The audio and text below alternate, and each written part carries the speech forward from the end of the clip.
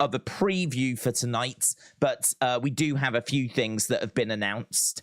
Obviously, the biggest thing tonight is going to be the Intercontinental Championship match, Gunther versus Chad Gable. If Gunther can win, if Gunther can get the victory, he will go on to break the longest reigning Intercontinental Championship record of all time. So he will be the longest reigning IC champion. If he gets past tonight, I think he's going to get past tonight very, well, not comfortably, not easily, but I think he will do it. So what I'll do is see if you lot are feeling the same. So we'll ask the question, will Gunther break the longest reigning IC champion record? In order for him to do that, he's going to have to win today. He's going to have to get past Chad. I think if he does get past Chad, then I think he breaks the records quite soon. I think it's just a couple of days. Let's jump over, actually, and see exactly what numbers we're dealing with here. Intercontinental Championship. I mean, I feel really good about it. I think that it's a done deal. Like, for me, it's 99.9%. I'm certain it's going to happen. Let's have a look and see where we are and where he needs to get to. We're talking just days. So he is on 450 days. He'll break the record in 5 days' time. So I don't know what day that is, but it certainly means he'll break it before next week's Raw. So they could have him defend on SmackDown, but I really doubt that they will. I think even WWE have announced that if he gets past this tonight, he's broke the records. So I think even WWE are billing this as his last defense before he goes on to break the records. So yeah, 450 days he's been champion for. The record by Honky Tonk Man is 454. So as we said, if he gets past today, then he goes on to break the records. And that is such an achievement. Like, I don't think we've really processed like how much of an achievement that is. There's been 183 title reigns of the IC Championship, and we are about to watch the longest one ever. Like, he, in my opinion, is going to go on to achieve that. If you look at some of the recent title reigns before his, so his is 450 days. The title reign before was Ricochet, who had it for 98 days. The title reign before that was Sami Zayn, 21 days. Nakamura had it for 182, which isn't bad, but it's nowhere near 450. Apollo Crews had it for 124. Big E had it for 110. Sami Zayn for 86. Jeff Hardy for 37. AJ Styles for 74 days. Sami Zayn 65 days. Braun Strowman 37 days. We did have a really long Shinsuke title reign, but he barely defended it. And that was for 201 days. Like, Gunther, 450 days is just phenomenal. It is phenomenal. So, yeah, really impressive stuff from Gunther. Gunther's reign is longer than both of Shinsuke's put together. Both of Shinsuke's put together comes to 383. Gunther 450 with his one reign. Not only that, when he took over in June. Basically, Gunther has been champion, IC champion, all whilst Triple H has been in charge of creative. And Gunther has been champion pretty much since like Sammy joined up with the Bloodline and all of that Bloodline story, and Sammy turning and the Usos turning and that whole thing, Usi, all of that stuff. The IC champ throughout all that was Gunther. He goes back to like last June. That's when he won the title from Ricochet in a match which, to be honest, I can't even really remember. I can't remember him winning that match, but what a reign it's been. And some of the title defenses that he's had have been absolutely incredible. I think the one that really stands out to me is Sheamus Clash at the Castle. I think that one to me is the crown jewel, if you will. I know a lot of people, myself included, love the WrestleMania triple threat from this year. That was brilliant. And we had a few great matches. I remember there being one against Ricochet. I believe there was one against Rey Mysterio. I think they both played out on like SmackDown. So there's been some really good ones just on TV. And I think one against Riddle as well was really good. There's been a fair few really good title defenses. I think one of the only criticisms I would say is that I don't think there's been loads on pay-per-view. I don't think there's been loads that haven't been interrupted by adverts, because I feel like the pay-per-view matches are the ones that people really remember more, because I think people tend to go back to pay-per-views rather than go back to random episodes of SmackDown. So yeah, going back to different pay-per-views, I think that that's something people will do. And I don't think there's loads of Gunther title defenses. For example, we didn't get him at Payback this past weekend. And I don't believe he was at Backlash. He wasn't defending at the Royal Rumble. So you can kind of go down a bit of a list where he hasn't like been on the shows. But, you know, it is what it is. It's still an incredible run. An absolutely incredible run, and I cannot wait for him to lose it and move to that world title picture. So, yeah. There's going to be a fair bit of talk about Gunther, because obviously that record. We do have the poll going. We'll see what everyone is saying. I also want to jump into the chat, obviously, and see what people are thinking about, what they're excited for. I can tell you, just before I do that, main event Jey Uso arrives tonight. So main event Jey Uso is going to be on the show. We've got Drew and Riddle taking on the Viking Raiders. That's been rumbling along for a few weeks. And we've also got Gunther against Chad Gable, Intercontinental Championship.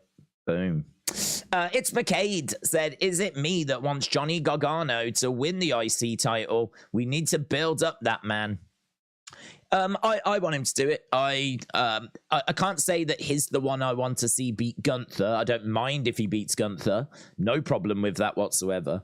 But it's just that would be a little bit out of nowhere, you know, because of the fact that we just haven't seen much of him due to injury, really. He's had some injury issues since he came to the main roster. He's certainly not just sat in the back twiddling his thumbs, although there has been some of that as well. But unfortunately, he has been dealing with injury.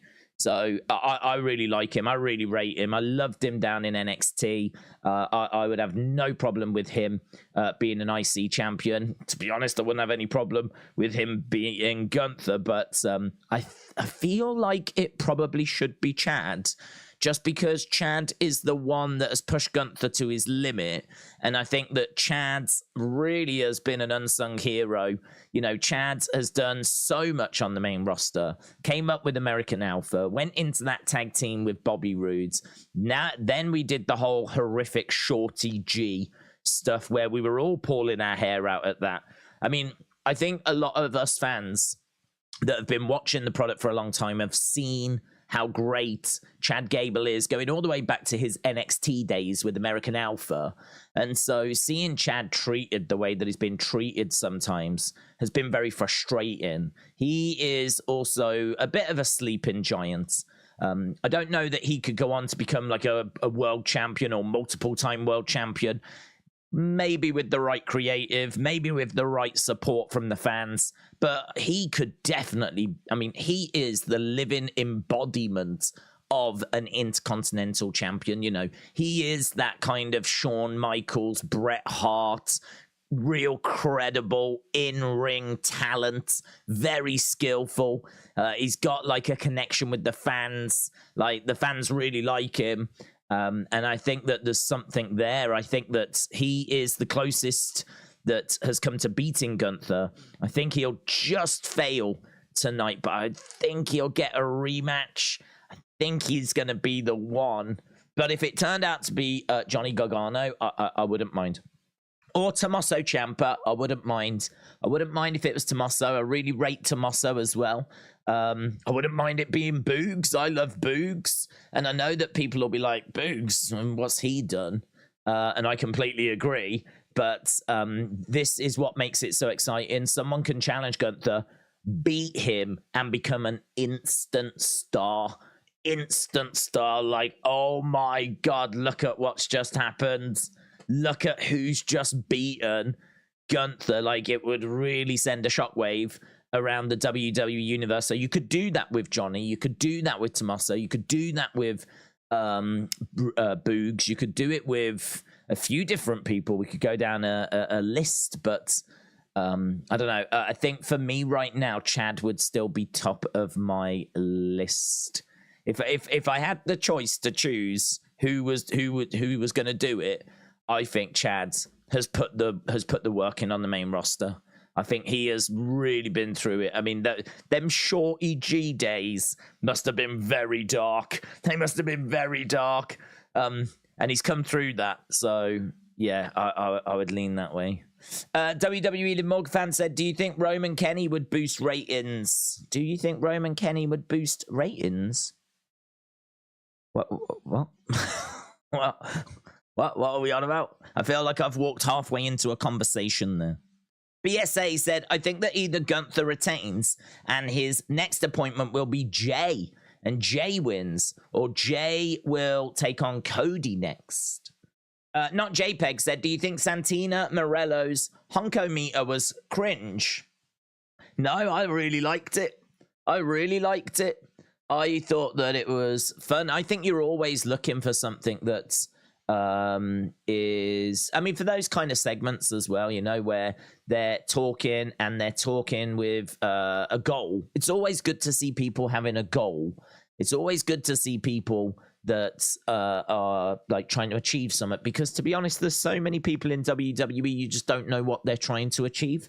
You don't know what it is that they're trying to aim for, or what they stand for, or what they fight for, or because we never really get loads of in-depth kind of character development. We don't really get to know the superstars, like, I don't know, Austin Theory's home life. I don't know if he's got a partner. I don't know if he's got kids. I don't know, like, if he's struggling to pay the bills. I don't know if he's a playboy. I don't know if he is hoping of being a multiple-time champion, or is he just looking to make money, or all of it, all of the above. I don't know. And I could say that for 90-odd% of the roster. I don't know.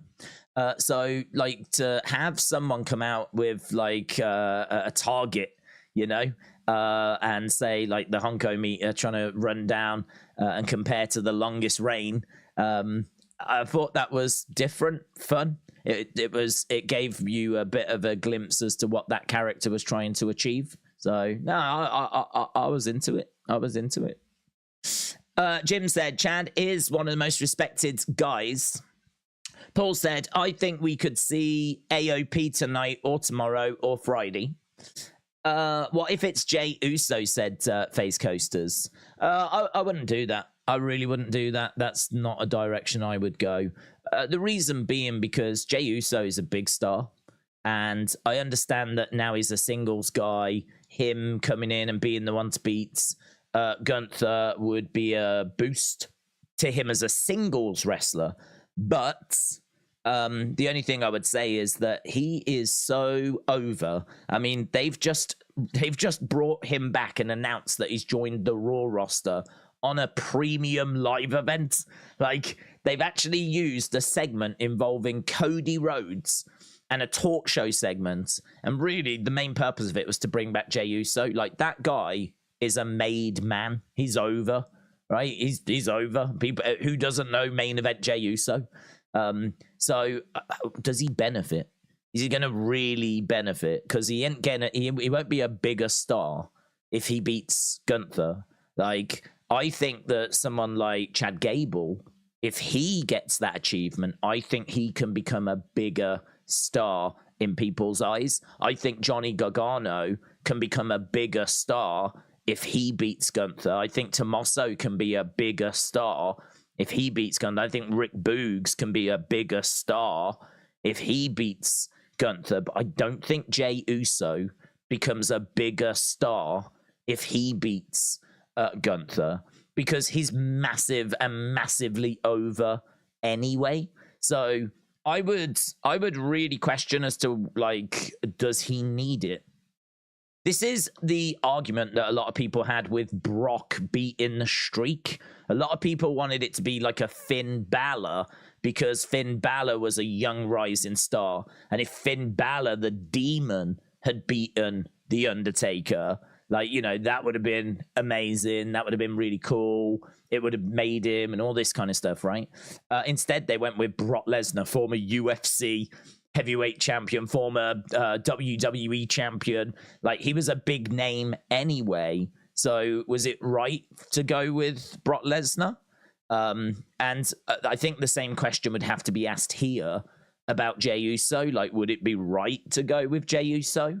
Like, I can see two schools of thought on it. I certainly wouldn't be, like, super down on it. I would view it as a missed opportunity.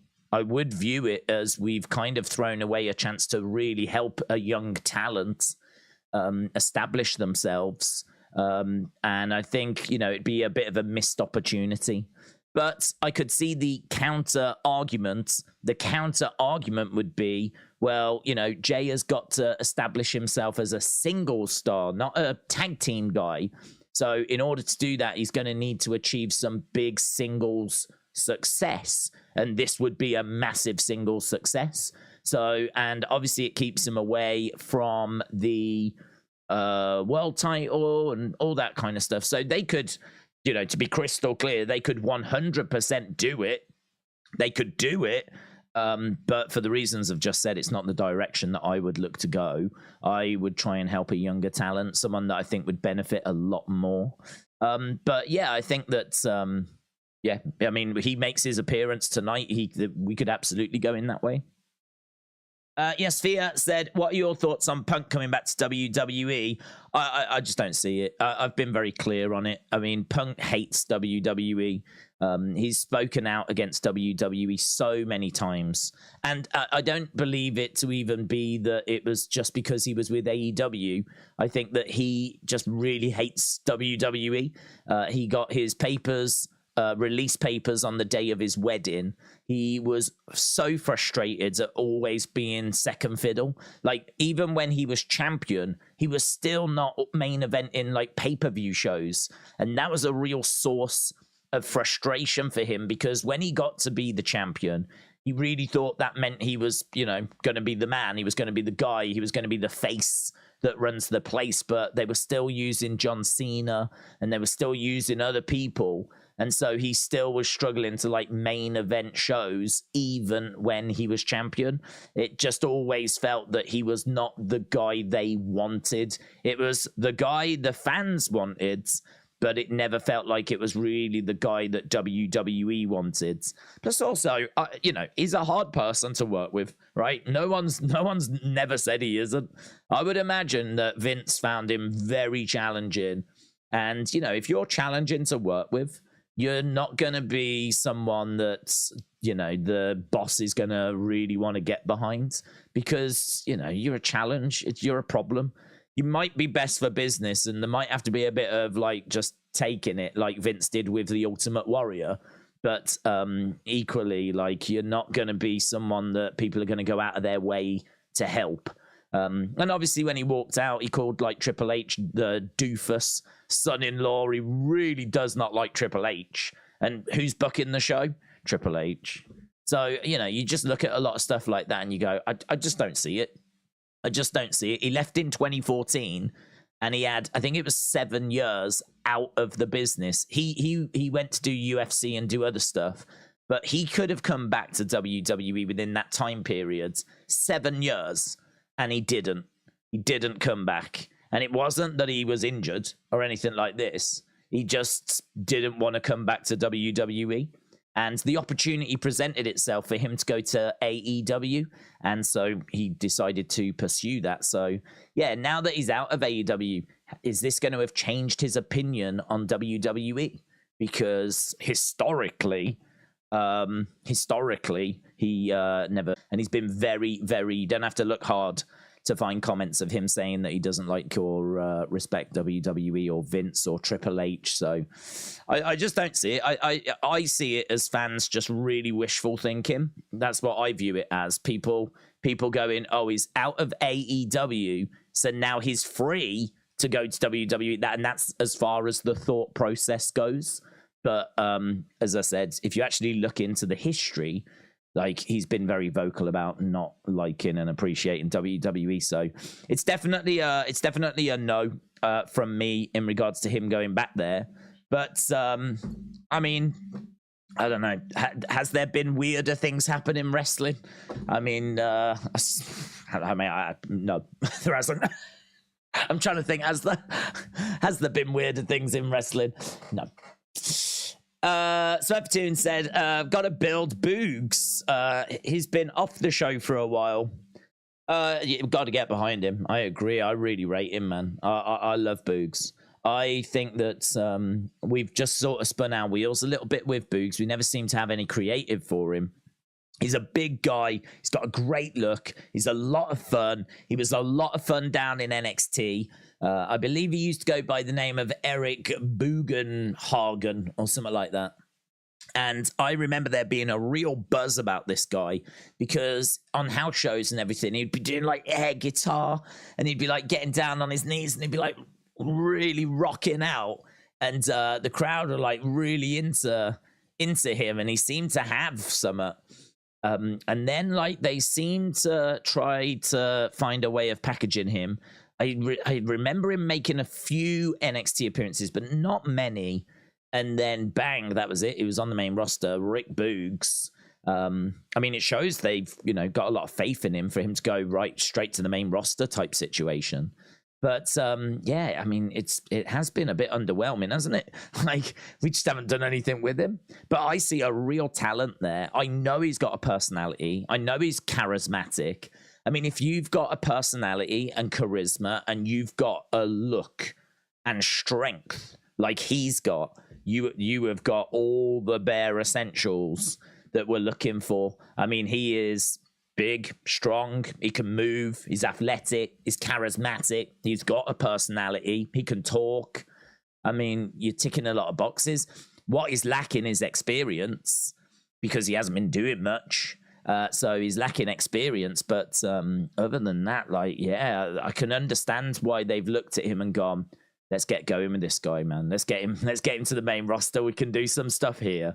So they and he was playing guitar and he was like doing Shinsuke's entrance, which was awful. I hated it. I really hated it. And I just thought it was a real waste of his talents, just having him play guitar and play Shinsuke to the ring.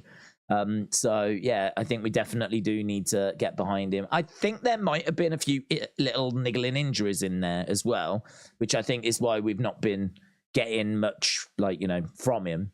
But I think he's all right at the moment. Then I'm sure Triple H will find some. I don't see how you've got a guy that looks like him and his personality and you don't find a way forward, So I'm keeping my fingers crossed on that one. Light, shout out to you, my friend. Appreciate the support. I hope you are well. Welcome. Feel free to share your thoughts in the chat. Same with everyone else as we continue to just tackle a few different topics. Wrestle with Andy said, Steve Austin having another match at Mania was the biggest surprise for me. I think coming back is more likely than Austin's return was. Wrestle with Andy, shout out to you. Not JPEG said Boogs and Elias should have been a musical tag team. Ugh, no. That's just like bad comedy. Like, I don't think Elias has had a couple of moments where we've done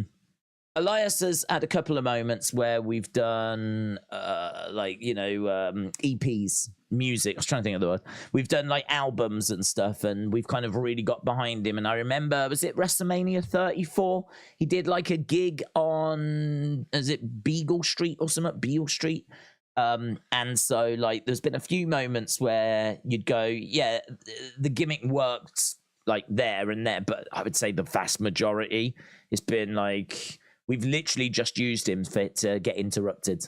So he'll be like, hello, I'm Elias, come walk with Elias. He'll start to play and then someone will interrupt him. And then it'll lead to a match or it'll lead to a returning superstar or whatever it might be. So for me, like, that gimmick is, it's a gimmick which is, it's not going to get anywhere. He ain't going to be like a world champion. He ain't going to be like a mid-card champion. In fact, he ain't even getting on TV at the moment. We even tried to change his gimmick to like the Ezekiel thing, but that didn't really work. So yeah, I just don't see it. I just don't see a way forward for Elias. And I really think Boogs has got so much more than just playing guitar. I think the guitar is actually something that holds him back, because I think if he plays guitar and whatever, I don't know, it's a musical kind of thing like that. It's not why people tune into wrestling. They don't tune into wrestling to see like some wrestlers playing guitar or playing the drums or whatever. I think that you want to lean more into his strength, because that's going to actually help him in the ring. So yeah, I would just he can play guitar, bully for him, right? Well done.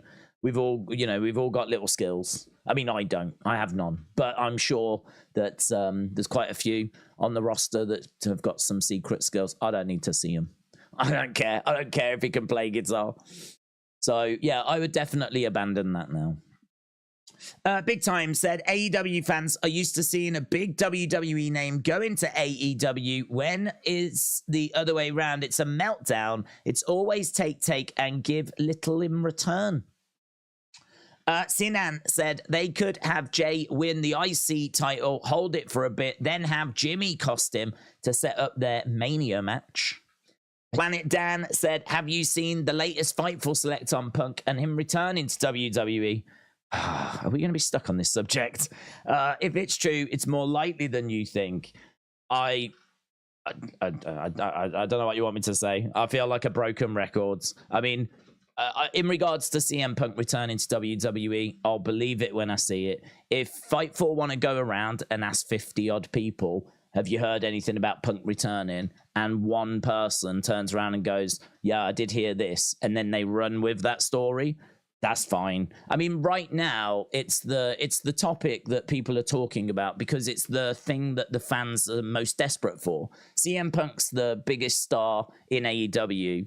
He's now left AEW. And so naturally, everyone is very excited at the prospect of him coming to WWE.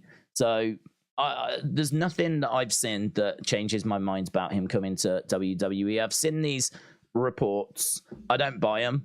I just don't buy them. I don't buy them. I just think that you can go around and ask 50-odd people, have you heard anything? And if one person says they've heard a rumor, you can run a story on it. And I know how this works because, like, people are looking for views. They're looking for engagement. They're looking for likes. They're looking for any sort of anything they can put on a thumbnail. Like, they're looking for anything tangible that they can use to kind of advertise the fact that, like, oh, it might be true, it might be happening. And so, you know, it's just a load of noise at the moment. I don't buy it. I really, really don't buy it. This is very much one that I'll believe it when I see it. So if people want to believe that he's on his way back to WWE, that's absolutely fine. I can't prove he's not. I can't sit here. I don't know him. I can't call him up and say, like, are you coming back to WWE and get a categoric answer? All I can do is look at the fact that he left in 2014. That's 9 years ago. And I've heard the interviews that have been given from him and his own mouth. I've heard the things that he's said over the years and read that situation. So I don't know. I mean, look, read the news, get excited. If it happens, I'll be over the moon for you all, but I ain't holding my breath on it. I really ain't holding my breath on it. Alshon said, I would like to see Gunther versus Brock maybe at WrestleMania 40 in a match booked by Triple H to let them be the big wrestling machines. Gunther versus Brock. Yeah, they did have a moment, didn't they, in the Royal Rumble? They had a moment in the Rumble, and it was kind of teased that there would be a confrontation at some point. But I think that we are a little way off that. I think that obviously Gunther, maybe he could go through Brock before he gets to a world title. Maybe he could go through Brock before he gets to a world title. But I feel like we are going to free up Gunther. And then I think they'll try and use him in the world title picture quite quickly. But he's a future multiple-time world champion. I think there's a chance he's the one that gets the title off Seth now. I really do. I think there's a real chance he's the one that gets the title off Seth. Although it's going to be interesting tonight to see if they continue the Shinsuke storyline, because Shinsuke is someone that I really like and I thought had a chance of winning, but then obviously it didn't go that way. But there was an attack afterwards, so it could be that story is going to continue. But I don't know. Now I'm definitely looking at it and I'm thinking maybe Gunther loses the IC title and we then look to get him around. Because where is next for him? I don't think you just throw him in a random feud after losing the IC title. I think he's just coming off being the longest reigning Intercontinental Champion. I think that I suppose either put him in with a big feud like Brock, but I haven't heard rumors of Brock coming back. Or I think you look to move him into that world title picture. Don't know that Seth's going to be able to hold this belt till WrestleMania. And actually, I don't think he should. Because the other thing is that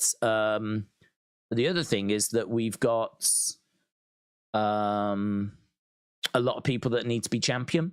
So, you've got Roman that's had the titles on lockdown going back for 3 years. You've got Sammy, you got Kevin, you got AJ, you had Seth. There's a good pool of people that have been starved of world titles. I don't think you can really have this world title locked down for too long, because I think there's a few people that really could do with having, I think AJ could do with a run. I think there's a lot of people that would like to see Edge have a run as well. I would love to see Sammy getting a world title. I'd love to see a few that need to get their hands on that belt. So can you really afford to keep this title on Seth for another, 3-6 months just to get him to WrestleMania? I don't know that you can. There might be a chance that Gunther gets it from Seth relatively soon, and maybe Gunther carries it to WrestleMania, and then Gunther's the one that drops it to, say, Sammy at WrestleMania or something along that. That would be great, actually. Gunther and Sammy would be a lot of fun. That would be a lot of fun. So yeah, I think there's a few options that are available, but I think Gunther Brock will definitely happen at some point. It's just hard to know if it'll be sooner or later. Logan said, can you believe it's been 15 days since Bray Wyatt passed away? Has it? I don't think it has. Wasn't it hang on, Thursday? I found out on the Thursday. So it's been Thursday, Friday would be 8. I don't think it's been 15 days. I think it's been about 10 or 11, something like that. I don't think it's been 15 days yet. AEW fans are so used to seeing... I've read that big time. Jim said, Volta versus WWE World Champion in a title versus title match at WrestleMania, and Volta becomes champion undefeated. Jonah said, I think it would be rushed for Gunther to lose the IC title before Fastlane and have him win the World Heavyweight Championship at Fastlane, so maybe wins it at Crown Jewel. Victoria said, I hope Vince has learned from having Roman bogart the title for 3 years. He's not been such a good idea after all. Stephen said, evening all, lovely hot day in Suffolk. And just had a nice salad dinner. Now ready for Payback Fallout. Good evening. Hope you have a good Monday. Shout out to you, Stephen. Febin said, do you see Maxine turning on Alpha Academy today? No, I don't see that. Standback said, Days Smash Mouth lead singer Steve Harwell has died, creator of the song All Star. Oh, that's a big hit, isn't it? That's, I don't know much about it. I couldn't tell you any of their other hits, but I would imagine he was quite young. I mean, I don't remember them being that old when that song came out, so that sounds like a bit of a tragedy. So, thoughts with all the Smash Mouth fans out there. Broken Dream said, Days, do you think Honky Tonk Man should come out and congratulate Gunther? No. I think he should come out and berate Gunther. I think he should come out desperately trying to stop Gunther. I want to see a Honky Tonk Man that does not want his record to be broken. Honky Tonk Man was a heel. Honky Tonk Man was someone that was, he did whatever it took to get the victory. Like, he would use his guitar a lot to hit people over the head to win matches. He was a sneaky, conniving heel that did whatever needed to be done to get by. And to be honest, that's how his Intercontinental title reign lasted as long as it did. So Honky Tonk Man coming out and shaking Gunther's hand and congratulating him does not fit Honky Tonk Man's character. So I would like to see Honky Tonk Man come out and desperately try to beat Gunther and get that title off of him. I think that could be really fun. Having Honky Tonk Man, like, coming down to the ring all like frustrated and challenge Gunther to a match right now. Like, you know, Gunther look at him and laugh his head off. Maybe like, you know, Honky Tonk could take a bump from, I don't know, Giovanni Vinci or whatever, and Imperium walk away or whatever. I don't know. You could find a way of doing it. But yeah, no, I wouldn't have him congratulating him.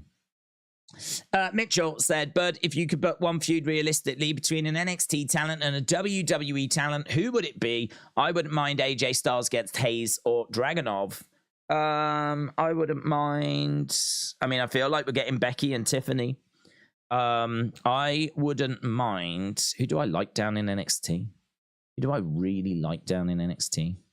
I wouldn't mind. Dragunov is probably my favorite. And on the main roster, oh man, I mean, Gunther's one of my favorites, but I'm just ending up with Gunther and Dragunov, aren't I? Which I've already seen twice, and it was amazing.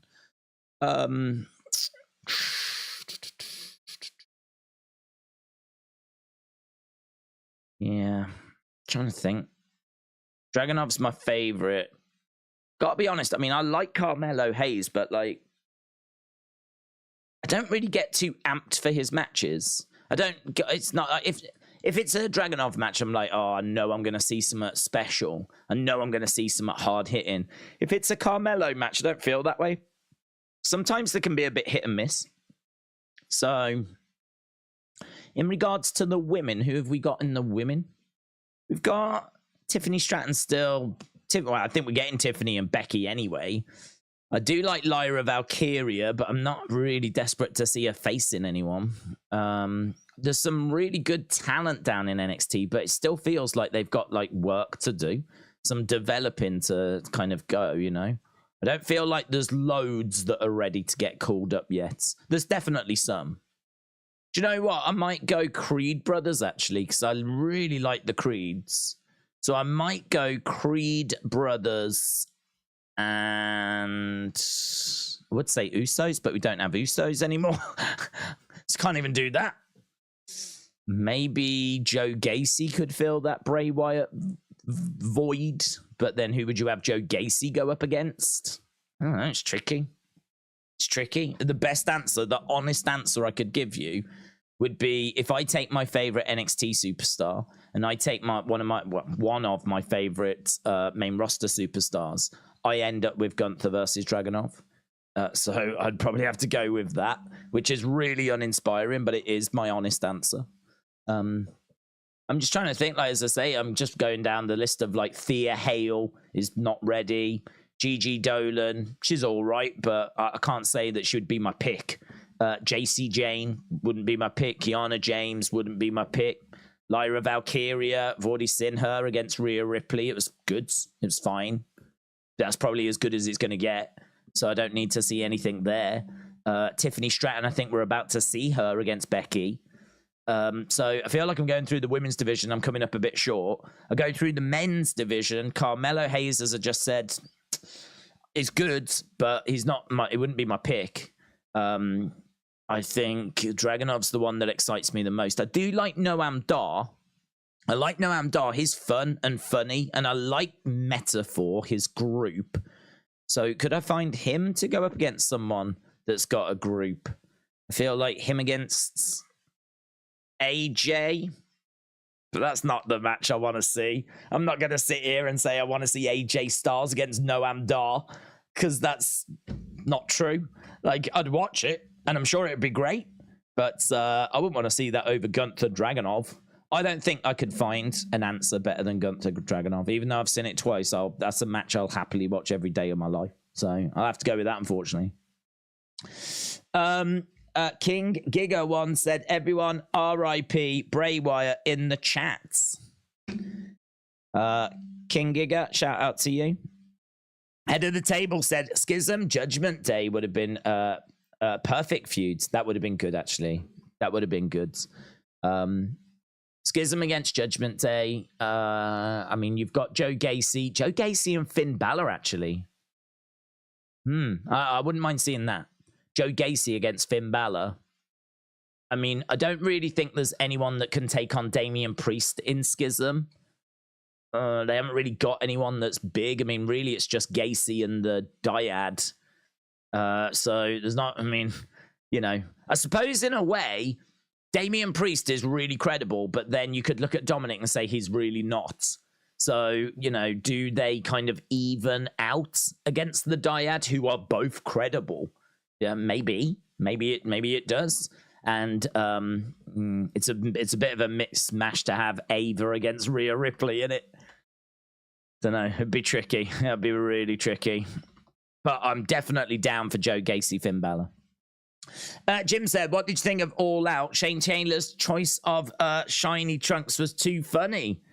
Well, to be honest, I did think they were a bit strange, but I've not seen him before, so I don't know if that's something he's been wearing on a regular basis or not. I'm guessing not.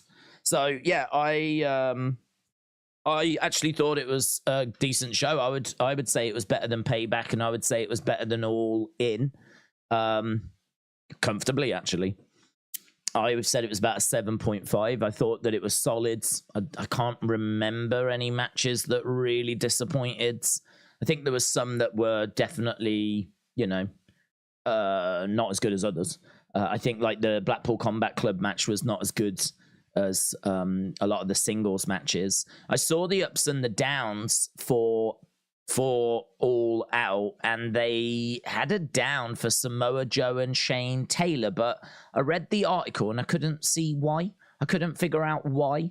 I don't know why it was down. Like, they didn't really seem to say why. They were just saying perhaps because it was only 6 minutes, and perhaps they were hoping for more. I don't know. But two big guys going at it didn't need to be longer. I thought that the time was great for the match. I didn't think that match needed more time at all. I didn't think it outstayed its welcome. I thought it served its purpose. It wasn't a chore to watch. So I struggled to know why that was a down. But yeah, the BCC tag match, definitely. The FTR Young Bucks Bullet Club Gold match, I just remember that not ending. It just kept going and going and going and going. And it's another one of those matches where we did every move we knew twice. And we just kept going and going and going. So yeah, I'd say that was a reason why the score got knocked down as well. Orange Cassidy, John Moxley didn't offend me, but it was interesting to see some empty seats appearing. I don't know that I've seen that before. I don't know that I've ever seen people get up and leave before a main event, but there was noticeable empty seats that had appeared for that main event. There was a pool of empty seats over to the right-hand side of the screen, and then there was a few empty seats over towards the left-hand side of the screen. And I've got to think that if that's happening on the sections that you can see, I've got to think that that's also a reflection, unless it's just a really unfortunate coincidence that these people are the only ones that needed to go at that point.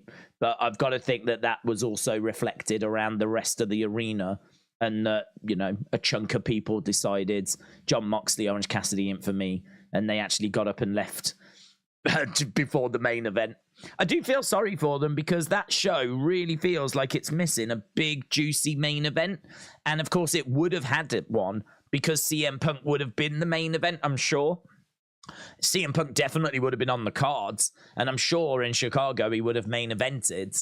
And that is what the show felt like it was missing. It felt like it was missing that big, juicy main event. And instead, we ended up getting Moxley against Orange Cassidy. So I'd say that was also a bit of a this ain't big enough to main event this show. But you know, all things considered, it had the drama of CM Punk. It had a week to build it. I thought the singles matches were good. It was a pleasure to watch. Oh, it was not a chore to watch last night. You know, you could go into it expecting it to be a bit of a chore because, you know, obviously the circumstances at the moment are not ideal. What with the whole CM Punk drama and everything that's going on. So yeah, you know, it definitely could have been a problem, but it wasn't. It was a decent show, and yeah, I enjoyed it. I thought it was good. Hopefully that's the kind of thing that we get to see more of.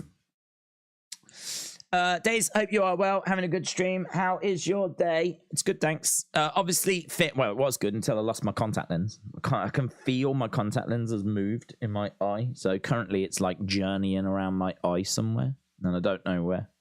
It's fine because if you don't wear contact lenses, this does happen from time to time.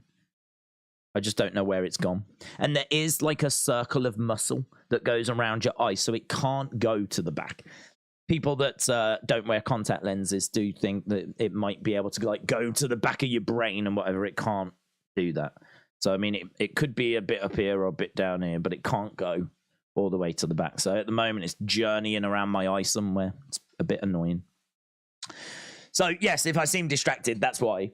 Hope you are well, having a good stream. How's your day been? Obviously, Finn is a tag champ. Once he loses the title, do you think he'll get a single championship one more time? I think he'll get a singles championship, definitely. I don't know if it'll be one more time or if he'll get a lot of championship runs. But I think he will definitely get another singles championship run, yes. Big Time said, Days, didn't Punk say it last year's media scrum? I'm old, I'm hurt, I'm beat up. We know WWE schedule is intense. And he's complained about WWE not giving royalties for putting stuff on network. Yep. I mean, there's going to be... Oh, it's right on my eye. Got it. Yes. Got it. Yes. So I... Give me 1 second. I'm going to move this.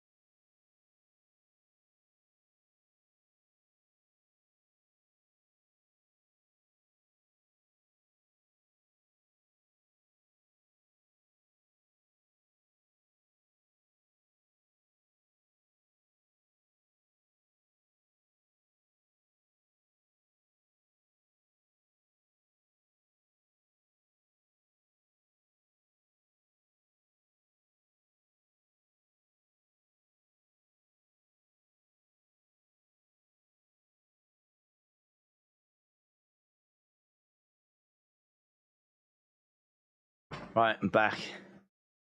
Don't think I've had my new contact lenses arrive, which is annoying. So I had to take them out and go glasses instead, which I think might be the first time that's ever happened where it's like been an issue on stream. But to be honest, it's been playing up for a few days, so I've kind of felt it like not sitting quite right, and now it's finally like decided to have a moment. So. Right, we're back anyway. So what was we saying? Big Time said, I watched All In, but skipped All Out. I heard it was a great show, but the card was interesting. And so many great matches lasting 10, 15 minutes bores me. Wupak said, Take time and try and find and get it out of your eye. Yeah, it was, I'm knackered. I've just ran upstairs. I just ran all the way upstairs to take this one out, put it into the pot, take that one out, put it into the pot, try and find my glasses, because I didn't want to keep you guys waiting too long, obviously. So I'm knackered now. I've got the fitness of like a 85-year-old woman. I've got the conditioning of like an old man in a retirement home. Shattered. This isn't Daisy's best feud, though. His rivalry with the massive Seth Rollins was. Yes. I don't know. It's a good feud, this one. It's a good feud. It turned heel on me midstream. Is All Out worth watching, said Daniel. I mean, to be honest, I wouldn't. I don't know. I mean, Kojiko made a really good point during the stream yesterday, which I know is hard to believe. But he did. And he actually came out with a comment that made sense. And he said that he just couldn't justify the show being $50. And I completely agree. But the Danielson-Ricky Starks match is so good that Kojiko then sent another message and said, this match might have just justified the $50. This match might have just made me think that this was worth it. So I wouldn't feel comfortable in saying, go and spend the money and watch it, right? I think if you can find it for free and sit down and watch it, I think there's definitely some matches worth watching. Definitely watch Danielson and Ricky Starks. You will love that, right? You will enjoy that. So watch that. And also try and watch, I would say, Omega and Takeshita. It's not a great classic Omega match like you get in New Japan, but it's still worth a watch. And then I think the rest of it, I mean, you know, I thought Statlander and Ruby was quite good. I enjoyed that as a women's match. I think there's definitely some stuff that you can find that you would enjoy, but it's hard, really hard to, you know, any pay-per-view, because WWE's are just $9.99 on the network. Any show that's going to cost you like $50, I mean, that thing better really deliver. Do you know what I mean? That thing really had better turn up if it's going to ask for $50 of your money. And I don't know that I can say that I don't know that I could say that like it was worth that. I don't know. For me, I can say it's 7.5 because for me, like, I have to watch it. I was always going to watch it. You know, it's like £20 here. And, you know, it is what it is. It's part of the job in a way. So I don't really think about it in that regard. But for people that have got to part with their money, I don't know. It was definitely lacking because CM Punk was not around. And as I said, I think the main event is just not strong enough. And there's definitely a few concerns. But all in all, I gave it a 7.5. I thought it was a solid offering with some solid matches. But if you missed it, I don't think you should be too concerned. If you saw it, I would imagine you enjoyed it. And that's kind of how it shakes out. Logan said, I want Mello against Williams at NXT No Mercy for the NXT Championship. Logan, shout out to you, my friends. Suzanne said, you look good with glasses. I could never wear contacts. I've worn glasses since I was 3, says Suzanne. Thank you. I remember I was in primary school, so first school. I was about 12, 11, something like that, when I was told I needed glasses. And I can remember thinking my eyes were fine. And I couldn't understand why they were making me wear glasses because I couldn't tell. My eyes were, you know, there was a problem. To me, everything was fine. And even when I was wearing glasses, I couldn't see a great difference. But it was amazing how my eyes did deteriorate. And I've kind of needed, you know, now I really need glasses. It's not like if I take them off, I'm completely blind or anything. But everything just is out of focus, and I do need glasses. So really, since I was, I don't know, 15, 16, something like that, the youngest you can be, I think, to get contacts, I was straight into contacts. I was a little like uncertain about it because touching your eye is something people go a bit like squeamish about. But to be honest, you can touch your eye and you're not going to feel anything. So it's fine. Like I've wore contacts for, years and years and years. and my dad wears them as well. And it's one of those things that it's hard at first. I remember sitting for like an hour with the contacts, like, and every time I'd get here, my eye would automatically close. I'd be like, I'm like, just go in, would you? And I just could not get my eye to. But you get it eventually, and once you've got used to it, that's it. Just wear them all day, every day. Don't even think about it. So yeah, I really don't tend to wear my glasses so much. It's not that I don't like them. It's just that I just prefer contacts. I'm just so used now to banging, they go, and that's it. I'm off about my business, So yeah, I don't tend to wear the glasses too much, but it is what it is. I'm a contact lens guy. And you could definitely do it. You could definitely do it. Anyone that thinks like, I couldn't do contact lenses, you could. There ain't nothing to it. It's not scary. There's no dramas. It does take a little while to just get over that, but you just practice like moving your finger towards your eye without closing your eye. Just kind of practice doing that, and you just take it from there. They're quite good actually at like taking you through the journey of how to do it. Do this first, do that for a bit, make sure that your eye doesn't close. Now try it with the contact lens, and blah blah blah. Head of the table said, why would I want to see Logan Paul versus Melo? Why would that go so hard, said head of the table.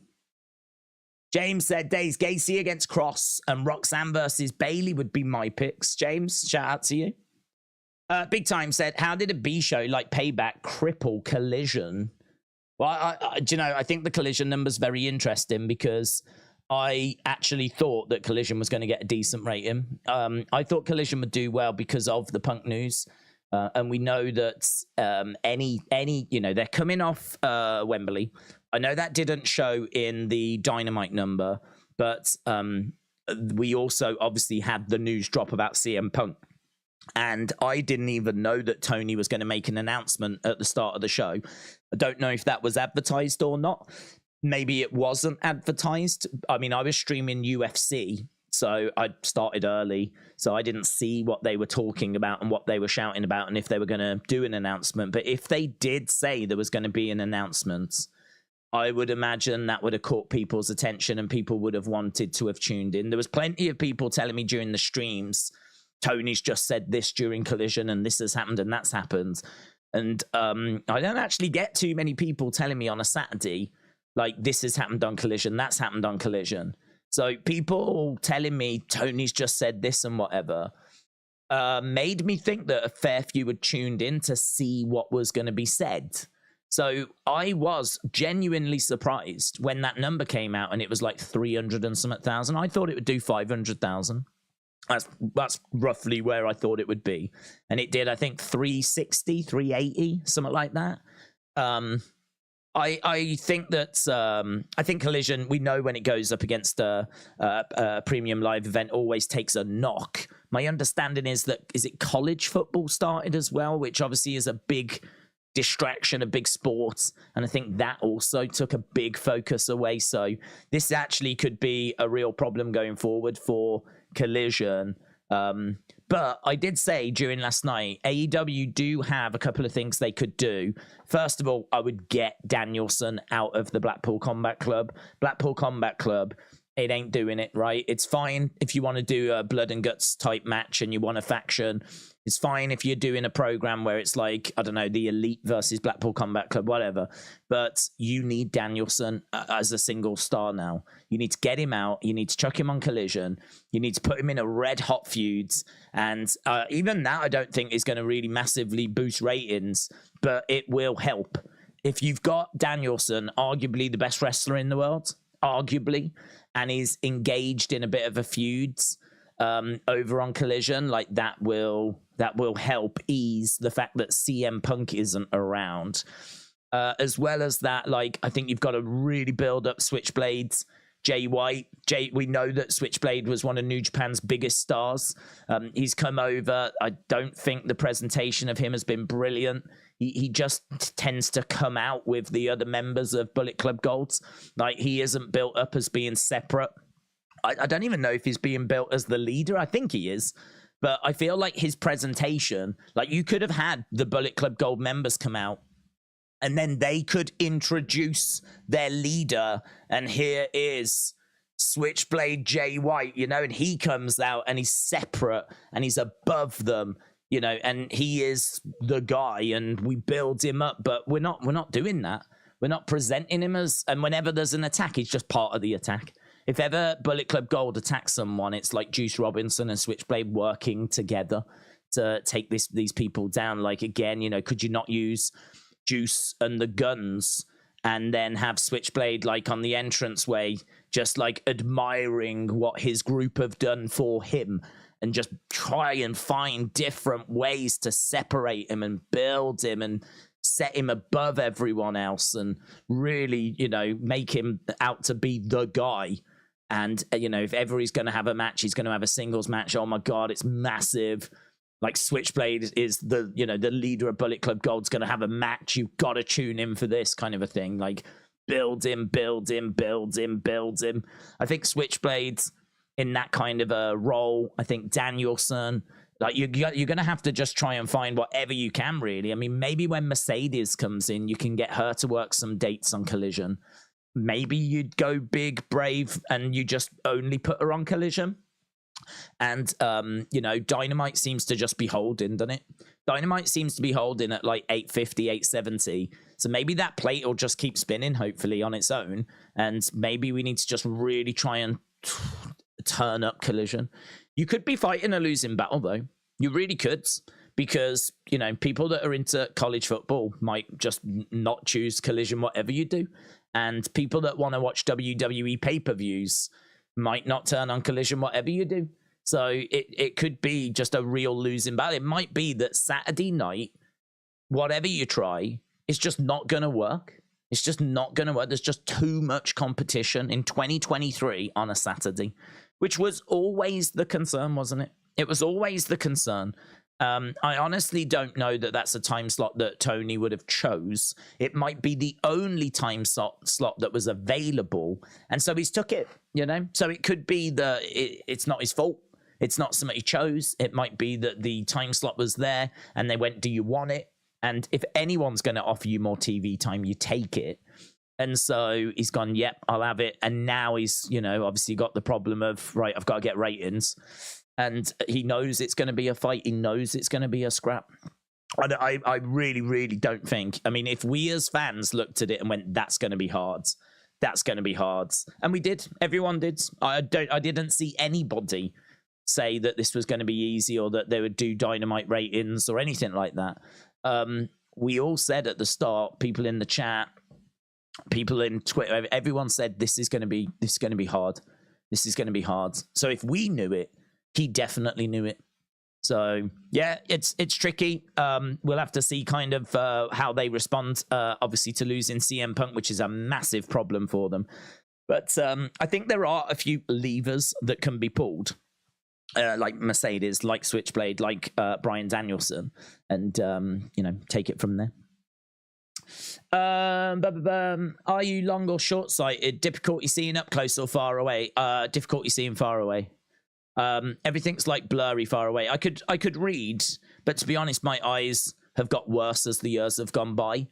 My understanding is, I think as you get older, your eyes might actually get better. But they have got worse as I've gone like through my life. And so, yeah, I mean, I definitely need glasses. Definitely. If I didn't have contacts or glasses, like my day-to-day life would be a struggle. Because I really, it's like just everything's blurry. I can read. I'd have to hold it about here, but I would be able to read anything.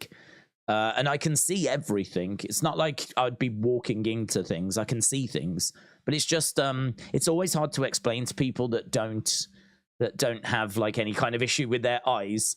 The best way to describe it is if you've ever seen like a blurry picture on a TV screen.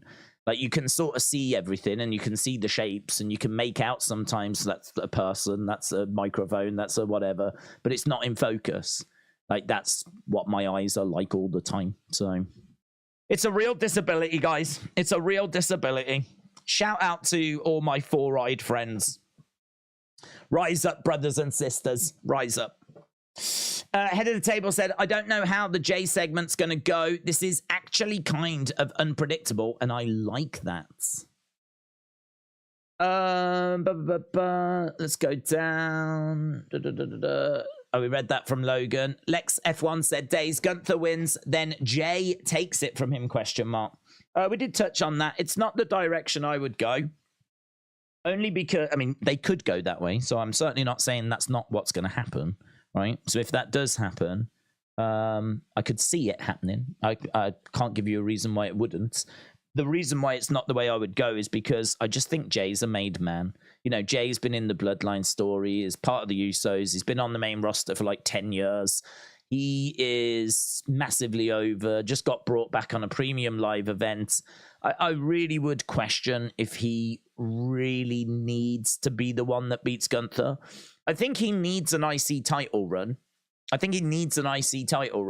But does he need the extra boost of being the one that beat Gunther? Some people will say yes, because he's known as being a tag guy and now he's a single star. So some people will say yes. But I just think that there's a lot of talent that has nowhere near the star power of Jey Uso, nowhere near the credibility of Jey Uso, that would really benefit. I mean, it would be a massive boost to them. You know, a Johnny Gargano, who was a big name in NXT, but has got next to no name on the main roster. If he was to get a match, put on a banger and get the win, like that could set up his career.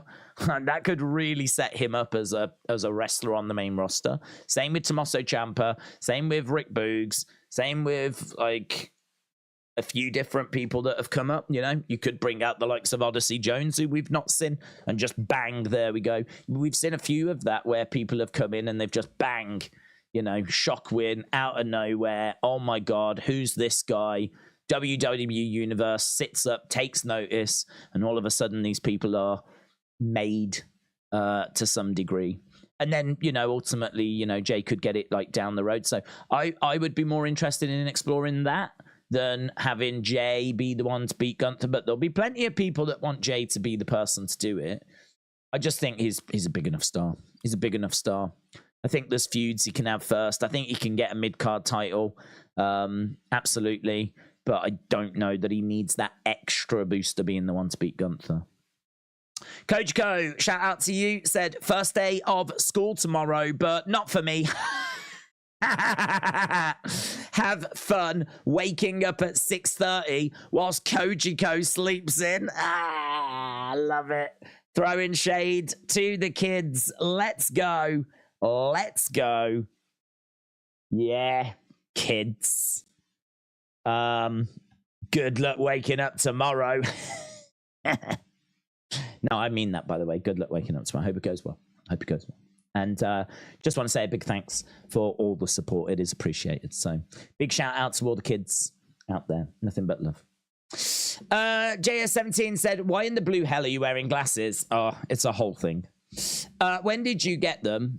Last year. And when did you find out you needed them? When I was 12.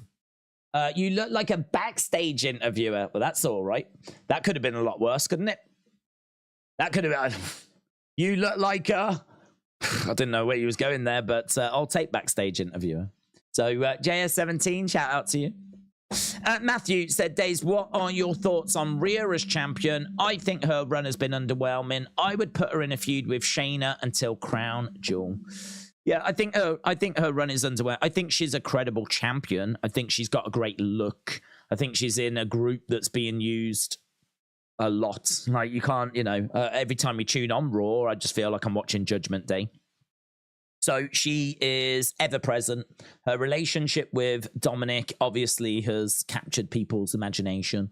Been lots of memes and comments and all that stuff around that relationship, even though they ain't done anything with it, right? We haven't seen them going on dates, or we haven't heard of any stories, or they haven't, like, they're not all loved up backstage. I mean, they really do look like two people that are like having to work together to prove that they're in a relationship. There's no, I haven't seen them kissing or holding hands or like any affection whatsoever. Like, perhaps Dominic's just too scared to get close to her. I just don't know. But I think that there are a lot of positives around Rhea. Of course there are. She looks amazing. She's credible. So her being champion, I don't mind. But her reign, is it underwhelming? Well, what you would do is look at the opponent. So she won it at, WrestleMania? She defended against Zelina Vega, which was built up okay. Backlash, that was all right, but yeah, it was a stopgap thing. She then defended it against, was it Natalia? She defended it against someone that I remember being a bit underwhelming. That was underwhelming. I agree with that. Then we've just been building up this Raquel feuds, and she's been defending against, like, she took out Liv Morgan. She's been doing some stuff down in NXT with Lyra Valkyria. Yeah, I mean, what we're lacking are those big, meaty singles defenses against credible opponents. That, where's your title defense against Becky? Where's your title defense against Bayley? Where's your title defense against Charlotte? Where's your title defense against Bianca? Where's your title defense against Alexa? Where's your title defense against whoever, right? Whoever you want to name about that are at the top of the cards. Those big names, those big juicy encounters, those WrestleMania size matches. We are definitely lacking those in this feud. Definitely lacking those.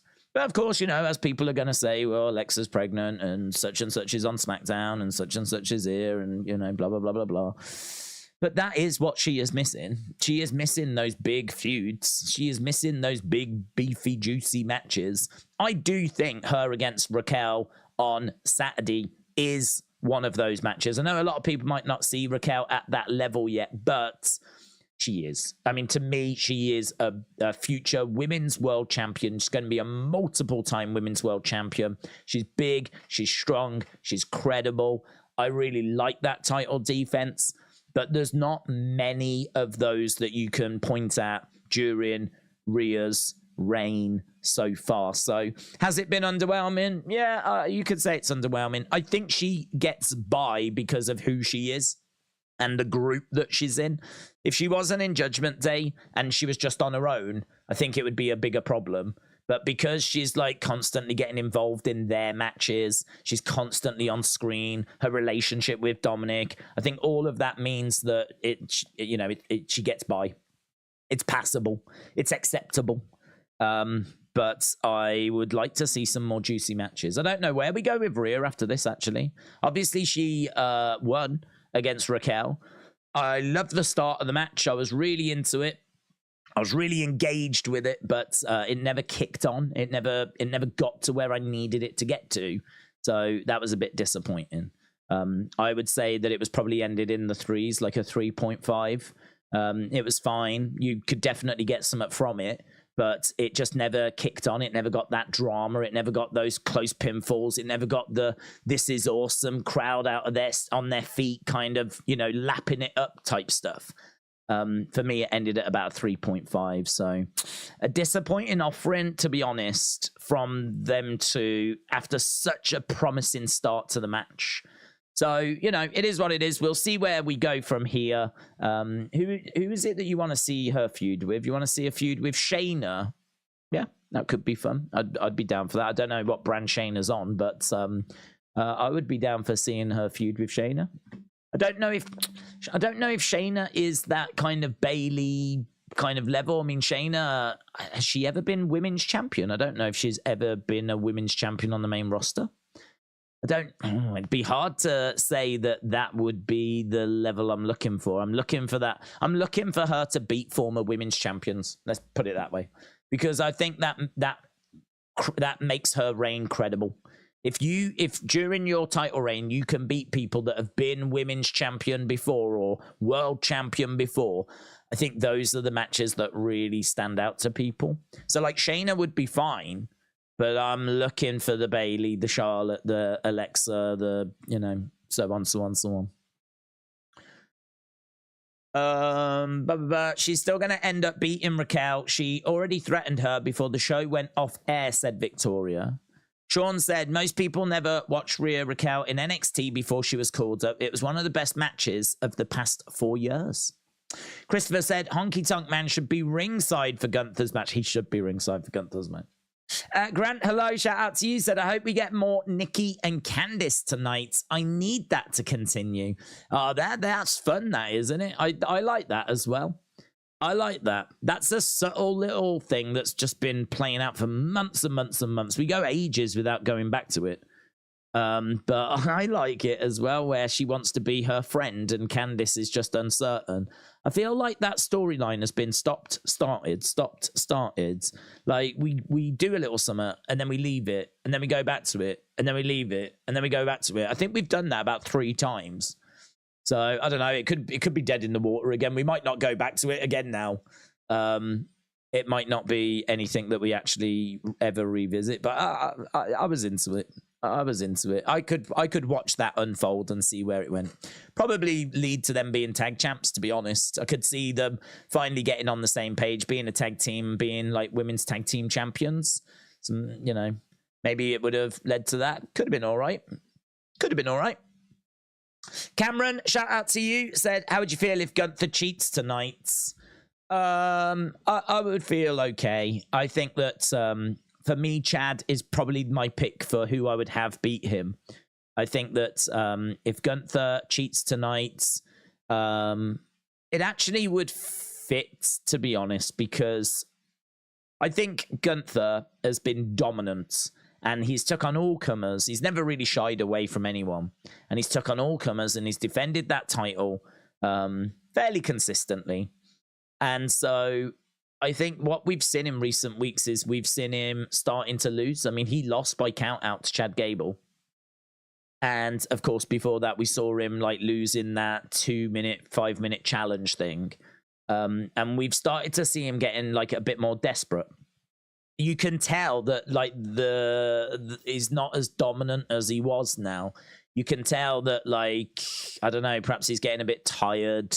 Perhaps, this is just a bridge too far. I mean, he is about to achieve something no one else has ever achieved. And we're not talking about like the Universal belt that's been around since 2016 or the world title that's been around since earlier this year. We're talking about like a championship that's been around since, I think, the 70s, with Pat Patterson being the person that introduced it to WWE. We're talking about a belt that's got a real history, a real lineage, and as we said, Gunther about to do something that no man in WWE has ever done. So it should be hard. It should be difficult. It should be that we're getting to the point where he's having to dig deep and do whatever it takes to break that record. Some people might look at it and go, oh, he's broke the record, but he's cheated to do it. But I mean, Honky Tonk Man has got the record. And I mean, I don't know if there was an Intercontinental Champion that cheated more than Honky Tonk Man. So Gunther's having to beat Honky Tonk Man's records, and he did tons of cheating. So I don't think history will remember this and frown upon this title reign if Gunther cheats to get the record done. If anything, people will be disappointed for Chad. It might give Chad an excuse to get the rematch, and then Chad may win at the rematch. The rematch might be where Chad gets the victory. I really, really don't think we're far from Gunther losing the title. I've said this so many times, but I still stand by it because I think that someone is going to have to break the record again. That we will find ourselves in a situation where someone has to beat Gunther's record, like Gunther's having to beat Honky Tonk Man's records. And you don't want that record to be so long that it's so hard to break. So as soon as he gets past Honky Tonk Man's records, yes, you could probably get through to Fastlane. I think that's 4 weeks away, something like that. It's not really a problem. But what I'm saying is I don't expect us to be sat here in 2 months' time, 3 months' time, 4 months' time, and Gunther is still champion. I really don't expect that. I don't expect 2 months. I don't expect that at all. In fact, I will be shocked if he gets past Fastlane as Intercontinental Champion, because all you're doing is making it harder for the next person to break the records. And so I think that he gets past it tonight. If he cheats, he cheats. And as long as he breaks that record, fine. Then he'll lose it. And as I said, if he does cheat, maybe Adam Pearce will say that's it. You know, he can have the rematch, and that gives us a reason to do the rematch, Chad versus Gunther at Fastlane or in 2 weeks' time. And maybe that's where the title does change hands, and maybe it'll be like a cage match or something. Perhaps he cheats by Imperium getting involved, and then like it means we have to do a cage match, and we do like a big exciting cage match to try and keep Imperium on the outside, and Chad wins it inside a steel cage. Oh, yeah, that would be great, actually. That would be cool. I'd be down for that. Chad winning it inside of a steel cage. That'd be a fun ending, actually, to his title reign. Good question, though, Cameron. Sean said, for the fans who wonder if Punk would go back to WWE, I would imagine Vince would get some final say. I just don't see it. Yeah, I don't see it as well. I mean, it's one that people really do want, and I'm aware that there are, you know, noises being made and reports that are being issued. But as I said earlier, like, I think that there is, just because there is some belief out there by someone, right, that allows people to write stories. And so, you know, this is how you get likes. It's how you get engagement. It's one of the easiest videos to make right now, is to do any type of video that talks about CM Punk going to WWE. But as I said earlier, I'd rather be honest and talk about like what we really think's going to happen, rather than just sit here and say to you, well, yeah, I mean, why, he's free. Yeah, I mean, he's not in AEW anymore. I mean, I could easily do that. I could easily sit here and be like, well, he's not in AEW now. So, I mean, yeah, WWE, they're going to pay him a lot of money, aren't they, and everything. And then, like, I could do videos and get views and all that kind of stuff. But I don't want to do that. I'd much rather be honest and go, I really don't see it happening because of this, this, and this. So, yeah, it's not one that's that I see happening, but there's plenty of people out there that do, and there's plenty of people out there that are really hoping that it happens. And let's be crystal, I hope it happens.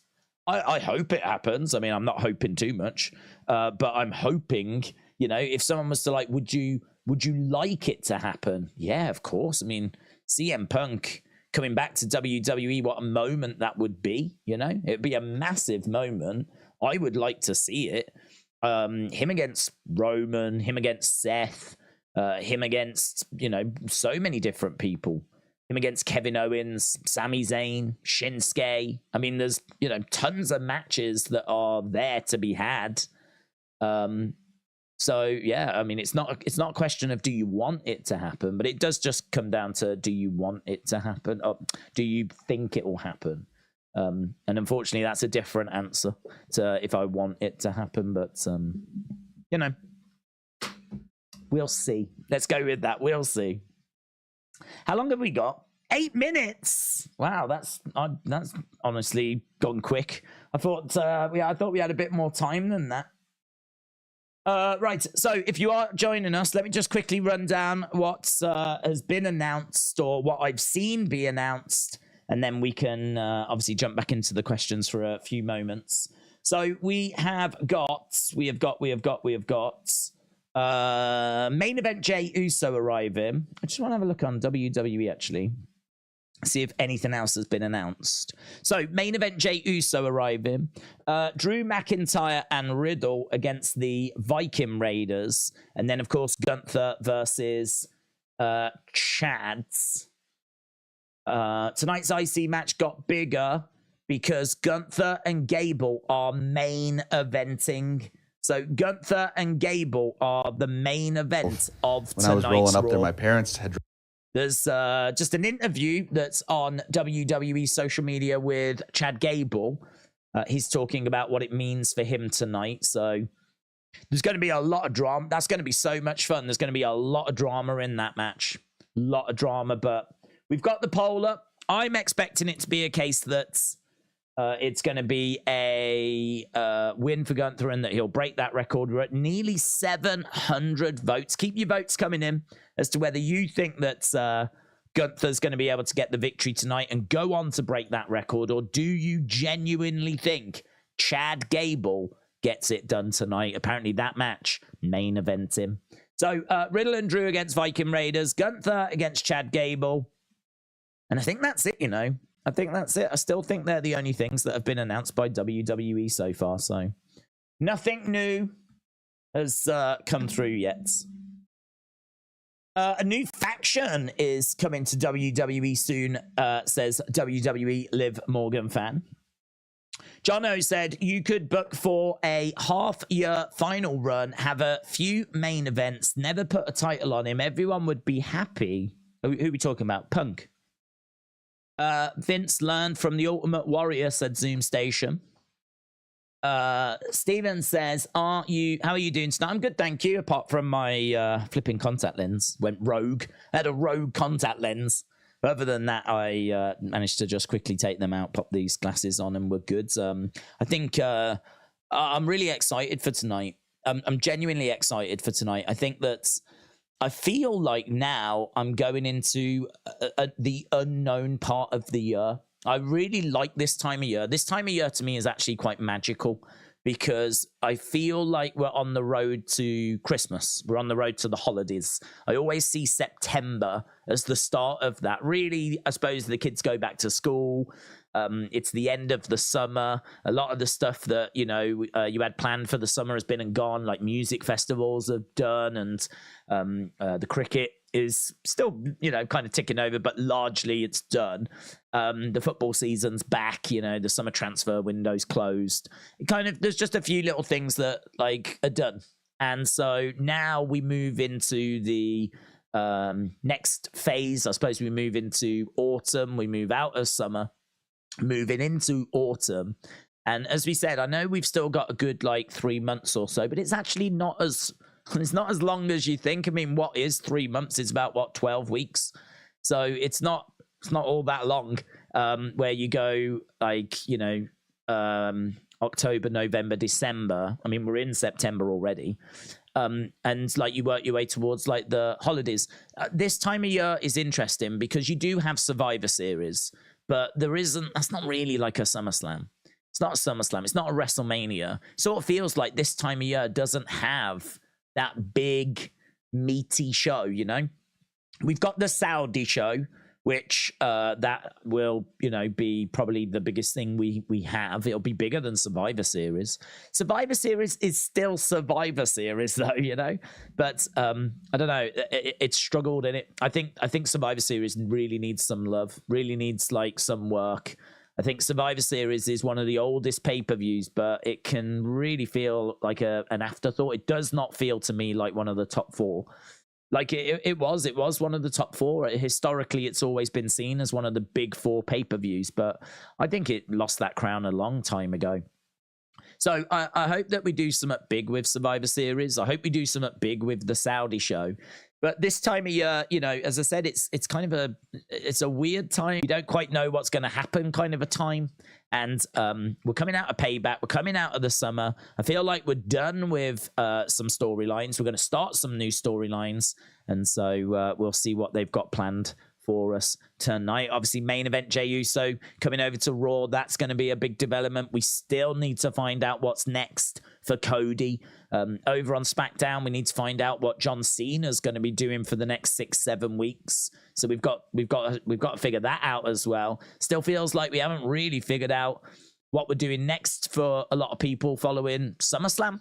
So we've got to figure a lot of new feuds out. We've got to, like, you know, obviously got the fallout from Payback. So just feels like there's a fair few things going on at the moment. There's some interesting stuff that's happening at the moment. And I'm looking forward to seeing kind of what they've got planned for us. Coach Co said, PSA, Coach Co did not drop out of school. Coach Co graduated in 2023. But if I was you, I would not graduate. It takes too long. Just drop out. That is such good advice. That is such good advice. How much money do you earn by going to school? You don't earn any money, and we all know that it's money that makes the world go round. You need to drop out. You need to get a job. You need to work down the mine. You need to start earning money, and you're not going to do that in school. So yeah, I think it's a big message. I think it's It's brave of you to say that, Coach Co, sending that message to the next generation that are so vulnerable and susceptible to this kind of advice. Just drop out of school. You won't regret it. Although I do, for legal reasons, need to say that you will definitely regret it. So please don't do that. Please don't take the advice of any YouTubers that you see, because we are all awful. We are awful. We are the scum of the earth. And I really include myself in that. So that's my honest advice to all of you out there. Coach, shout out to you. Colby said, with the right push, who would you want to see beat Gunther for the IC Championship? I personally think Odyssey Jones would be cool. My pick would be Chad Gable. I don't mind it being Odyssey Jones or Rick Boogs or Johnny Gargano or Tommaso Ciampa. I really would like for it to be someone that would really benefit, that would get that push, would get that boost, would, as I say, you know, really get their profile raised. I think there's a lot of young talent that need that. There's a lot of people that need that. So I would like to see, yeah, one of those people doing it. A lot of people in the chat seem to want it to be Jey Uso. Jey Uso's getting a lot of love in that regard. But I wouldn't hate that. It's not like I'd be like, you know, crying or anything. It's just, as I say, yeah, maybe not the direction I would choose to go. I think Chad Gable's my play. I think if you don't do this for Chad, I don't know what you're going to do for him, you know. Feel like Chad is someone that is very respected. He's kind of reached a bit of a glass ceiling. If we want to get him to a different level, the next level, I don't know. I just don't know how we go about doing that for him. I feel like he needs this. It feels to me like he needs this. So, and he's been so close as well to beating Gunther. He's looked so good to beating Gunther that for him to fail here and then someone else comes along and does it, I will feel really bad for Chad. I'll feel really bad for him. So Chad's my pick, but not tonight. Not tonight, Chad. Don't you dare do it. I'll be off with him if it's tonight. King Yeti said WWE should sign CM Venom. Lol. King Yeti, shout out to you, bud. I hope you are well. Well, right, we are underway. We are just watching some highlights of Payback. Seeing Rhea Ripley getting past Raquel, watching Seth and Shinsuke. Chef. That's Seth and Shinsuke. Retaining. And obviously, the footage went around of Shinsuke attacking Seth afterwards. I would like to see Tommaso win the IC belt at some point, says Carter Time. I want a live stink face, said Debosa. Trini, shout out to you, said, if the audio isn't working, refresh the stream. Oh, is the audio not working for some people? Showing us fine. Maybe it was a little YouTube murmur. It was a little YouTube glitch. YouTube just having a little moment, little spell there from YouTube. Wonder if Vince feared for his life.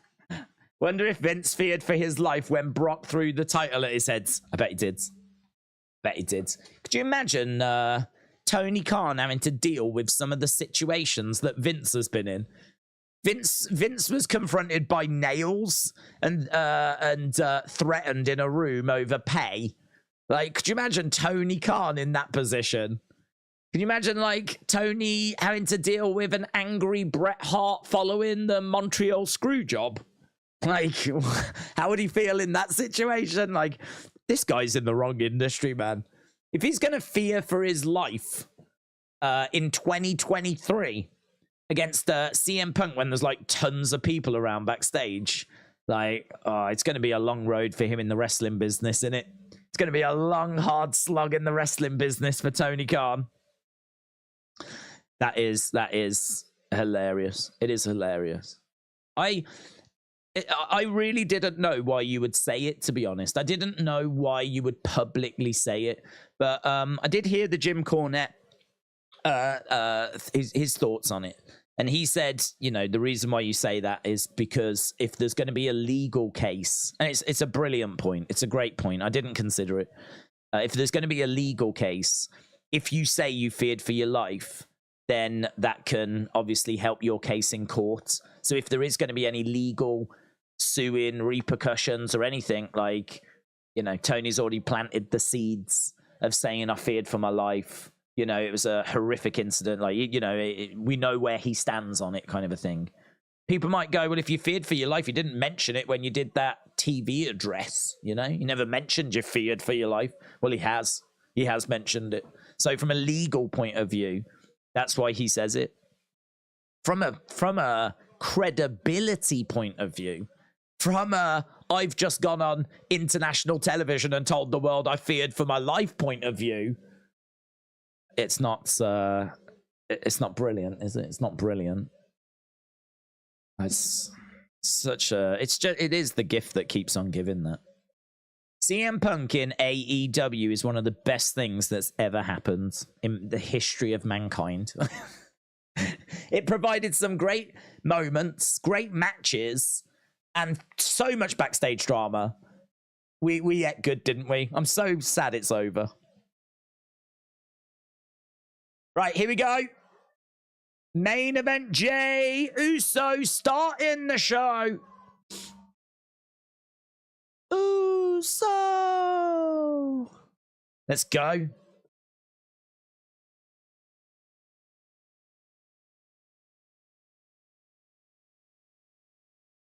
Oh, Nick, he's coming through the crowds. He's coming through the crowds.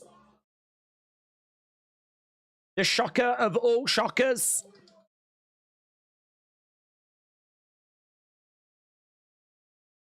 Crowds are celebrating, jumping up and down as main event Jey Uso makes his way through the crowds.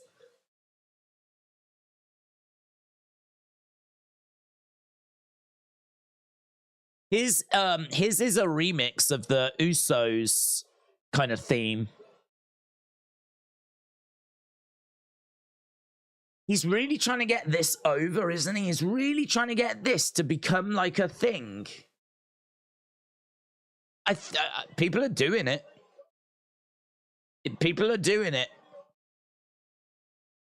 He's been doing that for a while. I remember before his match with Roman, or in the build towards his match with Roman, he came down and he was doing all this. He proper blew himself up. He was like really going for it, and you could tell.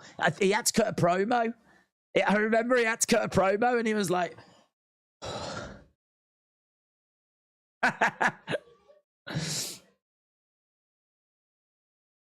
Yeah, this is what we have to do now. It's really good for your core. It's really good for your core.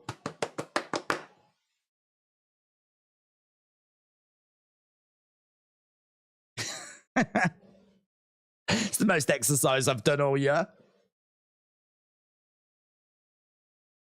Jey making his way down to the ring.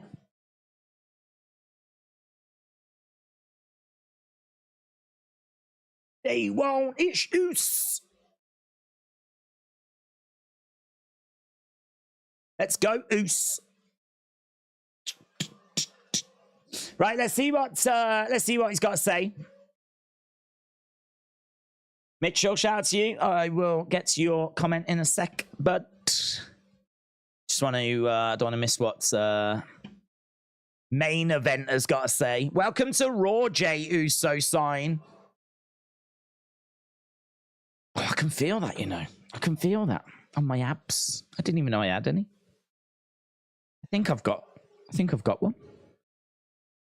I think I've just grown one. Let's go.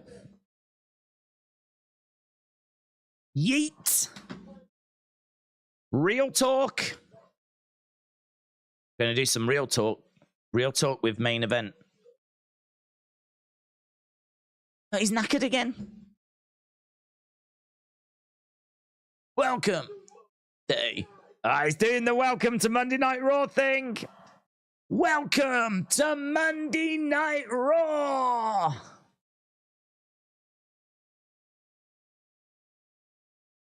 Uso.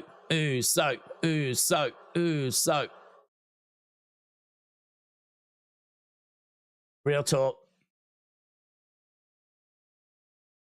Your boy's only been gone 2 to 3 weeks. It felt longer.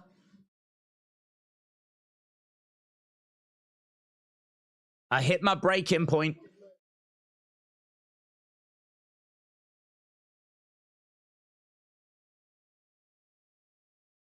We feud for real.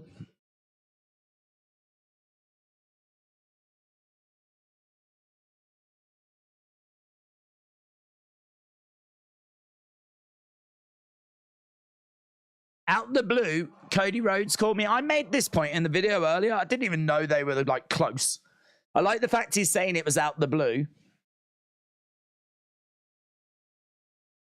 That's why I'm on Main Event Mondays by myself.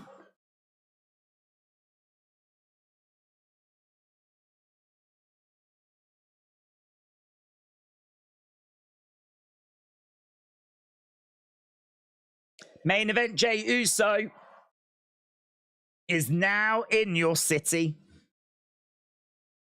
Oh, yes. Yes. Sammy is coming out. Let's go, man. Let's go. Let's go. These two. I need this. This is what Sammy needs as well. This relationship between these two was gold. Gold. Gold. Here is Sami Zayn making his way down. Main Event Jey Uso in the ring. What a history. What a history between these two. Oh, let's go. Let's go. We eating. We eating. We eating. I wonder what... I don't know what we do, man. I mean, I don't want to see these two in a tag team. We've just got Jey Uso out of a tag team. We've just got Sammy out of a tag team. I think he's out the tag team. I hope he's out the tag team. I think that tag team with Kevin has served its purpose. I'm here for Main Event Sami Zayn. Hire El Generico sign in the crowd. That was Sammy's name on the Indies.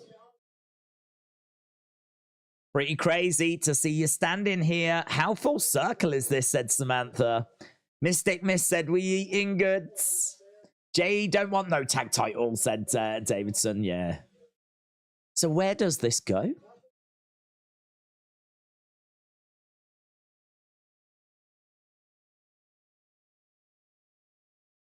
Even Kevin and I have not seen eye to eye when it's come to this situation.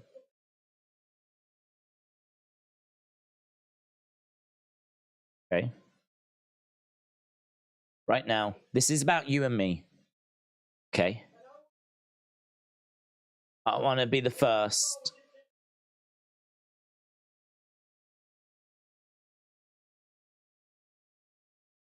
I'm happy. I am happy you are here. I wanted to look you straight in the eyes and tell you I am happy you are here. I know you.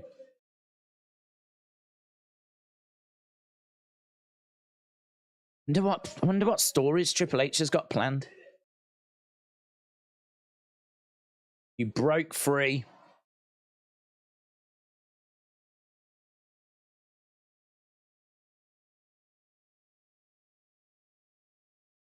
Sammy's such a good talker, isn't he? You are Main Event Jey Uso.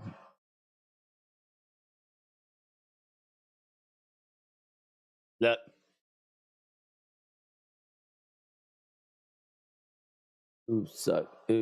Uso-chan. There's a history here.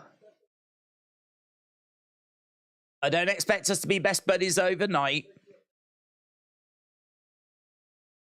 I'm really proud of you. Sammy puts his hand out.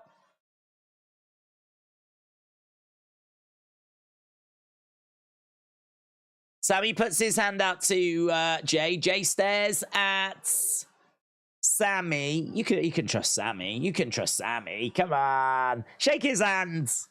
You can trust Sammy. I trust Sammy. Shake his hand. He hasn't shook his hand. He's going to hug him instead. It's fine.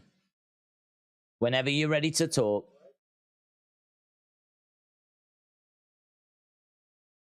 Hey, Sammy.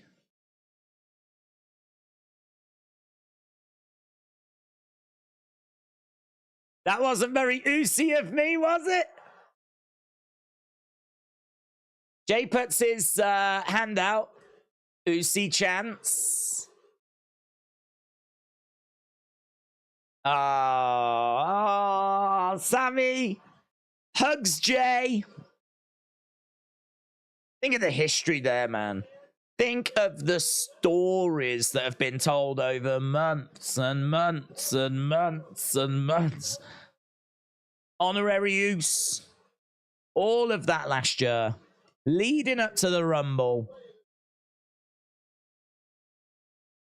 The Jimmy, Jay walking away at the Rumble. Not wanting to engage in beating up Sammy.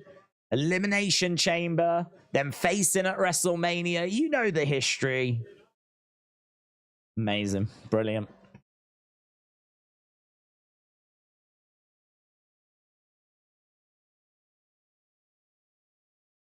So Sammy and Jay embrace. They hug.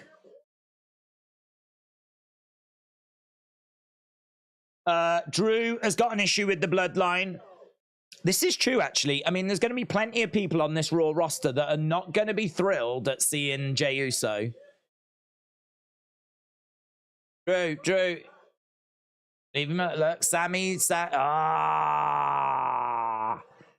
going to have some issues. And Sammy's like, listen, hey. It's his first night. Calm down, Drew. Calm down.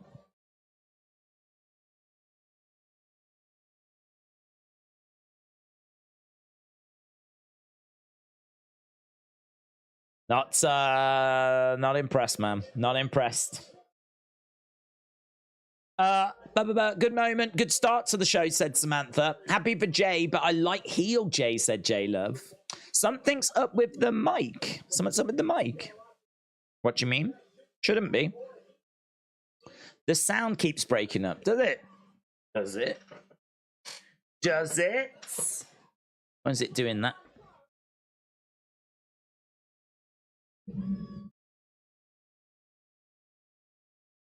Shouldn't do that. You'll have to let me know. I'll keep an eye on it. Shinsuke.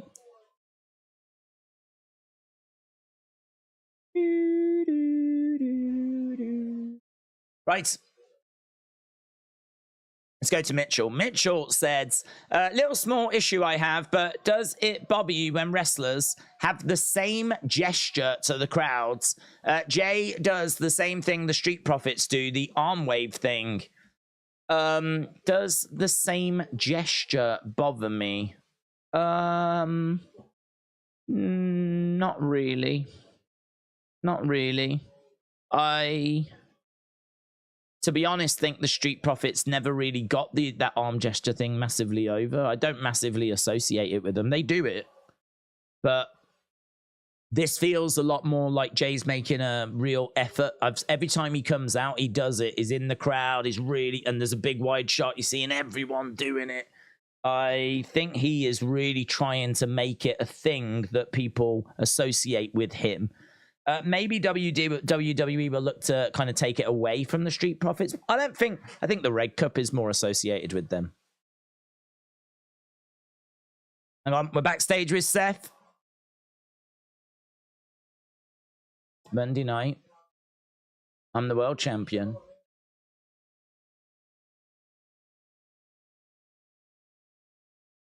Medical ordered you not to be here. Medical schmedical.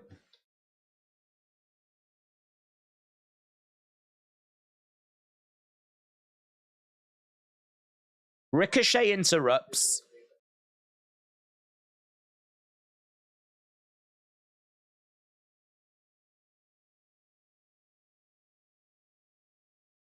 That's a champ I can get behind. So he shows respect.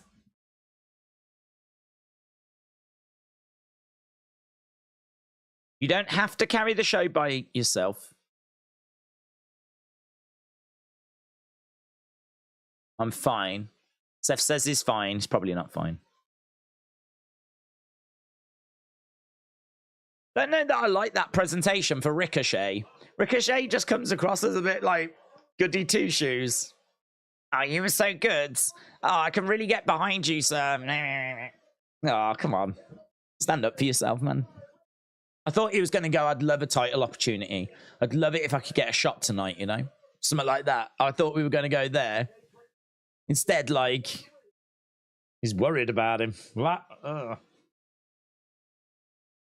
What's that about? I think Becky might need to keep an eye on Ricochet.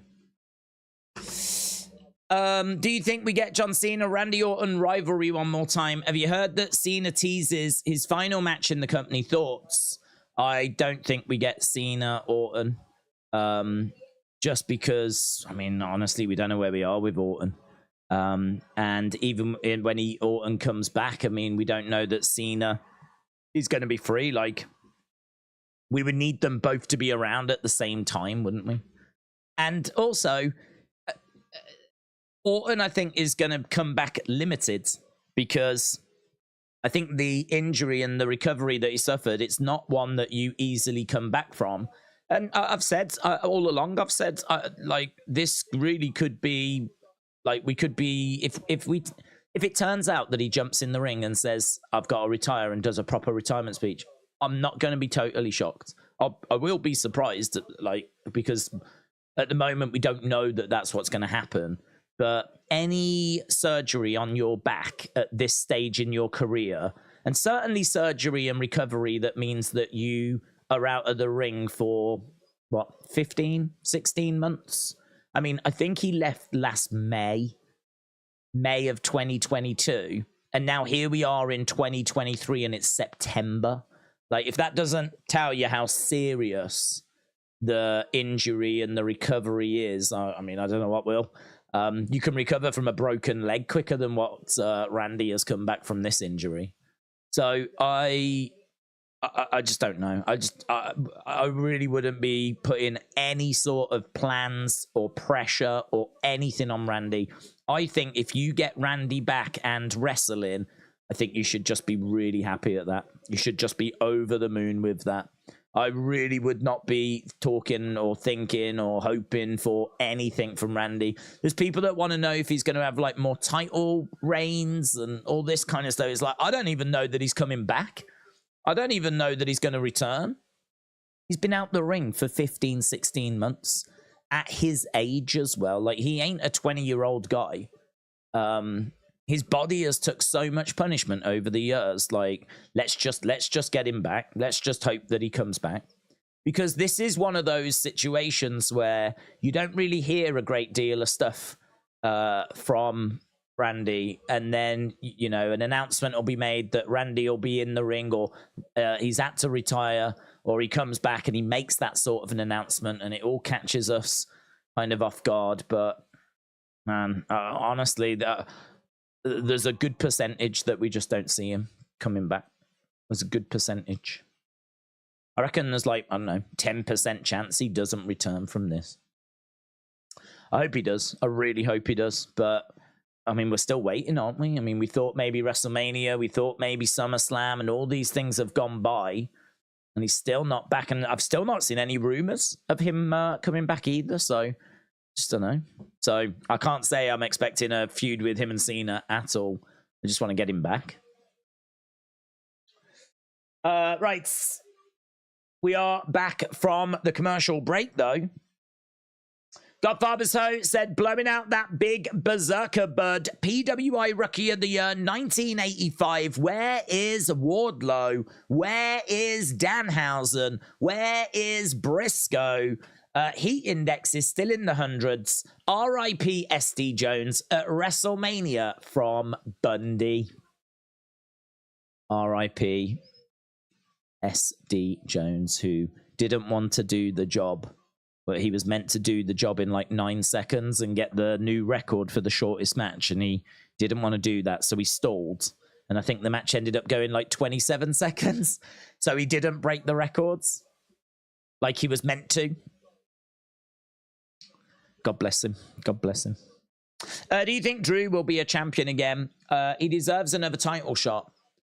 I think there's a chance Drew gets a world title again. Whether he'll get his hands on the undisputed one that Roman's got, the main one, I don't know. I think the one that Steph's got, we spoke about it earlier, that one I could see being sort of passed around a bit. I can see that one kind of going to a few people that need it.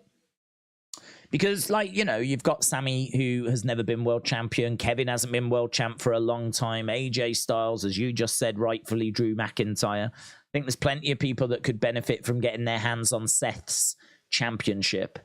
The one that Roman's got, I mean, I really think that's on lockdown till next year, and I think that Cody gets it. So it's hard to, you know, could Drew get it after that?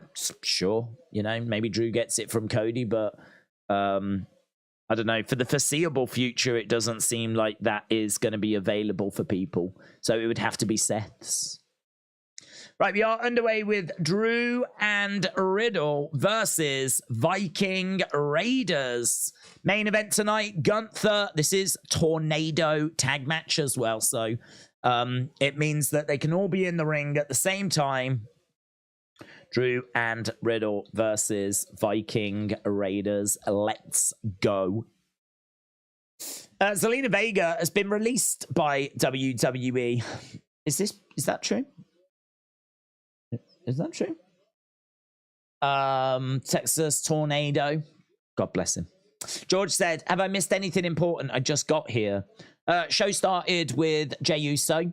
He came down to the ring. He looked a bit gassed to me because I think he still struggles to do that hand gesture and not get blown up as he gets into the ring. So he looked a little bit gassed, but he got into the ring and he was talking about how he's here and he's on his own, and he got the call from Cody and blah, blah, blah, blah, blah. And then Sammy came out. There was a lovely moment where Sammy said, I just want to welcome you. I'm cool that you're here. I'm glad that you're here. I'm really proud of you. Nice little moment between Drew and Riddle. So Riddle goes and gets the table.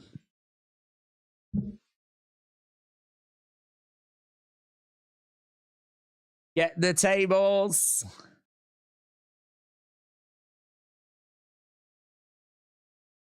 That's a fun spot. So Riddle gets in the ring. He pushes Drew and he goes, get the tables. Get the tables. Drew's like confused. He pushes Riddle back. Riddle falls over. And we go to commercial break. So that's a fun spot. That's a fun spot.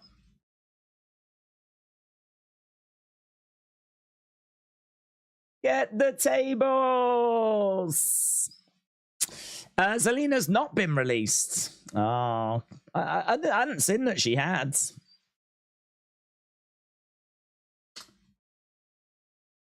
All right, we are back at commercial break. Savio Vega has been released. Everyone's getting released. Picture in picture. Oh, I'm not. Don't have it here. Dark Knight said, I sense a Claymore coming eventually for the original bro, said Dark Knight. Devon, get the table! Days, we need a sit-down interview saying Punk screwed Punk. Apparently, he is going to issue an explosive response. Or an explosive response is expected. I mean, CM Punk will not take that disrespect. And do you know what? It is true. I've seen people saying this, and I feel the same. we don't know quite what happened backstage at All Out, but the Tony statement really makes it look bad on Punk, like feared for his life. Like, it is like Punk was backstage with like a sawn off shotgun going mental, right? Like, the safety of the other wrestlers, the safety of the production staff, like Tony was fearing for his life. It paints an image of all these people cowering, scared for their lives, running around as CM Punk just like grabs people and like beats them up like a runaway bully at a high school. If I was CM Punk, like, the image that is painting of me, the damage that could potentially do to my reputation, like, there is absolutely grounds for slander and for damages, because I mean, it is being thrown under the bus. Now, he might deserve it, right? We didn't see what happened backstage. We've spent a lot of time on the channel talking about Jack Perry and like how it all started, and where the responsibility lies and stuff like this. We haven't spent much time talking about the attack on Tony and things like that, because we can't really, because I don't know what's happened. I don't know the truth. That aspect of it, I don't know what went on, so I can't really comment. I mean, there's I think the first report that came out didn't mention any kind of attack on Tony. It was all that Jack Perry had been grabbed and choked, and there was no mention of Tony being lunged at or anything. But then other reports came out that did mention of Tony being lunged at. So yeah, it's very hard to kind of have a conversation on it, because I don't think the full picture has emerged. I think we keep hearing things from different sides. I would just love a comprehensive breakdown. I mean, apparently there's footage. I think we would all love to see that footage so we can sort of make our own minds up, So at least if you can see what happened, then, you can see exactly for your own eyes and make your own mind up as to, what actually went down. So I would love to see that footage. I really hope it gets made available. I would love to see that footage. But yeah, it's fascinating. I feel like this is something that we will continue to talk about for a while, because I just think it's not over. I expect Punk to come back with some comments. I expect there to be more kind of witness testimonies. More people will share their opinions on Punk being in AEW. Now that he's gone, some people will feel a bit freer to talk on the topic, I think you might find out a few things about whilst he was there that we didn't know about. So yeah, it's going to be if you're tired of it already, I'm sorry. I don't think it's going away at the moment. Big slam there by Drew. So there is a table in the ring. Get the table.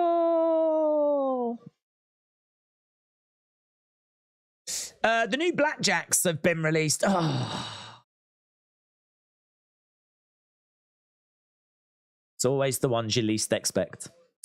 Tony will now have the AEW gorilla position encased in hard plastic to prevent further life-threatening situations. Forearm strike there by Ivar. Ivar over the commentary table. Days has been released. Oh my God. I mean, I don't think anyone's too surprised. We expected it. Belly to belly on the outside. Drew on Eric. Ivar, big splash. McIntyre, splatted. I'm going to put £82 on CM Punk winning the next Royal Rumble, says LA. Why £82? Boomers said Crown Jewel is set to take place in Riyadh on November 4th. Okay. Tony feared for his life when the new Blackjacks were released. How come when he gets like a pizza delivered and they knock on the door, he fears for his life? Late at night. Late at night, it's dark. Bing bong. Tony, it's a pizza. Do you remember you ordered it half an hour ago? Oh, God. Oh, God. My whole life flashed before. I thought it was CM Punk. Oh, man. Could you imagine if CM Punk came out and went, Tony, I am coming for you. I am. After what you've done to me, you better sleep with one eye open because I know where you live and I am coming for you.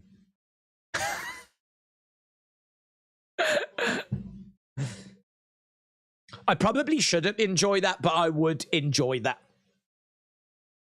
I don't want him to actually come for him, but just the threat. Because you know that would bother Tony. He would sleep with one eye open. Oh, Kofi comes down. Obviously looking for revenge after what happened to Xavier. He ends up delivering a kick, and Riddle gets knocked down. Riddle is about to get put through the table. So Kofi tries to assist, but ends up kicking Riddle. Viking Raiders. Viking Raiders win.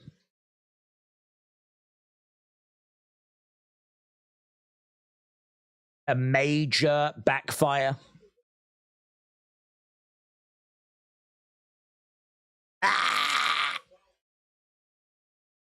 So Drew is surveying the scene. Kofi came down, obviously, because Xavier was injured recently.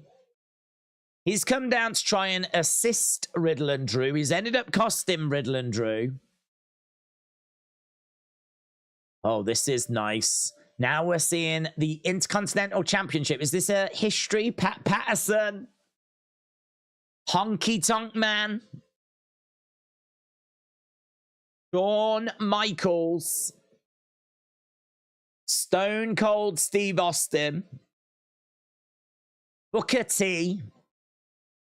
Just going through some of the previous champions. Roman Reigns.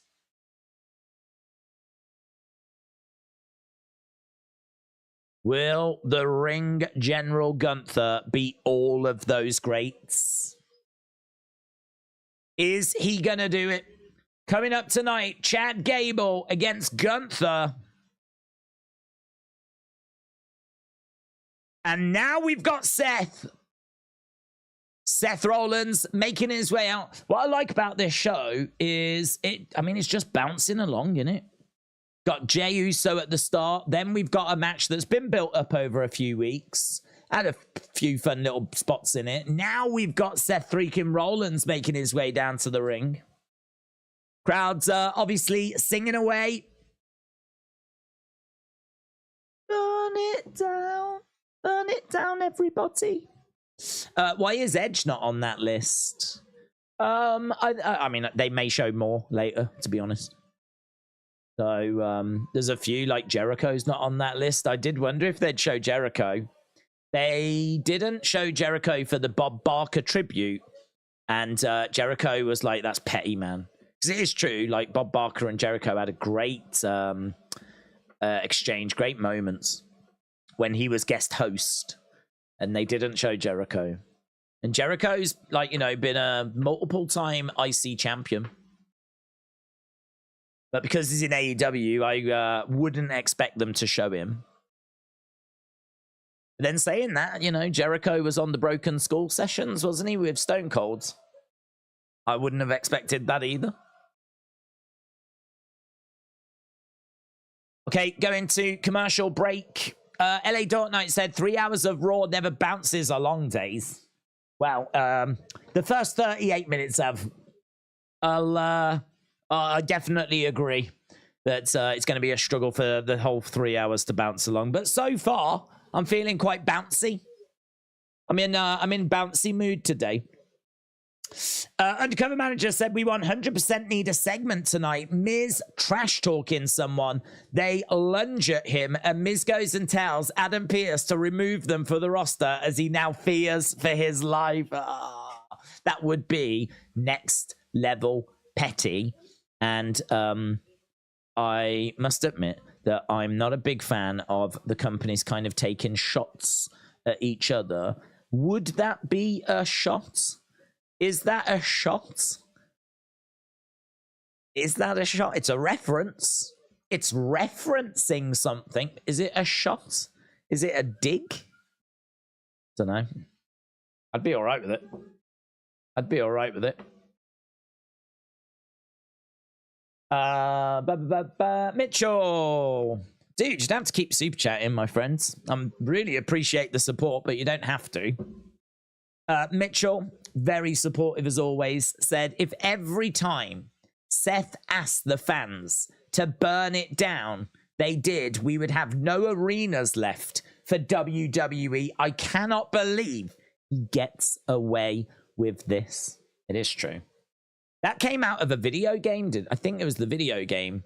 I think 2K did a segment, a video where Seth was in a warehouse and he burnt a load of things like down. And that's where the burn it down came from. He burnt a load of stuff in this warehouse and it really caught on. And then it got brought into his gimmick and it's just really stuck. And it's really stuck around.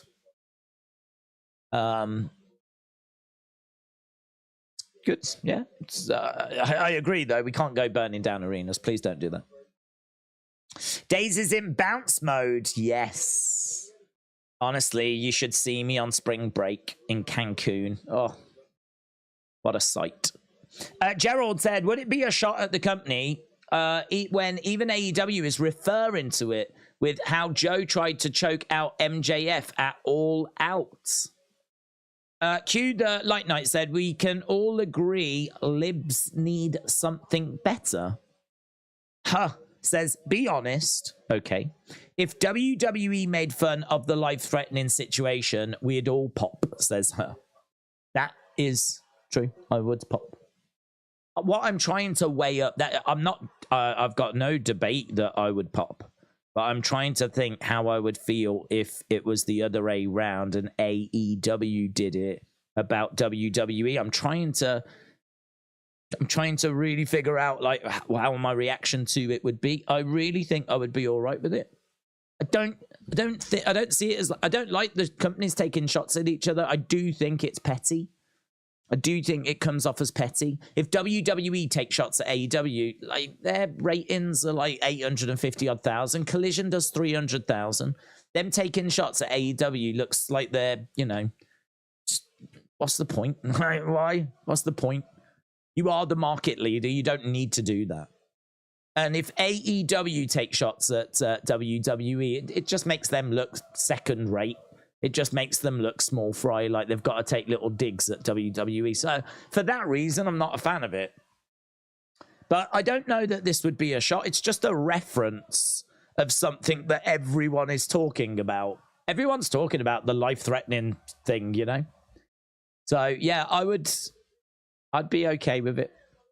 Either way round. I could see the Acclaimed, for example, coming down. If Vince or Triple H had a life-threatening moment, I could see the Acclaimed reference in it. And I would laugh at that. I'd be all right with it. Okay, we've got Seth in the ring.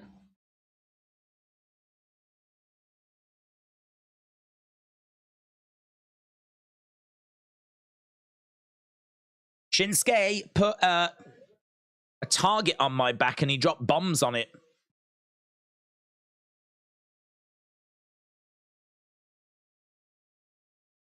There were points in that match where I didn't know if I was going to be able to continue.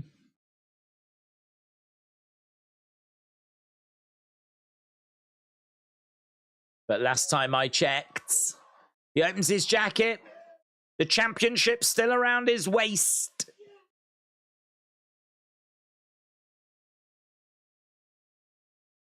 So will it be Shinsuke again, or is it going to be someone new? It's one thing that's not been sitting right with me.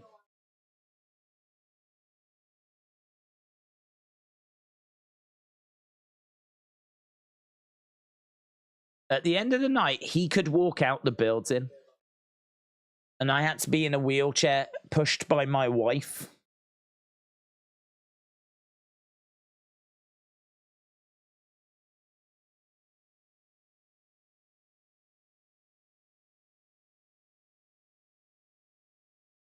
Shinsuke, get your ass to the ring.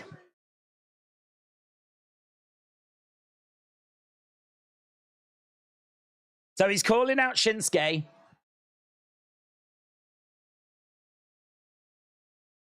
Dun, dun, dun, dun, dun, dun, dun, dun.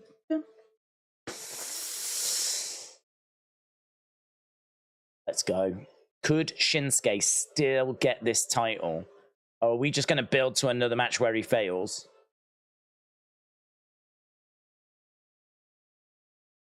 Na, na, na, na, na, na. Shinsuke making his way down to the ring. Whoa, whoa, whoa, whoa, whoa, whoa, whoa. Shinsuke in the entranceway, staring at Seth. I'd love for Shinsuke now to say he knows how to beat Seth. Having faced him, he knows what he needs to do. I'd love something like that, and you go, ooh, what is it? Becky equals goat sign. Seth is asking Shinsuke to come down to the ring, but Shinsuke is just sort of swaying away in the entranceway.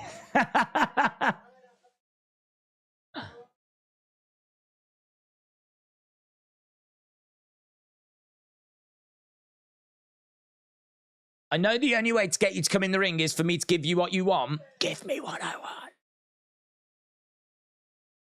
Wait, championship match.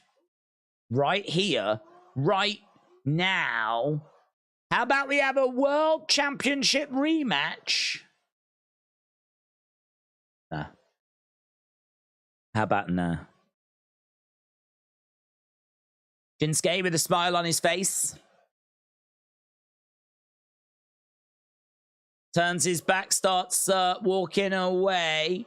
He's got a microphone in his hand. What's he gonna say?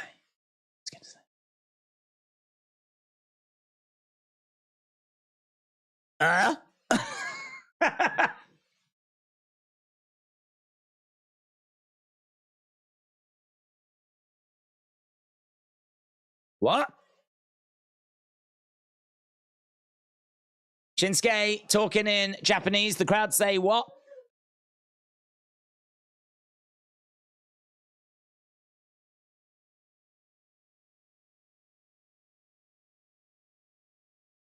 I'm not going to pretend to understand, said Seth.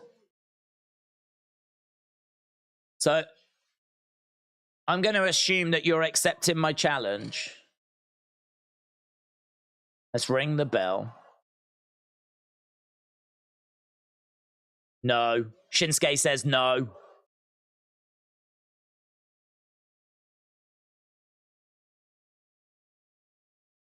Excuse me.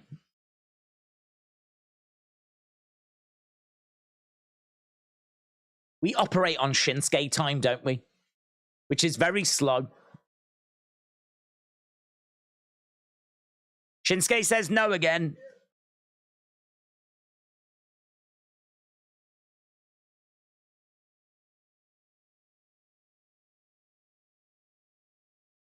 He said no twice.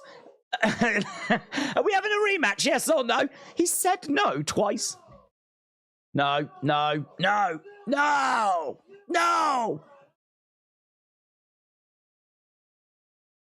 That's not going to work for me, says Seth. I'm clocked in. He's clocked in. Seth jumping out the ring, going after Shinsuke. These two brawling in the entranceway. I'd love to know why Shinsuke turned it down. I wish... I'm sure we will find out. But Shinsuke wants that world title. I know that he's going to want to operate on his time, not Seth's time. But it would be good to know and find out why did he turn that down. Shinsuke with a knee strike. Seth goes down. We've got Adam Pearce coming out. We've got Ricochet. Is that Ricochet? Ricochet and Shinsuke going at it. So there's a brawl. Seth and Shinsuke brawl. Ricochet comes to Seth's aids. Okay. Matt Carney, shout out to you, my friends. Really appreciate the support. Matt says, Days, you often share your love for cheese, socks, and gravy. Well, let me just clean this up, shall we? I do like cheese. Don't mind a cheese board, but I'm not like someone that's crazy for a cheese. My dad loves a cheese board. I'm not crazy for a cheese board, but I will definitely eat one. I do like cheese. So I do like cheese. Socks. I'm really boring with socks. All my socks are black. I got a few grey pairs, but they're just socks. I think that socks, you can express a bit of personality through your socks. I've never done it. Never done it. I've never wore fun socks. My whole life, my socks have just been black. Black. Boring. Dull. Just like me. So, yeah, socks, not a thing for me. Well, they are. But they just serve a purpose. It stops my feet rubbing in shoes. That's it. That is it. That's how I feel about socks. So I've never gone with funky socks. Not that guy. Gravy. Do you know, I'm not crazy about it. Real gravy. Amazing. Real gravy where you use the juices from the actual meat that you've roasted. And you put in, like, you know, a few of the bits and whatever. Like, that is incredible. Like, that stuff you could drink it. It's just so beautiful. So beautiful. I think it is really fattening though as well, but it's so tasty, so flavoursome. There's a lot of flavour that comes out the meat when you roast it. So all of that proper gravy, oh, amazing. But to be honest, we don't have that. We never do that. We just buy like granule gravy, Bisto, that you just add some water to, and then you've got like a gravy. I can't stand that stuff. I can't stand it. It's I don't even know what purpose it serves, because it doesn't have the beautiful flavors. So yeah, I don't know. Gravy, I've got a love-hate relationship with it.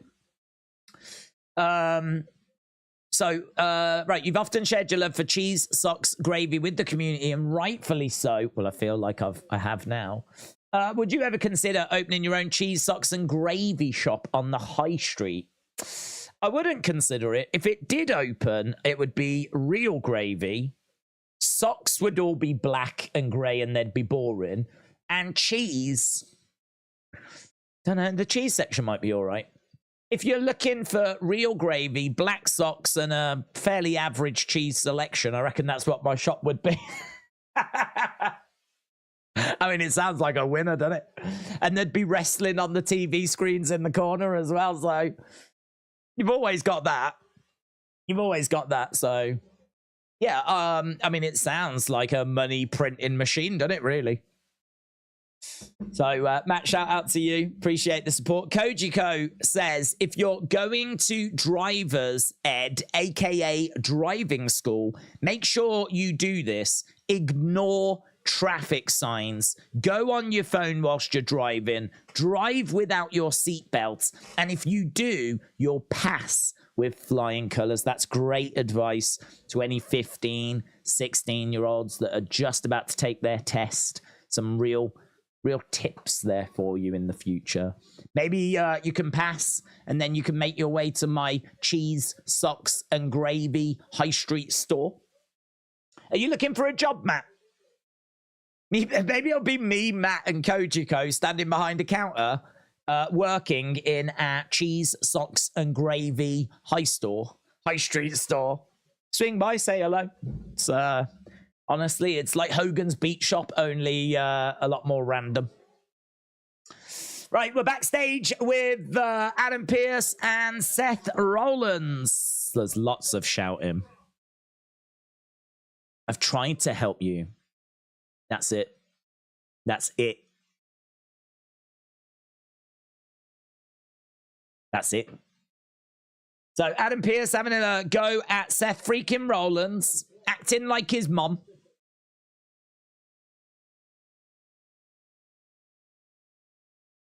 So Seth berates. No. Pearce berates Seth. And in the ring, we've got Shinsuke and Ricochet. Shinsuke and Ricochet. Right, we've had 54 minutes. I'm not sure if we're still bouncing at the moment. We're doing okay. The bouncing might have just temporarily slowed down, but we're doing okay. DeBossa said, I am a little Dutch girl. Welcome. Done up with paint and powder. I am here to please with Edam cheese and half a pound of Gouda. I've never heard that rhyme before. I've never heard that rhyme. Shout out to you, DeBosa. Zoe Killer said, I'd wear some Days emoji socks with my Jordans. Let's go. Let's go. Q the Light Knight said, it's like the you suck yelling a champ and he doesn't realize it's him they're saying it to. Justin said, Days, hello. Hello. Just think, if AEW start their own first Saudi pay-per-view, will they announce the second Clash at the Castle pay-per-view since Payback is done, or a different upcoming show? Let me get my head around this. Don't think AEW will touch Saudi because they're really all about, you know, human rights. They're all for them human rights, aren't they? They're all for that fairness and equality. As a WWE fan, I just can't relate. I don't know what that means. So they're all about fairness and equality and human rights and doing the right thing. So I don't think that they would touch Saudi Arabia with a barge pole. I don't think that Tony is motivated so much by money as what Vince is. I think Tony wants to put on a great product, and I think he just wants to make sure that AEW survive. I think he would like to see them get to the level of WWE, but I don't think he'd be willing to take Saudi money to do it. So, yeah, I can't see AEW go into Saudi Arabia. Will they announce the second Clash since Payback is done, or a different show? I think they will come back to the UK. I think WWE will be doing yearly shows in the UK. We had Clash. We've had Money in the Bank. Now that AEW have arrived in the UK is a good market for WWE. They are not going to want to be seen to be second best. I would imagine there's plans...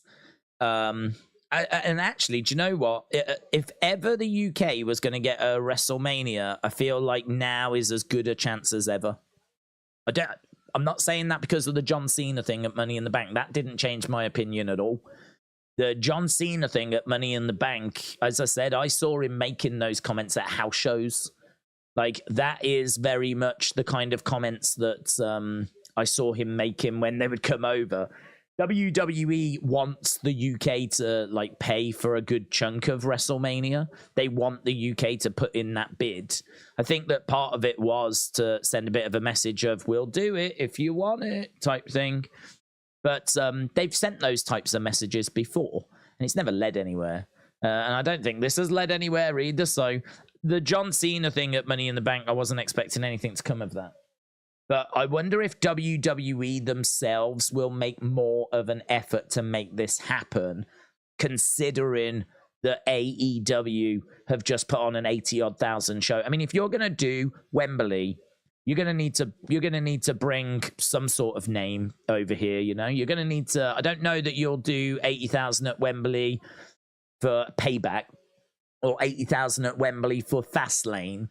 Like, I feel like if you're going to do 80,000 at Wembley, it's going to need to be a SummerSlam, or it's going to need to be a WrestleMania. I don't think, it certainly won't be any WrestleMania anytime soon. I think WrestleMania 40 is obviously booked. 41 is rumored to be done. So you're probably looking at 42, 43 at the very earliest.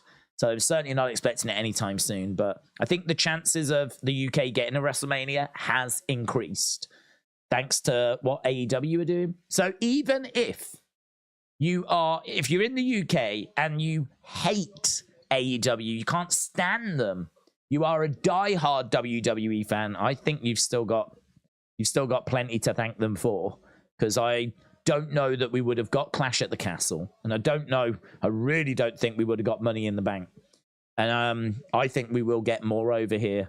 I thanks to AEW making moves. So yeah, I expect them to come back. Whether they can put on a big show next year in the UK, I'm not sure. They might already have the next year's show planned, just not announced, you know? I mean, they're working on that stuff all the time.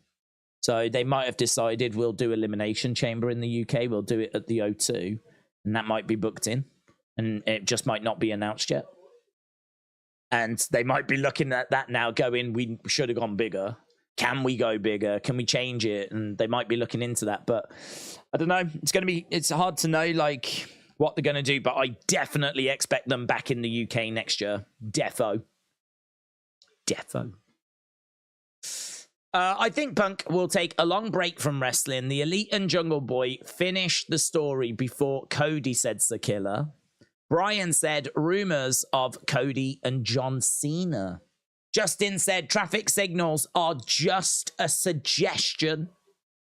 Gary said, I've got a tip for everyone. If anyone offers you bull's milk, don't take it because it ain't milk. Oh my God. I mean, I literally put bull's milk. On my cereal every morning. What the flip was in the background of that Rhea Ripley thing? What was in the background of the Rhea Ripley thing?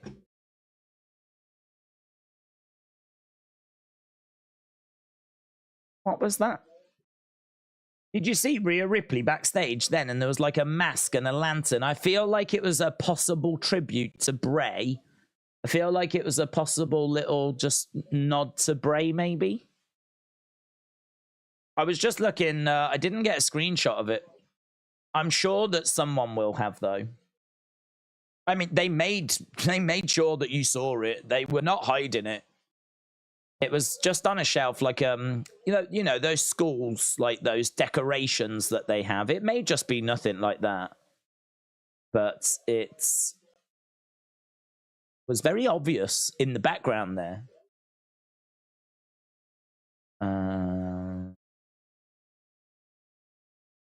Anyone got a image?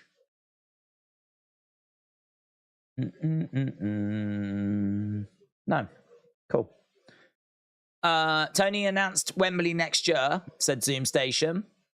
Miam said, I think Gable will take the title, but then lose it to Priest. Punk just got off vacation. He's got a contract. We need to put him somewhere, said Q, the Light Knight. Spend £70 on drinks today. Crazy, said David. That is crazy. If you're in London, though, that probably buy you 2 drinks. Raw feels a bit different tonight. Right, we got Ricochet on the outside of the ring.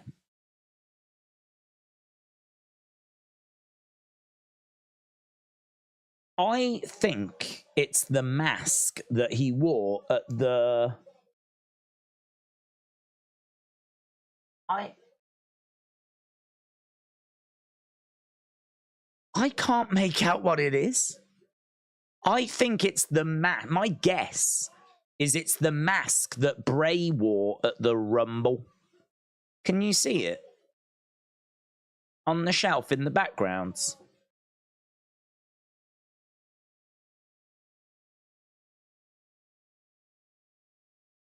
I mean, there's maybe a chance that it's a Rey Mysterio mask, you know? And it's just the light is kind of like distorting it. And so it makes it look a bit different. So there's maybe a chance that it's a Rey mask. But it's clearly something. DQ win for... DQ win for Shinsuke. Oh, Ricochet. I mean, I'm getting distracted here.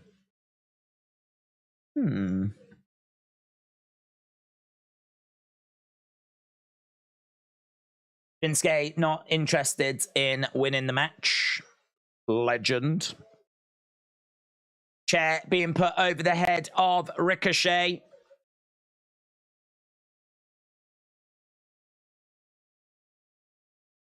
Here comes Seth.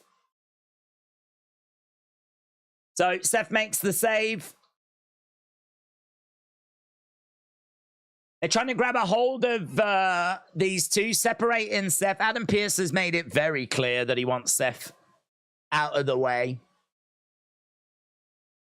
Against the ropes goes Seth, over the top. Oh, comes crashing down on top of a load of security guards.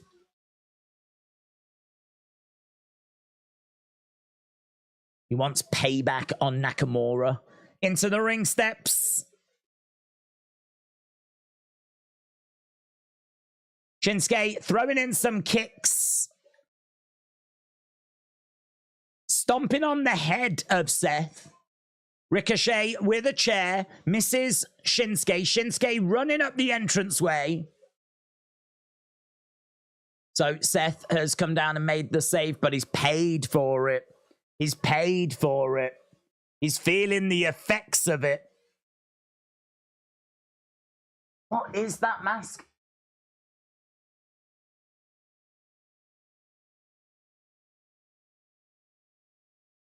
Is it a Ray mask? It looks like a lucha mask, said Carlos. WWE needs an off-season or short breaks to think of storylines, said Humble Rumble. If Seth lunges at Adam Pearce, Pearce won't fear for his life. He'll knock him out.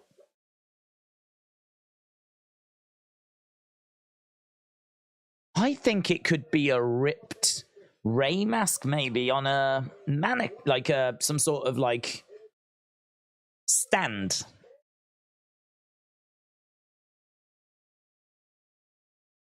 We're just having a look at Becky, Trish, and Zoe. Cash in, damn, you've got time, said Kieran.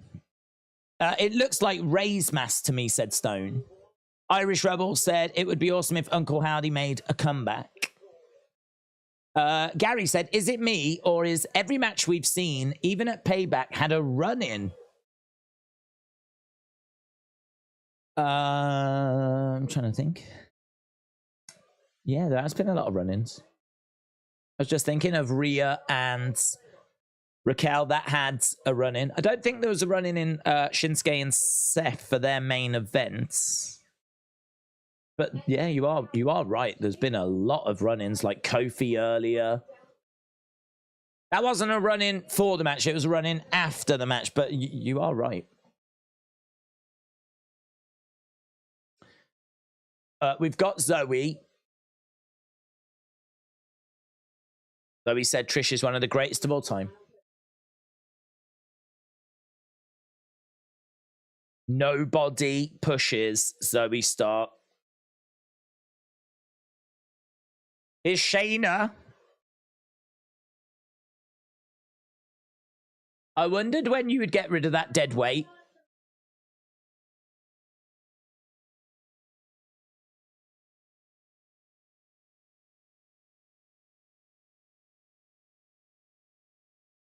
We've got some unfinished business. How about you and I go one-on-one tonight? And we'll see who the baddest woman is.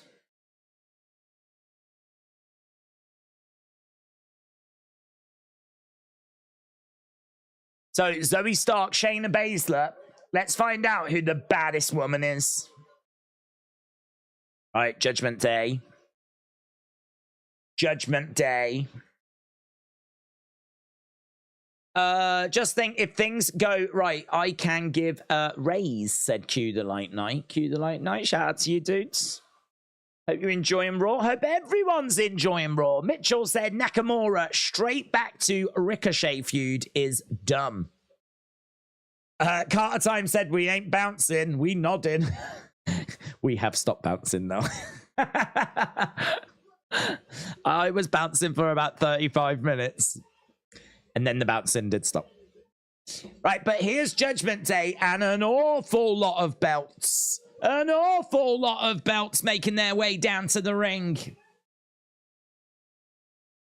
Tag champs, Women's World Champ, North American Champ. The Judgment Day, the Money in the Bank briefcase.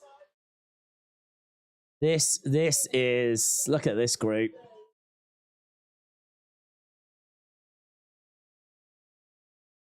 Judgment Day with big smiles on their faces.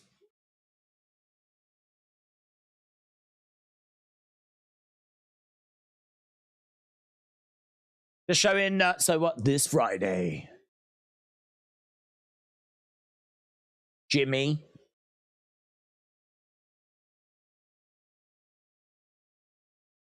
Goes one-on-one with AJ Styles. Jimmy against AJ. LA Knight.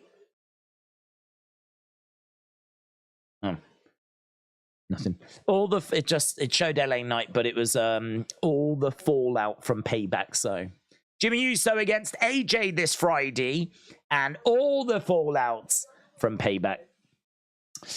Judgment Day dripping with golds. They are. Days, get Punk on Broken Skull Sessions, uncensored and unscripted. Oof. Do you think they would do it? I mean, considering they had Jericho on there, I think they'd do it, yeah. I think they'd do it. Judgment Day has taken over where the Bloodline left off, says Victoria. Trini said, Dom is the GOAT and y'all just haters. Dinesh said, LA Knight versus Heel Cena would be amazing. Irish Rebel, shout out to you. Ghosty Tiles said, do you think Damian will cash in on Gunther, Seth, or Roman? I pray. And I don't pray often, but I pray that it is not going to be a mid-card title cash in. That was trash. If you win Money in the Bank, you have got an opportunity to potentially add a world title to your name. You can choose any time, any moment. You've got 12 months to do it. And it's just about picking the right time. And I think to just settle for like a mid-card title. I mean, I thought that really, really hurt Theory. I thought it made him look stupid. And I know that we did try to change his gimmick following that, but I still don't think he's recovered. He's just it's so flat. It's not a good time for Theory.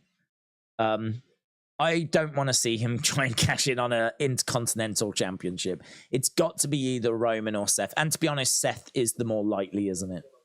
Seth's the more likely. Just because I think Roman's title reign is so special. We're talking about one of the longest world title reigns in WWE history. I really don't want to see one of the longest world title reigns end because someone cashes in on him. A cash in is...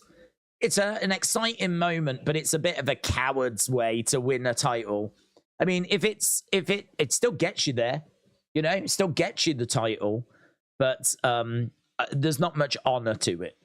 Like it gets you to a title, it gets you a title run, but you know, for one of the most historic title reigns to kind of end that way, I think would be quite underwhelming. So I certainly wouldn't end Roman's title reign that way from a booking point of view. I think someone should beat him clean. I think, you know, you could beat Seth with a cash-in. I hope it's not going to be Gunther or a mid-card title. So I feel quite good about it. I feel quite good that it'll be Seth. And in all fairness, they've been looking a lot at Seth. You know, they were just watching the monitor there. And they haven't really tried. Now, I don't even think he's looked at Roman. So I don't think they've really... Obviously, they could throw a swerve, but I think that they're looking at Seth. But there's not really a need to cash in at the moment. I mean, they're dripping in golds. Yeah, they could add another world title to that group, but they've got enough on their plate at the moment, you know? I think Damian doesn't cash in till next year. Loud boos for Dirty Dom as we're just 15 minutes away from the halftime scores. 15 minutes from the half. Loud boos. Loud boos. Dirty Dom gets such loud reactions, doesn't he?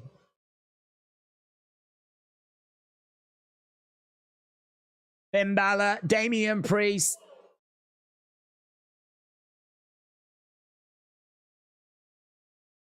Beating Sami Zayn, Kevin Owens. You can't even hear what he's saying. I can't hear what he's saying. He's really having to try and yell it out as loud as he can.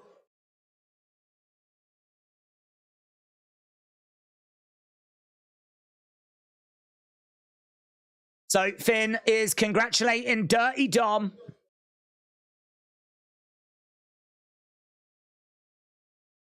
Rhea being congratulated. This is a lot of backslapping by the Judgment Day. There's a lot of love. A lot of love. And here we go. Finn and Damien. I know we've had our ups and downs. Look at us now, says Finn. Look at us now. I know we've had our ups and downs, but look at us now. JD McDonough getting a shout out by Finn. Rest of the Judgment Day don't seem thrilled about that. And he's thanking himself.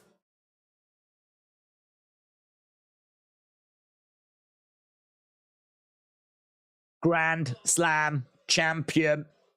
So he mentions that he's become a Grand Slam champion.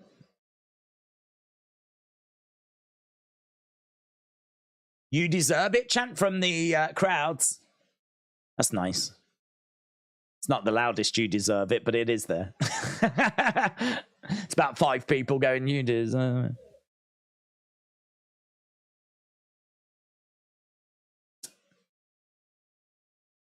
Last week I gave you boys an ultimatum. Finn, Damien. You rose to the occasion. Judgment Day. See, we're going to see it in storyline. Davids. Shout out to you. Smile on a lot of faces here. Rhea says, there's one thing that has aggravated me, JD. Okay. Oh, people are talking about Jay Uso. I thought she was going to say JD, but she said Jay Uso. There's one thing that's aggravating me.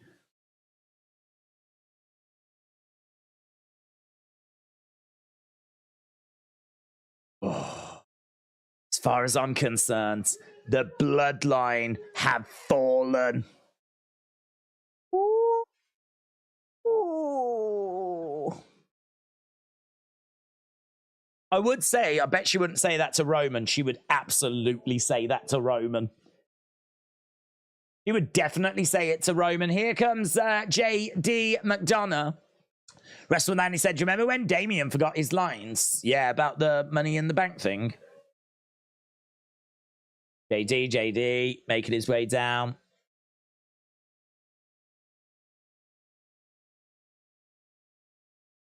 This small part of me was actually starting to like you. It's going to be good. I took a bullet for you. He's got something. He's got something underneath, some sort of bag. JD has got a bag.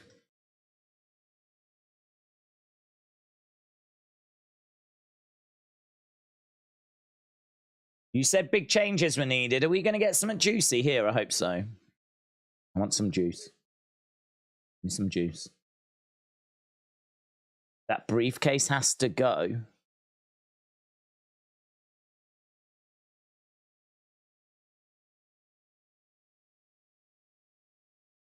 Has he got a new briefcase for him? I think he's got a new briefcase. He says that briefcase has to go.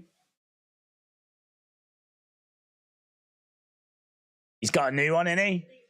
You need this one? Oh my God. Ugly. It's blue. It says Senior Money in the Bank in blue.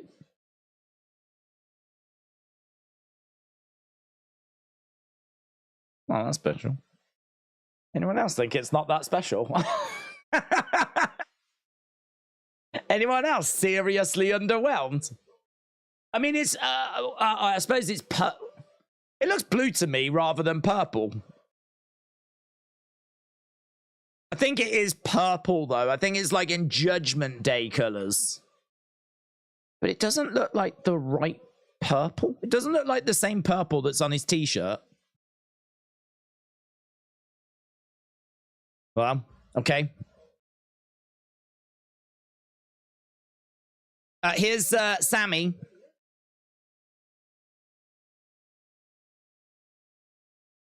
So, I tell you what, that'd be good for Mattel. Mattel have just won there.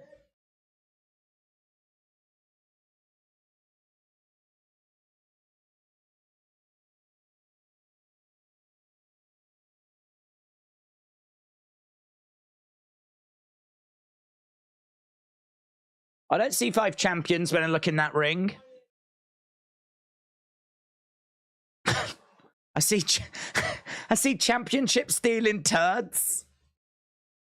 I am very sorry to hear that. Very sorry to hear that.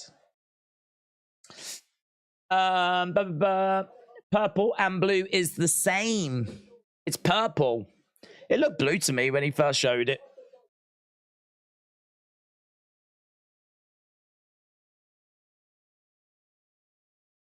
So, Sammy setting his sights on Dominic.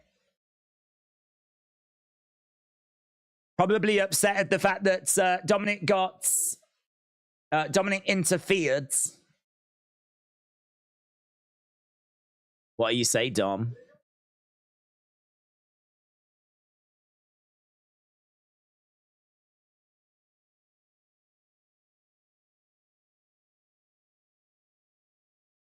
Dominic's not fighting anyone tonight, says JD.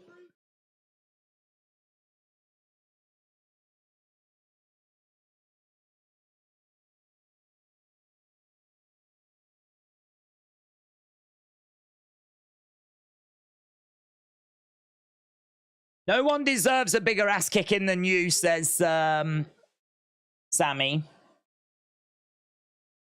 Some of the back and forth tonight, some of the verbal exchanges have just felt like there's been like a lag. It's just like someone will say something and then there's like a bit of a pause.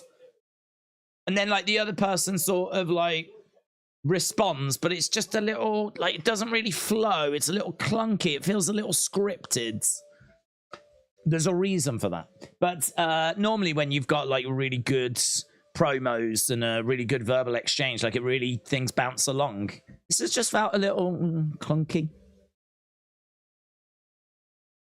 We're seeing some more people that won the IC title, the likes of The Rock and Rey Mysterio. Wade Barrett, boom.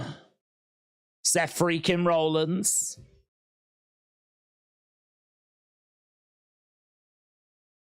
And there is the Ring General, the Ultimate Warrior as well. Ledge.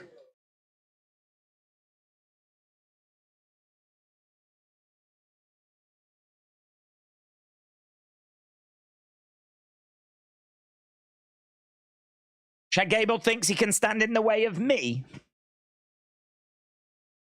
Who do you think you are? Tonight, history will be made.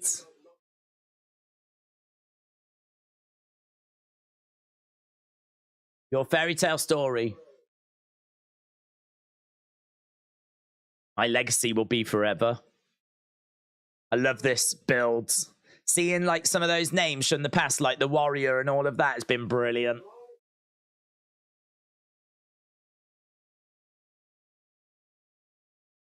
He's got a smile on his face as if he knows it's going to happen, you know? Well, which is good because I'm sure he, as a character, believes it's going to happen. That is our main event tonight. Chad Gable, the Ring General Gunther, the Intercontinental Championship. And right now we've got Shayna Baszler making her way down to the ring. Shayna versus Zoe Stark. Will we see Trish get involved.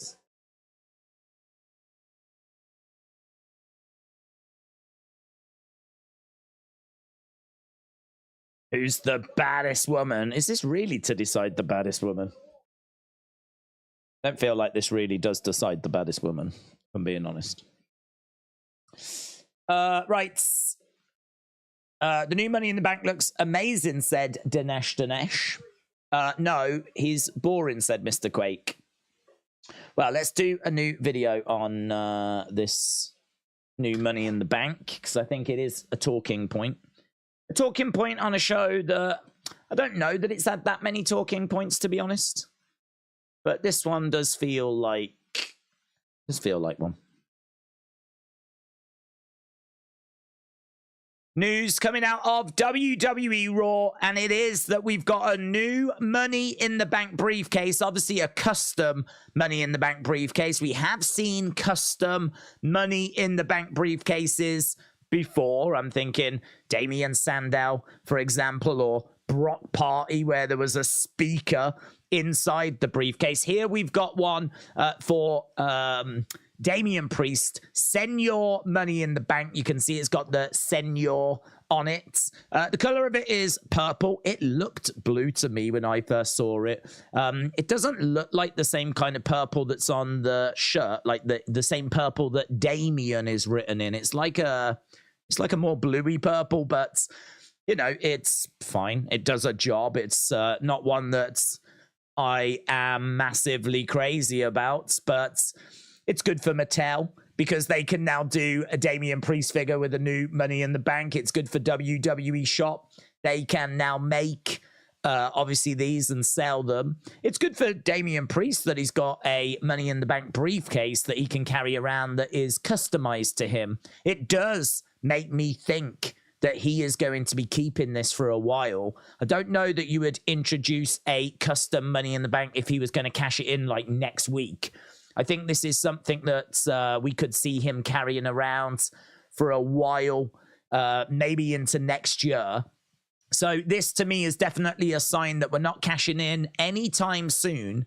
But yeah, one of the bigger talking points coming out of Raw this week is that Damian Priest has got his own custom Money in the Bank briefcase.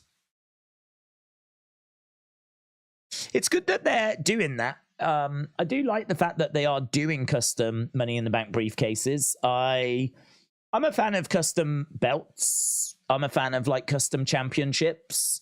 I think that they're fun. I think that I know that it could be quite expensive to do that, like make a championship every time. And also, I think you do need some consistency. Like if you're constantly changing the belts, like it's hard to know what that belt signifies. If everyone's got the same belt, like everyone knew the Winged Eagle was the championship. Everyone knew that, you know, the big WWE logo was the championship. If everyone keeps getting like a custom belt and their own custom belts, then it's hard to know what that signifies. Is that a custom world title? Is it a custom intercontinental title? Is it a custom tag team title? So that's probably the reason why we don't do that more often. But there's not really a reason why we don't do more custom Money in the Bank briefcases, you know? If we weren't doing the poll already, I would ask people what their thoughts are of the new Money in the Bank. Feel free to put it in the chat. But at the moment, we've had nearly 1,500 votes as to whether people think Gunther will break that record or not. Is he going to be victorious tonight? New Money in the Bank briefcase shown.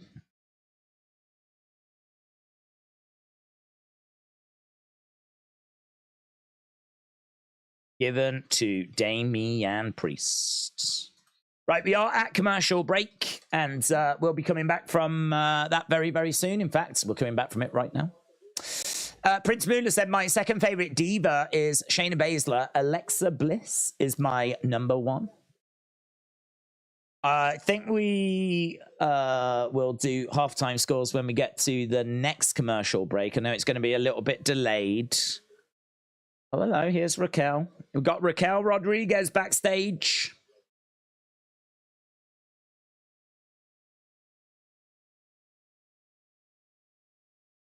Oh, here's Chelsea Green.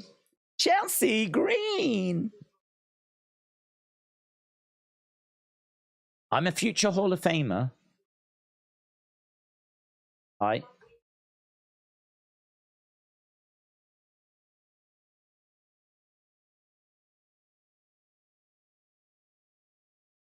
Piper's not medically cleared.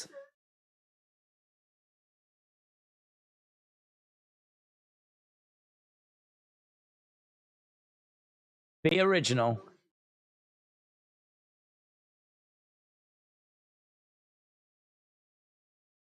Yeah, what are we doing here? Are we going to strip her of the title?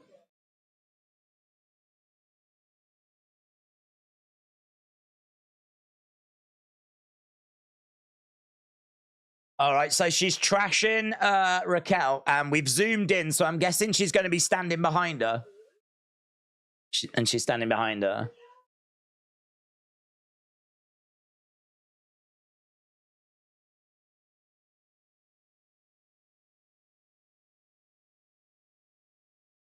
So Chelsea was like, no, I don't want it. I don't want to match with her.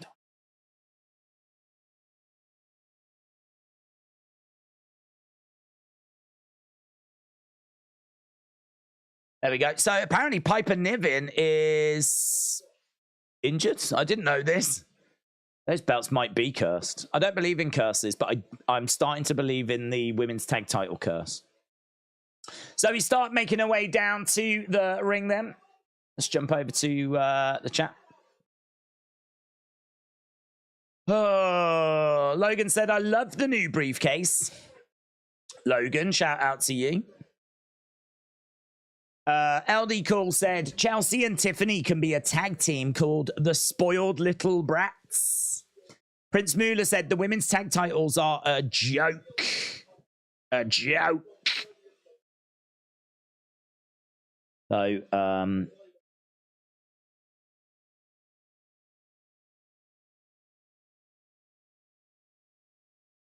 Piper not medically cleared.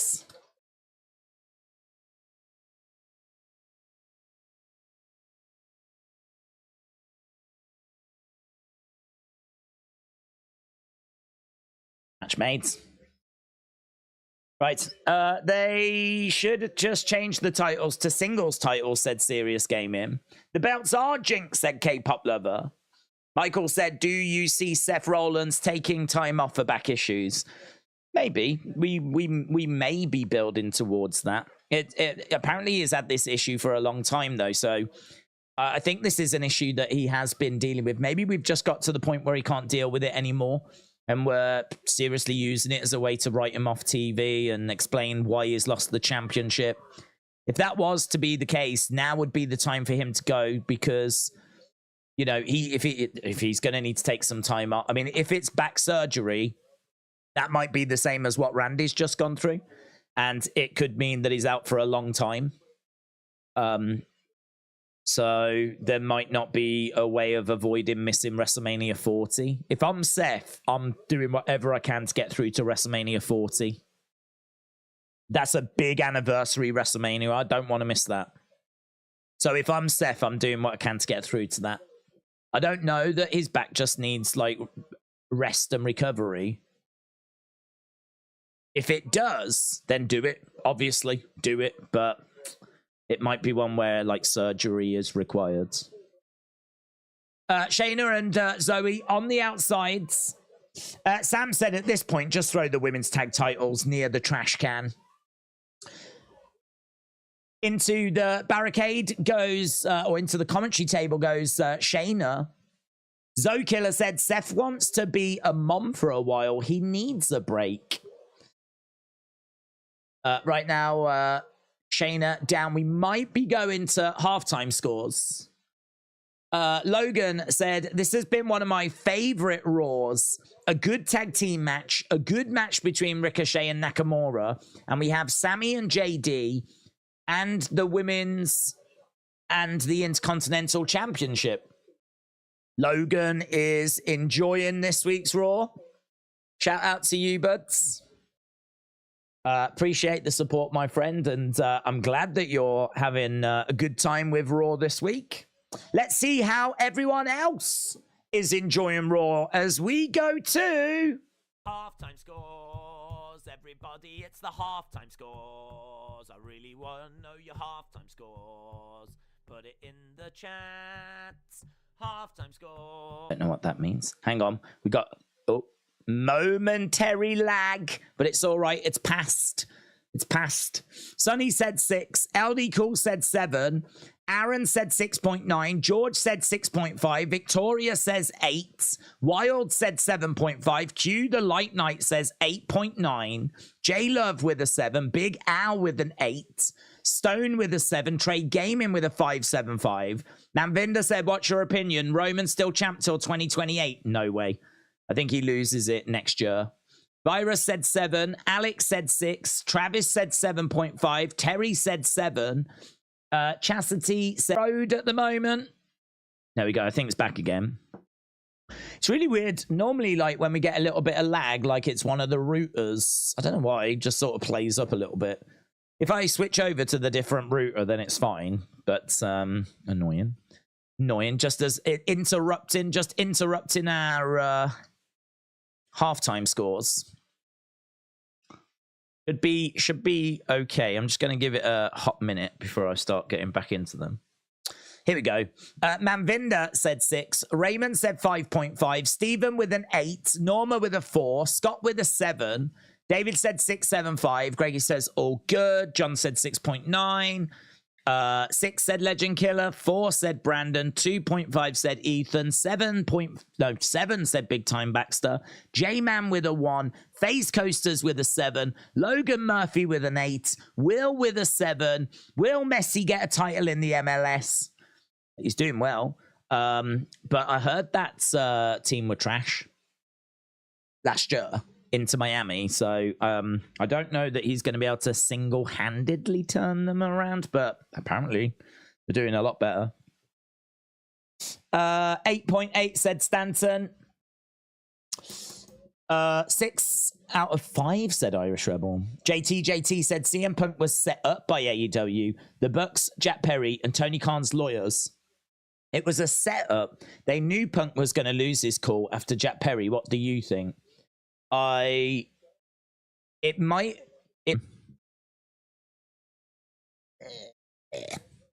ever we do hit some lag, all I have to do is change the router and then it fixes it. But it's, I don't know why it's happening, to be honest. Okay, we are back to the action. Making me sad. The lag's making me sad. Back elbow by Zoe Stark. We don't tend to get, I mean, if you think of the amount of streaming we do, we don't tend to get hit with lag too much. So I suppose we have to accept it once in a while. Zoe on the outside with Shayna. Trying to get Shayna back into the ring. Trying to establish who the baddest woman in WWE is. Zoe tries to come crashing down on Shayna. Shayna moves out the way. Zoe gets caught. And Zoe in the middle of the ring. Shayna choking her out. Zoe in trouble. Zoe in a lot of trouble. Middle of the ring. There's nowhere for her to go. She's trying to power out of this. Can she get out of it? No. It's in, and it's in tight by Shayna Baszler. Shayna Baszler has got this on real tight. Look. Zoe gets dragged down again. She's glassy-eyed. She's saying so much. She's desperately trying to roll out of it, but she is still fighting. Wade Barrett said a lesser woman would have given up a long time ago. She slumps down to her knees. She's really fought. The referee's called it. I really like that win, you know. I really like that. She tried everything to get out of that. She really tried everything to get out of that. Zoe Stark really battling to get out of it.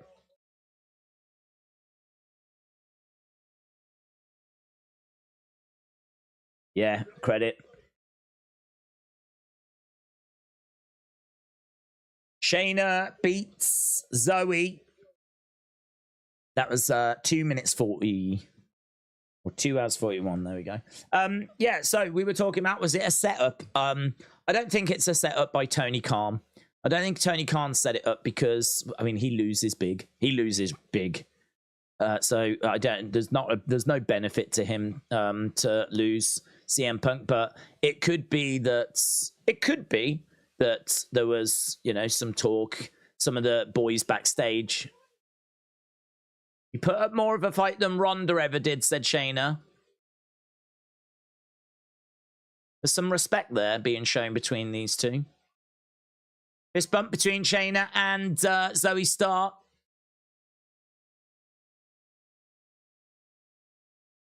We're backstage with Dominic, Rhea. Maybe it's time we bring him into the group officially.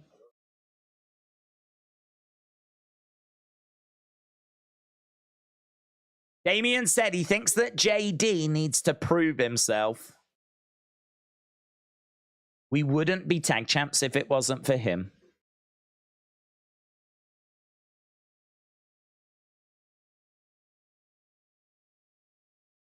They're thinking about it. I love this backstage area. Let's see how he does. Did she just botch? Did she just say, let's see how he does against Finn tonight?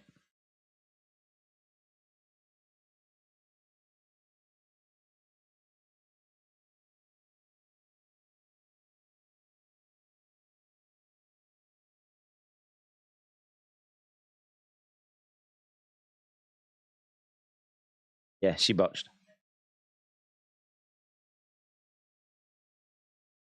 Let's see how he goes against Finn tonight. Oh. She just said something to Dirty Dom.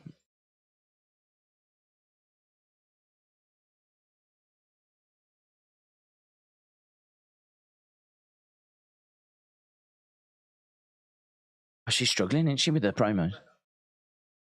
He tells Dom, I need you to make sure everything goes to plan. So, don't know what that plan is. So, Finn wants to bring JD in. Damian wants him to prove himself. Rhea wants to see how he does against Finn, Seth, Sammy. All kinds of confusion going on in Judgment Day. We got Raquel making her way out. She's going to be taking on Chelsea Green. Chelsea Green! Right. I don't know where we are. I'm all over the shop because of this laggedy lag, which I think has settled down now. CM Punk was set up by AEW. Right. Let's finish this point. I'm going to say no. I don't think he was set up by Tony Khan. All right. Tony Khan loses too much. I think that Kenny, and I could be naive, but I think Kenny don't want nothing to do with this. I don't think Kenny's interested in the drama, right? So if anyone did set him up, it would be something between the Bucks and Jack Perry. But I've got no evidence to suggest that that's the case, you know. To be honest, I don't even know if, I mean, maybe the Bucks would want him out. Maybe the Bucks would rather he was out than in.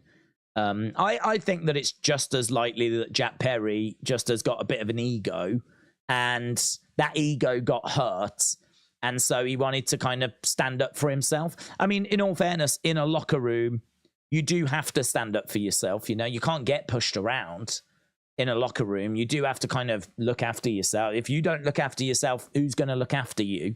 So it's one of those where Jack Perry has felt disrespected. He has stood up for himself, but, you know, he's done it against CM Punk, one of the biggest stars in the industry, someone that's, you know, a merch mover. I think he was their top merch seller. Someone that was, you know, a positive influence on ratings. Someone that had started to divide the AEW fan base, but even so, you would much rather have him in than out because he is a big positive force for AEW. He makes them a bigger company. And I really think that it's more likely that it's Jack Perry couldn't get out of his own way than it is that like Kenny and the Bucks and everyone were conspiring to like, how should we get him out? I think it's probably more likely that Jack Perry just could not get out of his own way. So it's one that there'll be lots of theories circulating around. I certainly don't think Tony Khan is in on it. Tony, I think, you know, he's a businessman. He knows he knows that Punk was, I think, actually a big part as to why they got the Collision show. I think that Punk, they wanted Punk on that network and they've kind of built that show around him. So losing Punk from a sponsorship point of view, an advertising point of view, from a relationship with the network point of view, from a ratings potentially point of view, from a merch sale point of view, from a ticket sales point of view, every aspect is taking a hit. I can't see any reason as to why Tony would want to take that hit. Doesn't make any sense for Tony to be involved in that. King Yeti said, did they want him all out? Very good. Very good. Steven said, Days, next Monday on Raw will be the 9/11 anniversary. Oh, really? That will be special. Do you like Greg's and what would you eat from there? Steven, I mean, how can you just change gears like that? How did you go from 9/11 to Greg's? I mean, that is quite the pivot.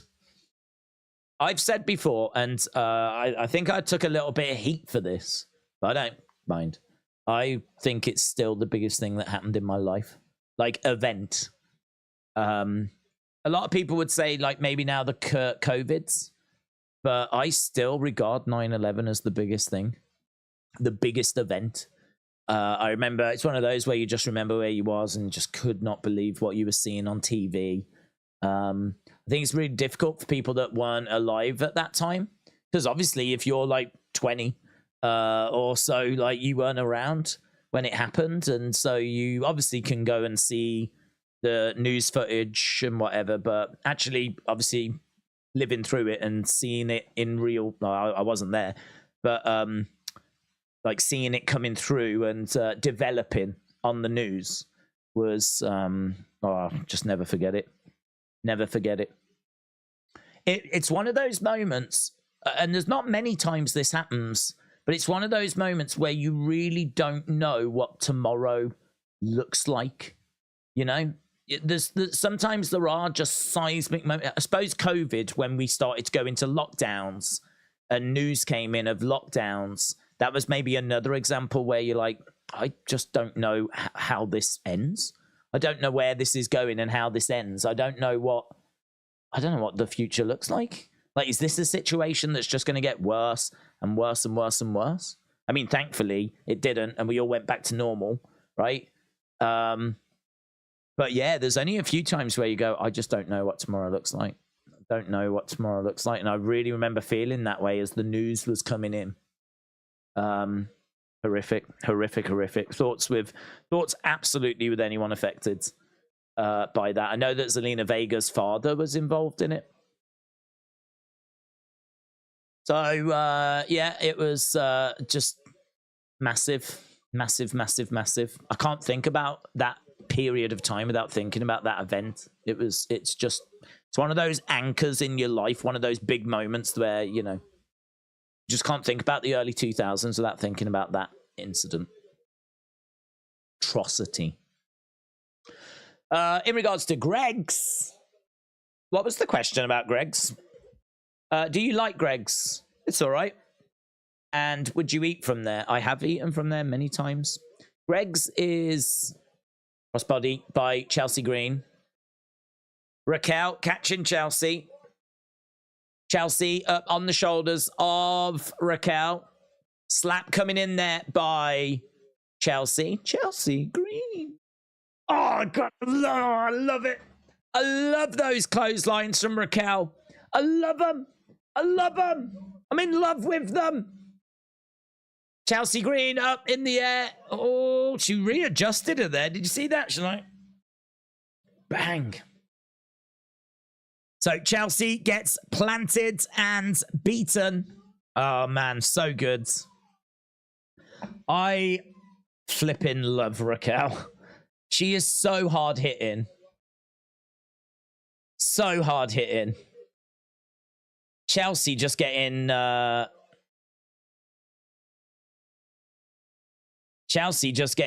flipped all over the place there. I tell you what, there might even have been a little bit of boob malfunction by Chelsea.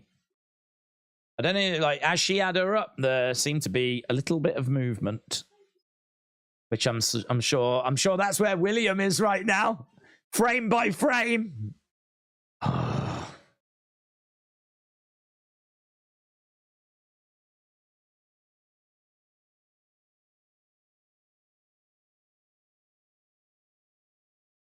You'll be barred from ringside. Dirty Dom, you are no longer a factor. Rhea. I'll see you next week. So Raquel wins. So Dom banned from ringside.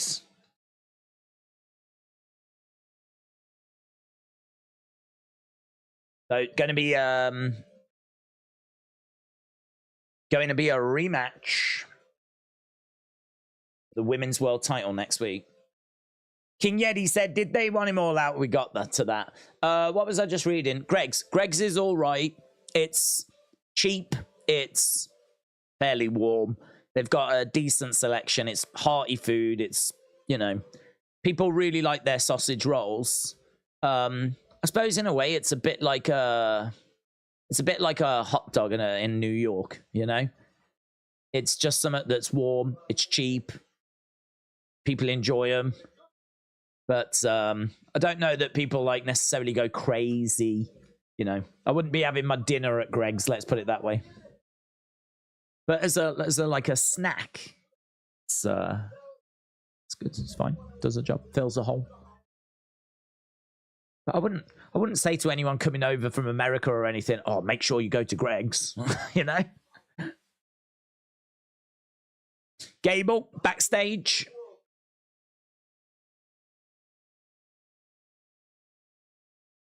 I'm more than just a tag team specialist. The world will see.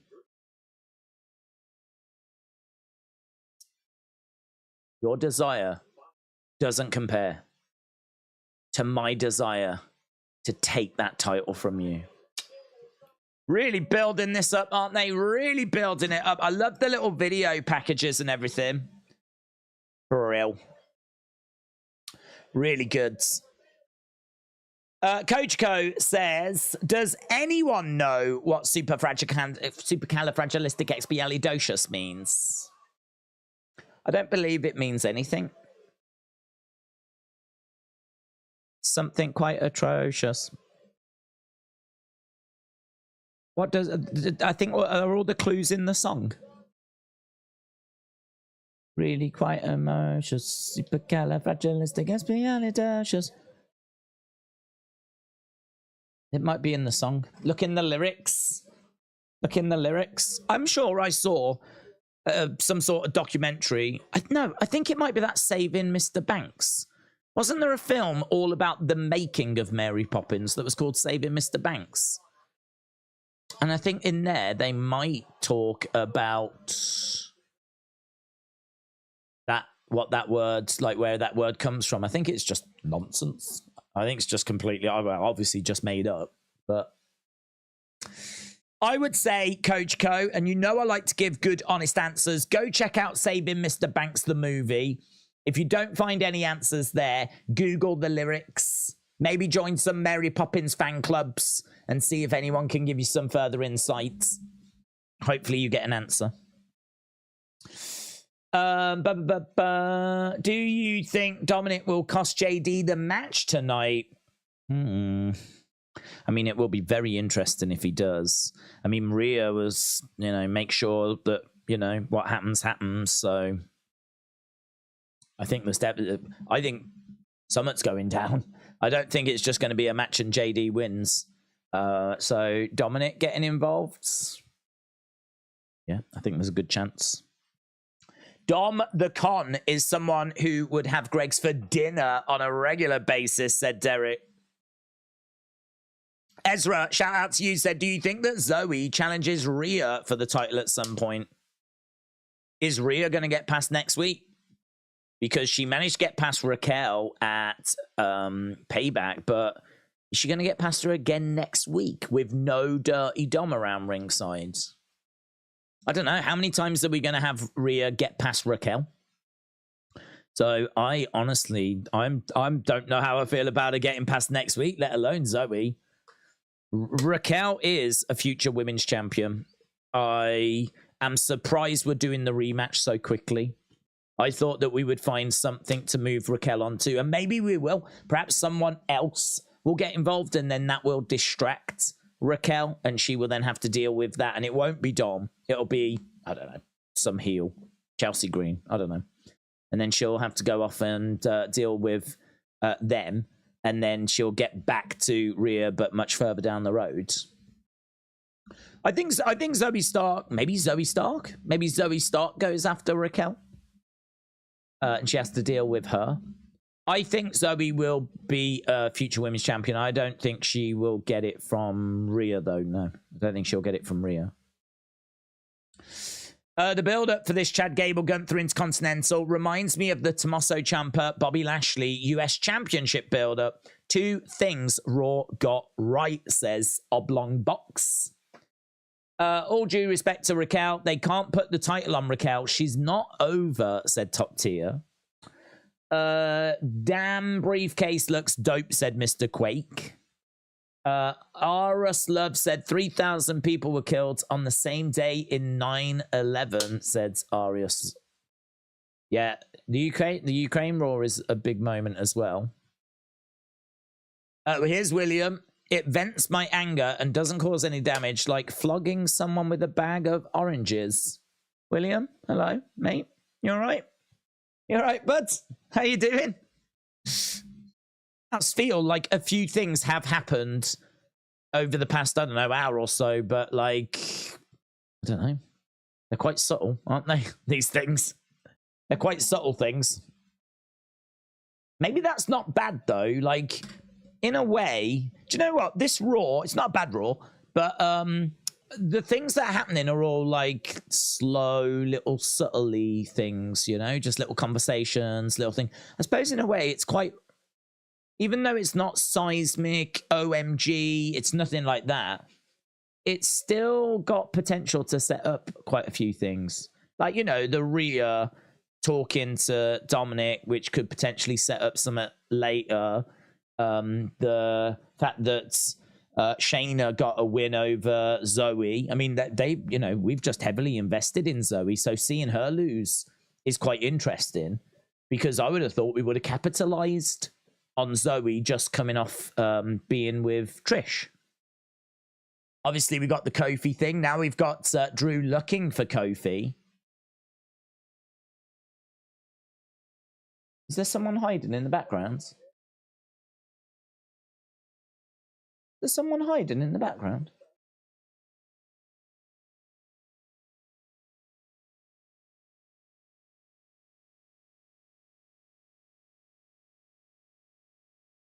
I'm going to watch every movie makes. There's someone in the background, and it might be Kofi. Oh, no, it's some dude, actually. I just saw him. I think there's a dude in the background that, like, works in production that's just found himself being in a shot that he doesn't want to be in. Here's Kofi.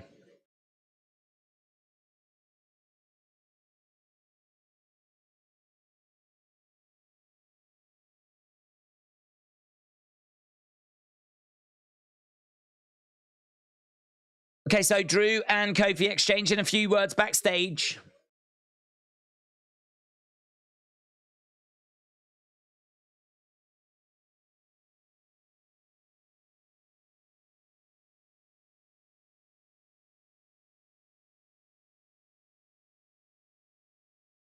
There's some bad blood between Drew and Kofi. We're in the ring with The Miz. Miz obviously coming off a loss to LA Knights. Dean, shout out to you, my friends. What's your halftime score? Mitch said Mitchell. I'm around a 6, but the show has been I would be about a 6.5-ish. There's not been anything like bad here. There's nothing that I'm like really down on. But there's nothing that I'm going crazy about. But I feel like there are being some. I feel like the seeds being planted. It's like there's lots of little talking points. You know, it's one of those where it's like if someone said, "Have I missed anything on Raw?" You'd go, "Well, nothing big, but this is happening, and that's happening, and this has moved on, and that's happening, and." And Outlet Piper Niven is injured, so we don't know what's happening with the tag titles. We've got a little thing with Drew and Kofi. They're trying to figure out if JD should come into the Judgment Day. We just saw Sammy and Jay kind of united at the start of the show. Like, do you know what I mean? Like, you kind of go down a list of things. You go, well, this happened, that happened, this happened, that happened. Oh, Miz didn't lose. Breaking news, Miz didn't lose. I exposed LA Knight. He's going to bring out the man that's going to right the wrong. Okay. Here we go. Guest.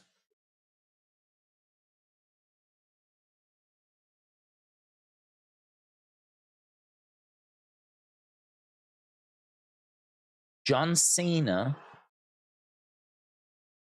Am I buying it? I ain't buying it till I see it. Who would he have dress up as, John, if it's not John?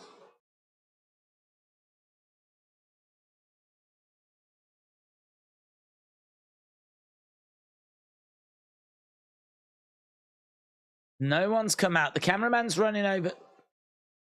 Where's the cameraman going?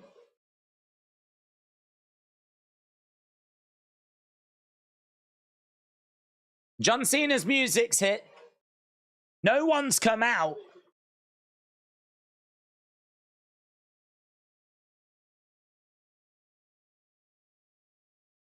Oh, the cameraman's trying to make out that it is John. Have a seat. Why would the cameraman do that? Why would the cameraman pretend he was following John?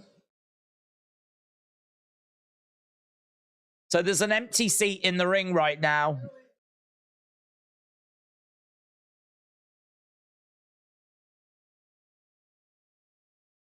You screwed me over. Tell you what, Miz is going to have to really carry this promo. Crowds are not happy. I still don't get why the cameraman would be in on it. You can't see him.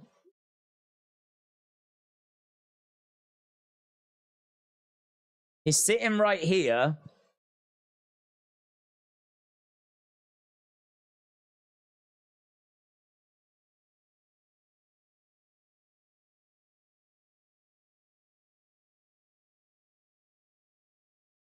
So Miz talking about Cena. Are we building to a Miz Cena match again?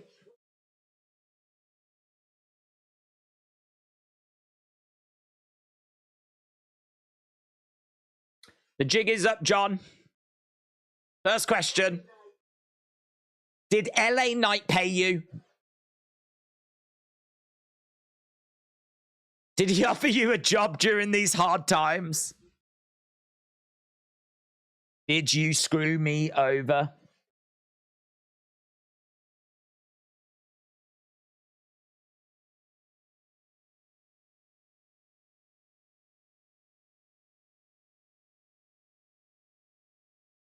If you're going to say anything affirmative, say yes.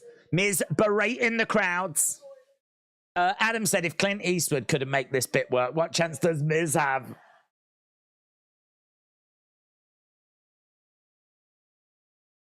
So the crowd yearing away. Miz going back to addressing the empty chair. said, this just bumped my score from a 6 to an 8. Gerald said, this is amazing. Answer me, John. Yep, there it is. There it is. Can I just be the first to say, welcome back, Vince McMahon. Well done. Vince, back in creative. Let's go. Let's go. What's Miz looking at? Oh, tiny balls chant.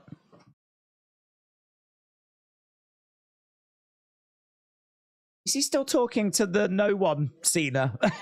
I thought we'd moved on from this bit. He slaps the air. Now he's been pushed back and he is reacting like he's been pushed back. The jacket is coming off. It's the crowd chanting holy shiz. I don't know what's happening.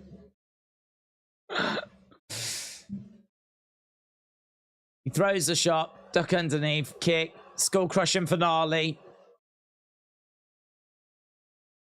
He hit a skull crushing finale. Crowd boo. Let me be clear, says Miz.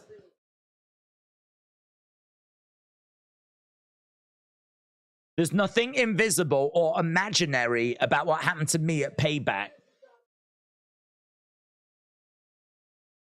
I challenge LA Knight. 1-on-1 match. No special guest referee.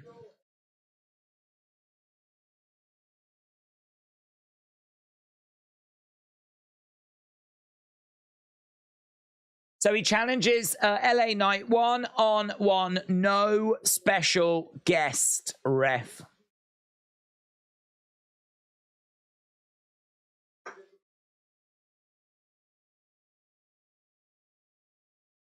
This isn't make-believe.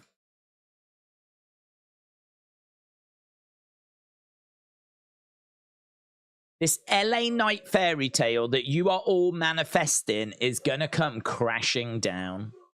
Because I'm the Miz. And I wrestle invisible people.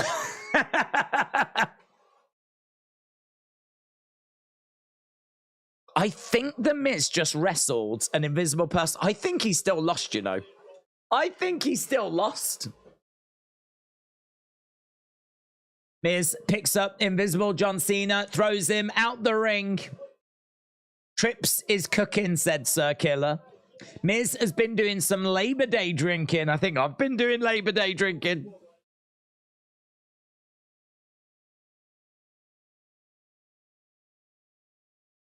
It's funny, isn't it? Because there's really not many superstars that can get away with that. There's not many people that could get away with that. The Miz, that section is so The Miz.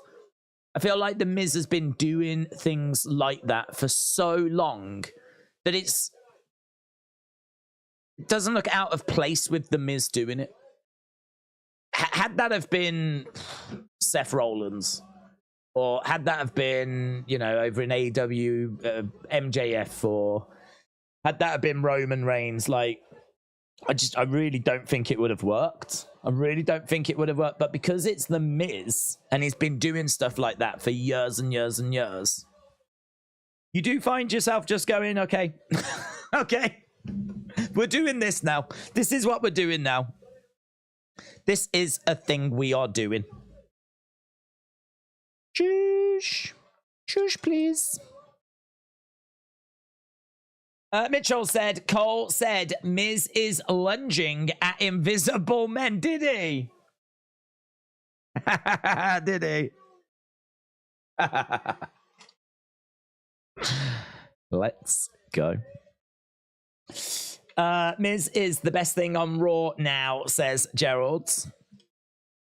Someone take Cena to a medical facility, said Erase Your Minds.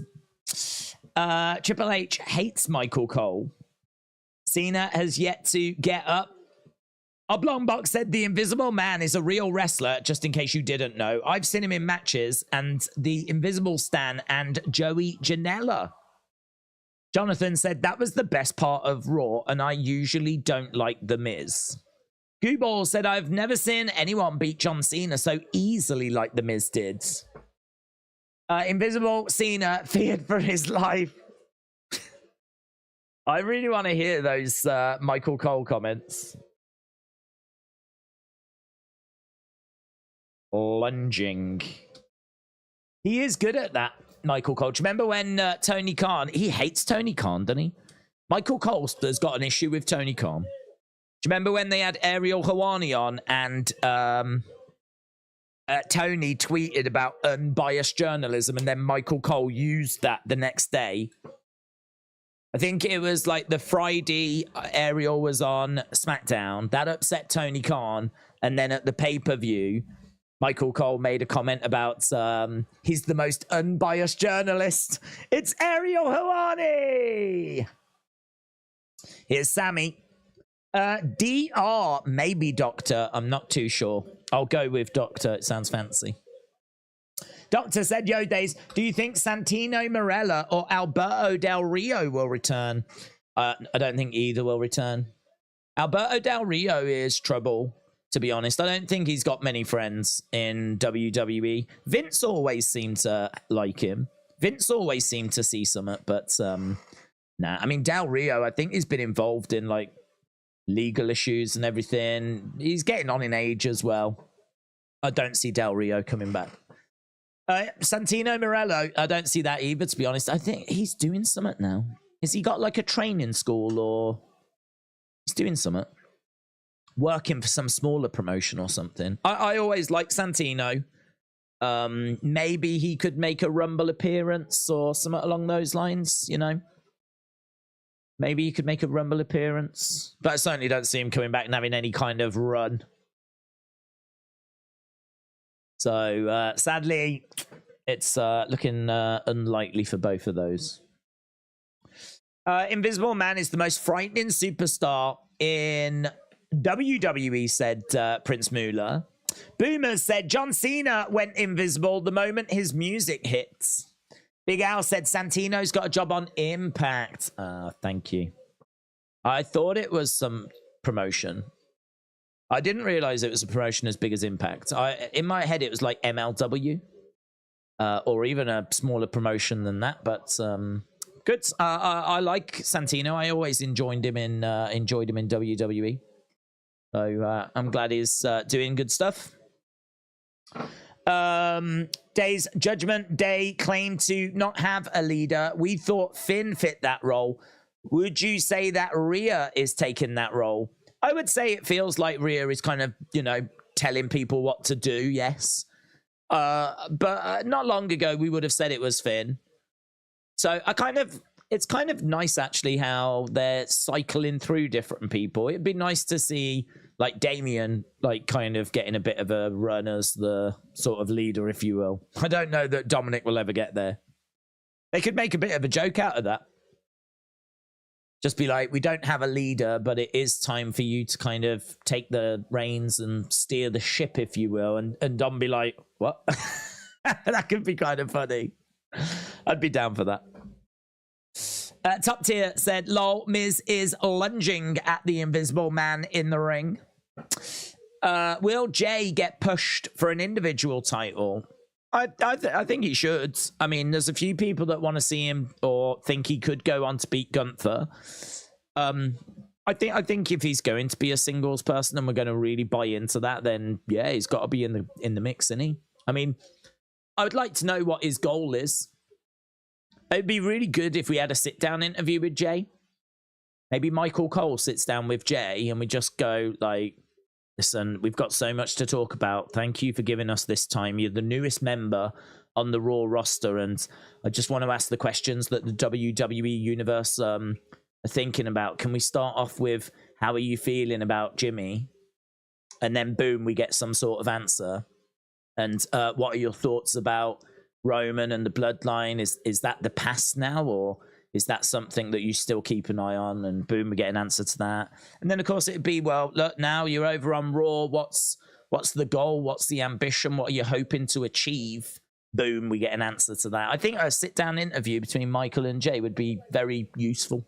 Very useful. Zokiller said, I think both Usos will have singles title runs to add to their credentials. Ethan says, I miss Bray. Serious Gaming said Jay wins the IC title, and on SmackDown, Jimmy beats Ray at Survivor Series. Jay versus Jimmy. Serious Gaming said you should make a breaking news video on John Cena getting skull crushed by The Miz. PDX Greg said Tony Khan fears Invisible Cena. Can't see him lunge. Yeah. What's scarier than seeing someone lunge towards you than not seeing someone lunge towards you? It's true. True. Good point. I have seen enough Miz. Better than MJF, said Circular. I could see Jay taking the title off Seth. Dinesh said Paul Heyman versus Kayla Braxton. I really want to see Bayley Michael Cole. If we're going to do a match like that, Bayley Michael Cole is the one I really want. We're backstage with Jay. Bumps into Akira Tozawa. Akira Tozawa walks away. That's pretty fun.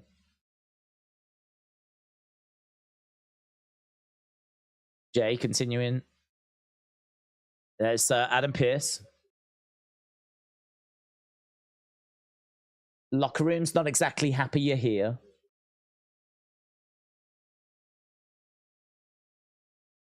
Oh.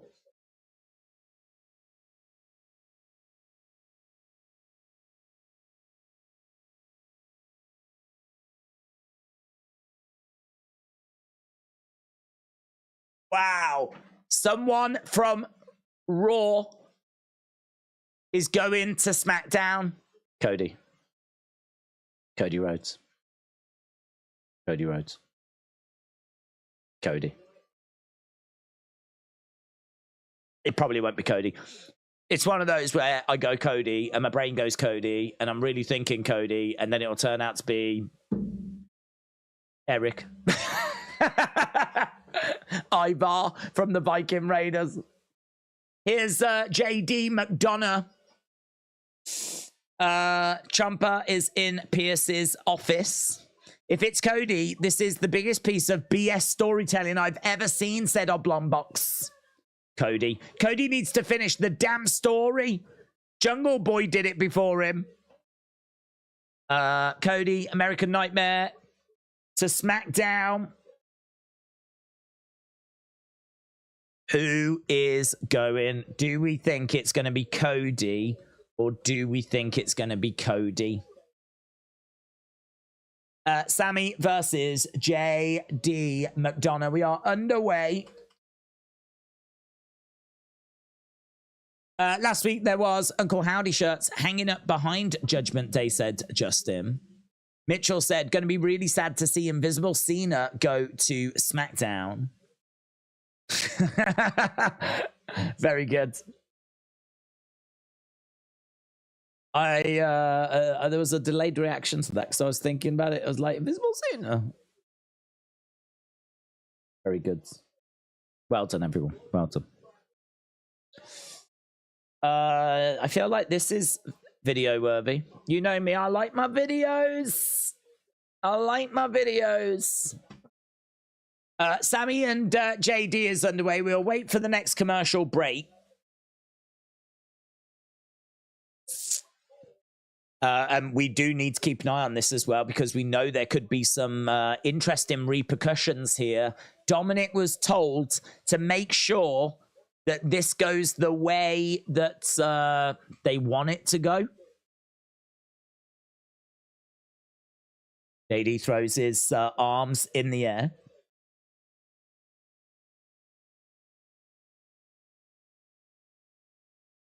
Chop coming in there by JD. Oof. And again, here's Sammy throwing in some chops. Sammy going over. Kick coming into the midsection. Sammy in the corner, reversal. JD gets hurled into the ring post. Sammy looking to go through the ropes to the outside. And JD being thrown in the ring. Wrestler with Andy said, Days, everyone is talking about Invisible Cena, but ignoring the fact that little Jimmy was in the corner the whole segment. Conspiracy.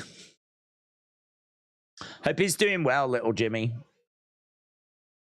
Sammy being smashed into the commentary table and into the ring post.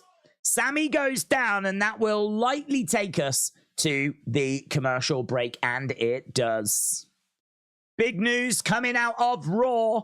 Adam Pearce has spoken to Jey Uso and said, because you have come over to Raw, we now need to draft someone, trade someone over to SmackDown. That means that a Raw superstar, and we don't know who, but a Raw superstar is going to be making their way to SmackDown. Of course, the first thought is Cody, because Cody, he needs to finish his story. We know that the title that Seth has got is not the way forwards. That's not the title that he's interested in. He's said that in interviews as well. He's got respect for that title, but that's not the title that he grew up wanting to win for his dad. It's not the title that Dusty had his hands on and almost won back in the 70s. Cody needs Roman's title. Cody needs to finish the story. He's not going to do that on Raw. So Cody does need to get over to SmackDown. We have wondered how they were going to go about doing it. There was a few thoughts that Cody might win the Rumble and then challenge Roman that way, or he wins Elimination Chamber and somehow finds a way of challenging Roman that way. This could be how we do it. So Jey has come over to Raw. He's a Raw superstar. We need to send someone over to SmackDown. That person could be Cody Rhodes. Equally, it might be someone else, but I think Cody is going to be most people's favorite. Right. Cena was in the ring with his favorite fan, R-Truth, and little Jimmy, says Robert. How long have we got left? 36 minutes. 36 minutes left to go.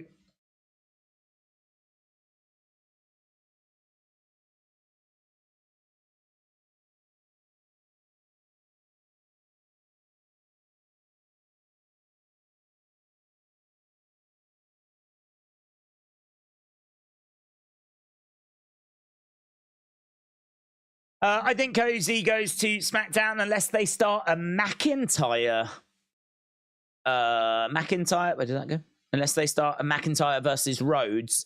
Could also be Miz to continue with LA Knights.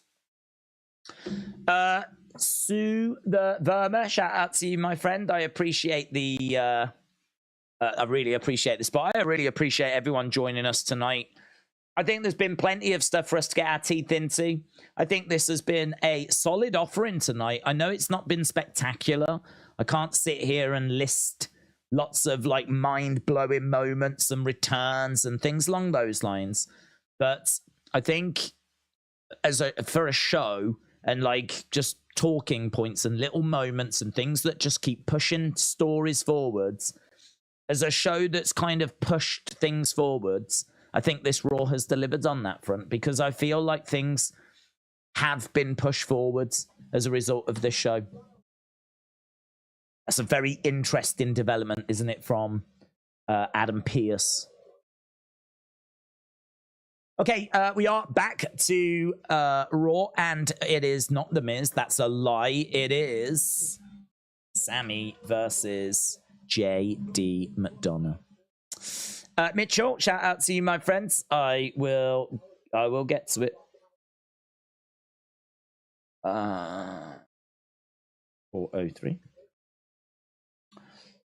I will get to it. Driver, kick out. Boom. Mitchell says, word just came out. Invisible Cena just got into a backstage issue with The Miz. He lunged at Triple H, and now he's going to SmackDown. Adds up, done it? Adds all the pieces fall into place. He's lunged at Triple H. Triple H feared for his life, and in a panic, he's arranged a trade. And now Invisible Cena versus Roman Reigns inside a steel cage at Survivor Series. Perhaps Invisible Cena will be the one that beats Roman for the title. Nearly, can I just say, nearly 2,000 votes on the poll, like 1,800. Dominic pulls JD out the ring. Dominic pulls JD out the ring.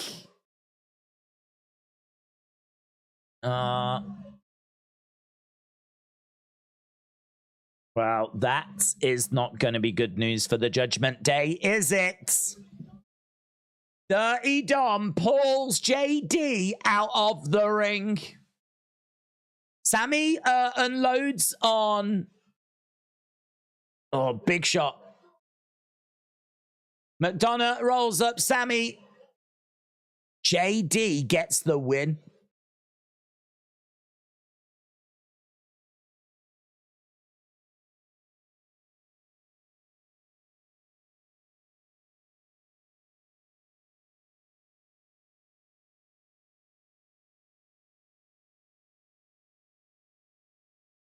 He distracts Sammy.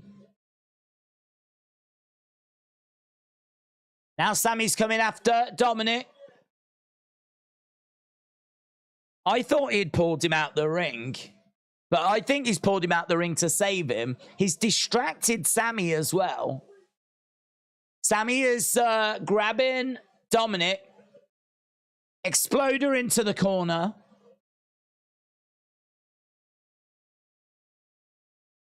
Dirty Dom in the corner. JD is standing in the entranceway. JD's come back. He's grabbed the leg of Sammy. He's pulling Sammy out of the ring. Sammy going into the ring post. JD getting back into the ring. He's telling Dominic, these two on the same page. They're working together. Exploder to JD. Yeah, when he first pulled him out the ring, I thought that he was costing him the match. He wasn't. I think he was saving him. Then he distracts Sammy. It allows JD to pick up the victory. So it seems like Rhea wanted Dom to help JD get the result to come into the Judgment Day.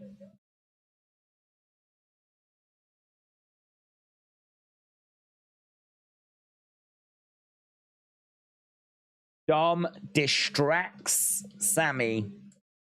JD wins.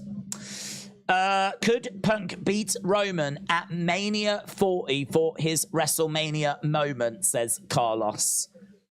I don't see Punk coming in. JD taking another bullet, says young Heath Ledger. How far has Sammy fallen, says Greg. He has fallen. It was lovely seeing him at the start, though. In the ring with Jey Uso. That was good.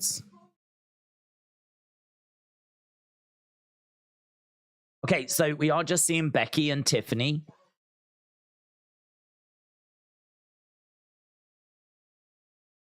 Maybe I'll see you soon. Toodles. Toodles.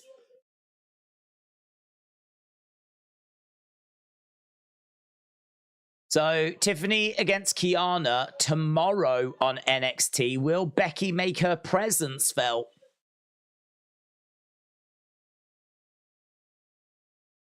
So, Tiffany against Kiana. Oblongbox said it's hard for me to take Sammy seriously as a serious threat in pro wrestling. Why do old WWE superstars always lose title matches? Like who? Do you mean like John Cena's and people like that? mean, these people that come back there, they tend to come back for a short time. They tend to just come back. Like Cena now, he's only back for about 6-7 weeks. So if he's going to have like a title match, well, he ain't going to be sticking around for a long time to defend it. A lot of people just come back just as we build to, say, a SummerSlam or something, and then that's it. They're gone again. So they're not sticking around long enough to have a title run and defend the championship. But Shades of 2009. I'm enjoying the stream tonight, said Irish Rebel. I'm pleased you are, buds. Prince Moolah said, this is my vision. Judgment Day having all the titles and JD joining. Justin said, for the most part, a legend's job is to put over younger talent. Tahil says to put younger talent over. Big Time said, 800 watching the stream in the third hour is impressive, considering people usually tail off. Raw is delivering tonight. Yeah, I've said this before. I think you can use how many people are joining. I mean, I'd love to take the credit, but we all know it's not me. I think you can use like how many people join us to get a bit of a read as to how popular shows are. And yeah, I think that having it feels like there's a few more people around. The chat's moving at a good pace, and definitely feels like there's a nice energy out there. So yeah, I think this Raw is going to get a little bump. Ratings wise, I mean, I'm not expecting it to do a 1.5 or 1.6. I mean, I think this is a 1.8 easy, maybe even a little higher. I think there's a little bump coming off Payback. So it definitely feels like there's a few people around, which is great. I mean, you just love to see WWE going from strength to strength. I don't know how people will feel about this show, though. I mean, you know, it's a big commitment, isn't it? 3 hours. It's a big commitment. I mean, that really does eat up your night. 3 hours on a Monday, if you're just a casual fan, is a big commitment. Like, you probably do want fireworks. But for me, I watch every week, so do like many of you. So for us, like, as long as the storylines are moving forwards and things are credible and we enjoy what we're seeing and we can have a bit of a chat, you know, we can talk about who's going to SmackDown. We can talk about JD potentially coming into Judgment Day. You know, there's a few things for us to get our teeth into. So for me, that's great. I'm happy with that. But if you're a casual fan that's, you know, just tunes in once in a while, you maybe watch Payback, you want to see how the stories develop, I don't know how you'll feel about this show. I don't know how you'll feel about the show. I don't think there'll be people that are like really down on it. I don't think there's going to be people like, you know, taking to Twitter to vent their anger. I mean, there's nothing here that's offensive, but it's a big commitment on a Monday night for 3 hours. It's that's your night. You know, if you start watching at 8 o'clock, get home from work at say 6. Make something to eat. You sit down at, say, 7. Start watching the show at 8. By the time it finishes, it's 11. I mean, that's your night gone. So there might be some out there that are hoping for a few more fireworks than what we've had so far. But for me personally, it's been good, fine. I've enjoyed it. WWE fan said, I will have to walk out of school in 95-degree weather temperature. WWE fan, shout out to you, my friends. Big Time said, I usually watch 2 hours and 15 minutes, then I tail off and come back for the last 5.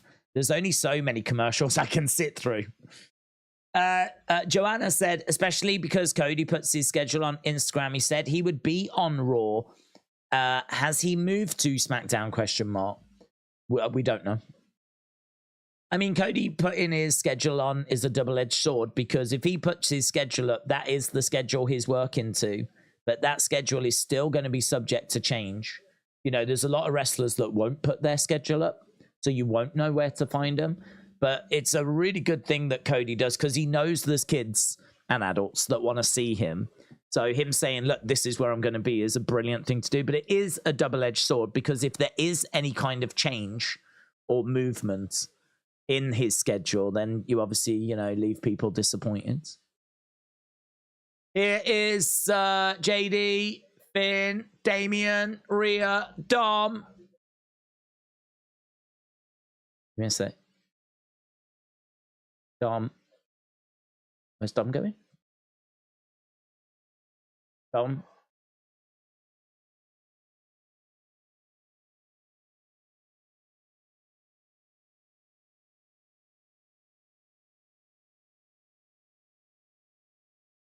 We both come from messed up families. Hall of Fame fathers. I know what you're going through.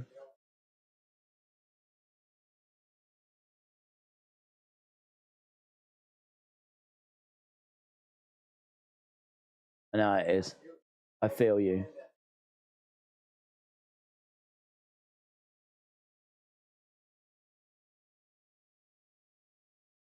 I know what you're going through. You do.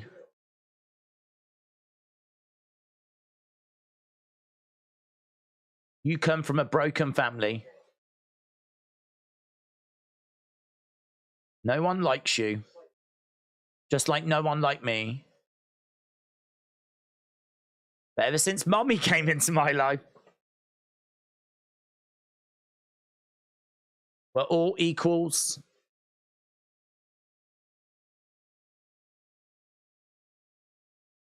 So Dom's talking of Judgment Day.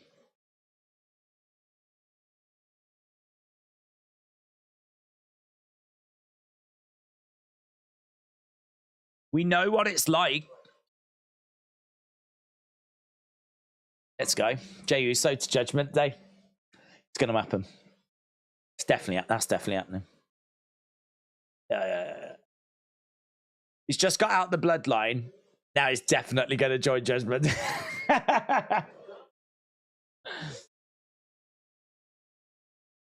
Why did Jey Uso look like he was in the middle of a drugs deal? Did you see how Jey Uso was, as Dominic was talking, Jey Uso was like...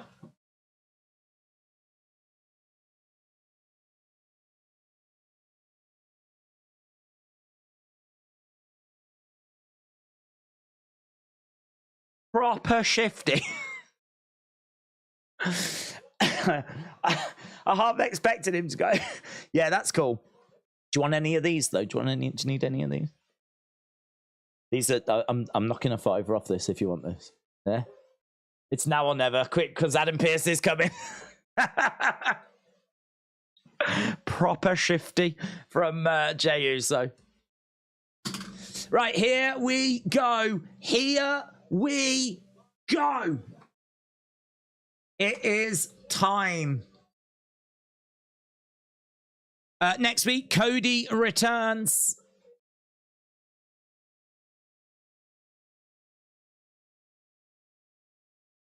Chad Gable against Gunther. Only 20 minutes left in the show, though. Chad versus Gunther. If you are joining us, we are here for Raw, for NXT, for SmackDown, for the premium live events. Are we back tomorrow? Of course we're back tomorrow. Of course we're back tomorrow. This is all we flip into.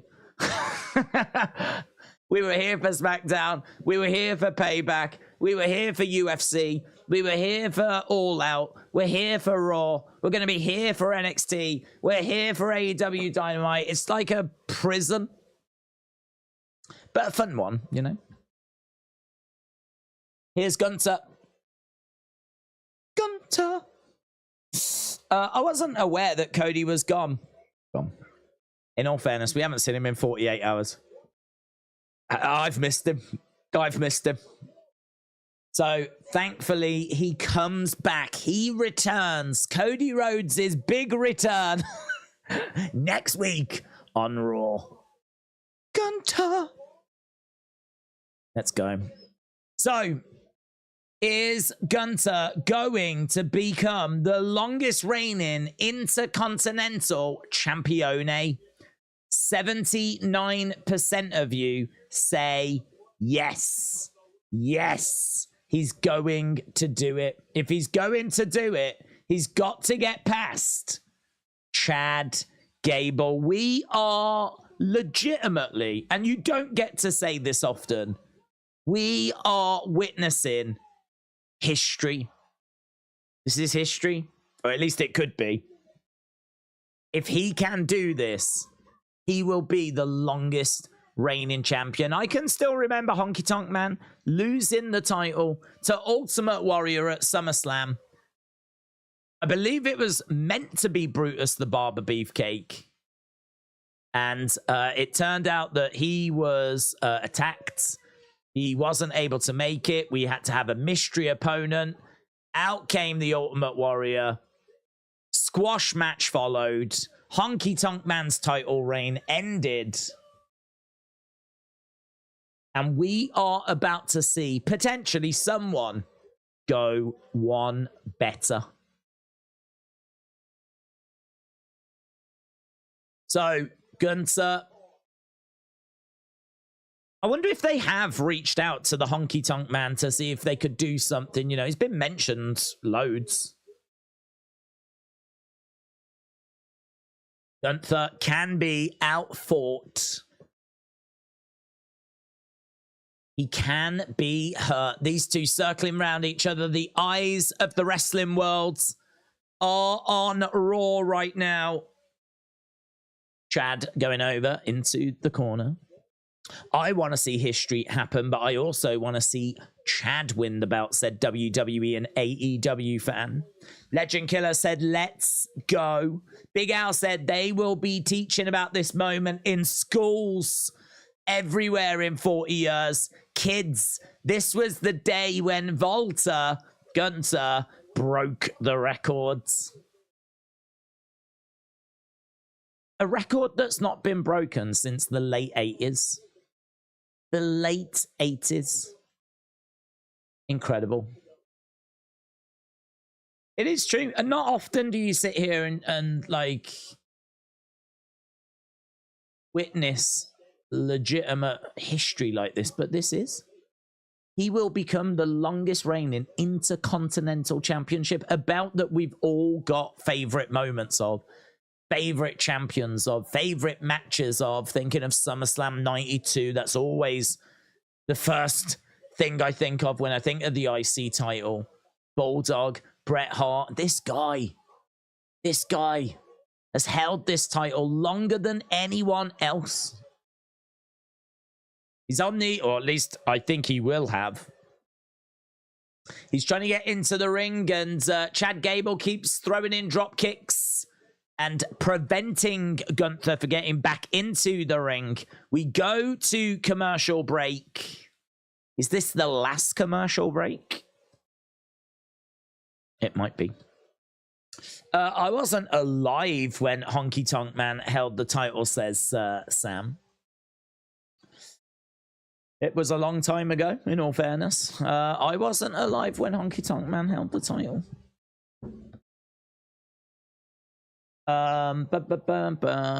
When do you think Carmelo Hayes loses the title?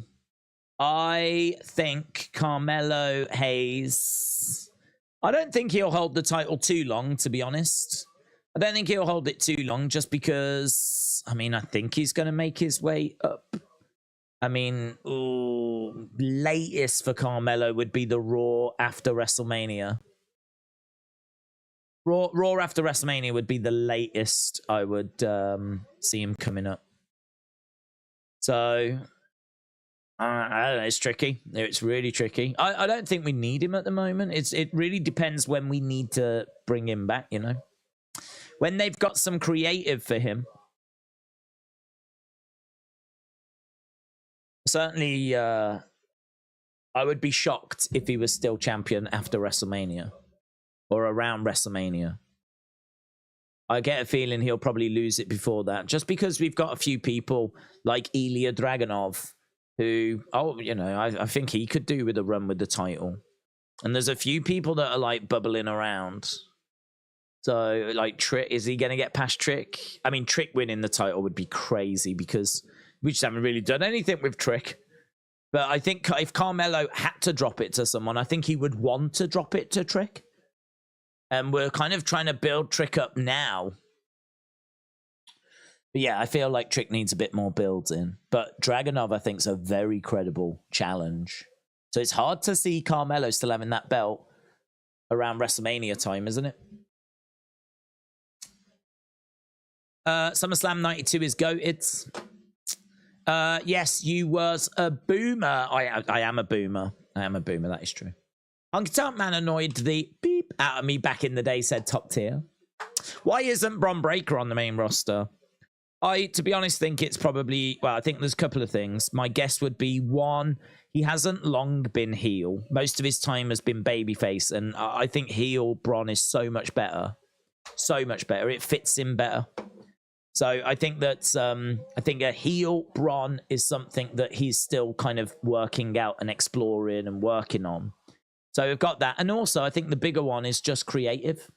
I don't think there's really a desperate need for Bron on the main roster. I think people are quite excited about Bron, but we don't need him. We're not desperately, don't desperately need him on the main roster. So we're just, you know, we've got a lot of good talent. That's the truth, isn't it? So Bron's just having to kind of bide his time at the moment. I can't imagine WWE lets Gunther get this close just to lose to Gable unless Vince is back in charge. 1988-92 was SummerSlam Golden Age, said Mr. Quake. Carmelo is suit ready, so he would fit in with the Profits. That's true. That is true. Lovely. Look at this. He's got a hold of the leg, working the knee there, Chad Gable. So we've come back from commercial break. 13 minutes to go. Gable charging over. Big boot there by Gunther. Gunther going for the cover. And shoulder up there by Gable. Big boots. Oh my God. Even the slow-mo replay of that boot to the face of Chad looks brutal. Judgment Day should have purple tag team titles, says Wilds. That would be good. That would be good. Combine the two, make them purple. Yes. Chop coming in there by Gunther. Did you see the AEW tag titles or trios titles that they've just done in pink for the Acclaimed? And they've actually got the, if you don't watch AEW, they've got this kind of scissoring gimmick. And, you know, rather than shaking hands with each other, they'll scissor each other. And the belt is actually at the back of it has got this two kind of cutouts, and it looks like scissors, and so you can actually scissor the two ends of the belt. I think it's really clever, fun, different, unique, never seen before, likely never seen again. But it works for them. And they can get the ends of their belts and they can scissor the belts. I think it's so much fun. Maybe you could do something like that for the Judgment Day. Not the scissoring part, but, you know, give them purple straps. Proper purple, though. Not purple that looks like blue. Proper purple. Judgment Day purple. Straps coming down by Gable. Gable unloading on Gunther. Driving him back to the corner. Gunther picking up Gable. He's got him on the top turnbuckle. Big chop coming in. Gunther going up top. We've got 10 minutes to go. 10 minutes to go. Gable spills to the outsides. Gunther. If the two tag titles unified, it would make sense for them to be purple, because red and blue makes purple, says Gable. EC3 is NWA and is champion, says James. I scissor with no man, said Zokiller. EC3 said, do you think Matt Hardy will return tonight? Yes. I expect Matt Hardy to return and prevent Gunther from breaking the IC longest reigning title. Title reign. Thank you. Red and blue makes purple, so why not? Let's go. Lots of color fans in the chat tonight. San Martino successfully retained his title 600. I didn't know that. 653 times, 62 times in Madison Square Garden. Why do people have a problem with Roman not defending all the time? Why do people have a problem with Roman not defending all the time? Well, I feel like the unwritten rule is once every 30 days. So really, that means that you should defend 12 times a year. I've always seen that as an unwritten rule. So that would say to me that Bruno held the title, I think, first time for 7 years, second time for 4 years. So, 11 years, times that by 12 would give you, what, 133? I think that's right. 133 title defenses if Bruno was to defend it once a month across 11 years. So 133 would be, I think my maths works out there. Maybe. I hope, maybe. But it's around that ballpark, right? But you're saying that he actually defended, what, 600 times? 653 times? I would say that Bruno went above and beyond. I would say that Bruno put a shift in there. So, but the problem is that I don't even know that Roman's hitting the once every 30 days. So I can understand the criticism for Roman not defending enough. I don't think he defended that title between WrestleMania and SummerSlam. So, but then he's a heel. And if he can get away with it, he'll get away with it. So equally, I have respect for him trying to get away with it. No, can I just say, we just went to another commercial break. When did we start putting in these commercial breaks with like 8 minutes to go? What the flip's that about? Here we go then. Final segment. Gable throwing in shots to Gunther. Gunther spilling to the outsides. Bruno, 653, 62 in MSG. Now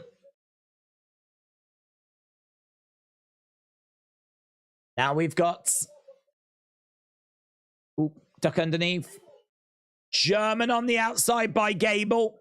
German by Gable. Referee counting away. He doesn't want to get a count out win. He's grabbing Gunther. Gunther back in the ring. Gable back in. Gunther picking him up. Power bomb. Gable goes down to kick out by Gable. You know that these two, they can cook, man. They can cook.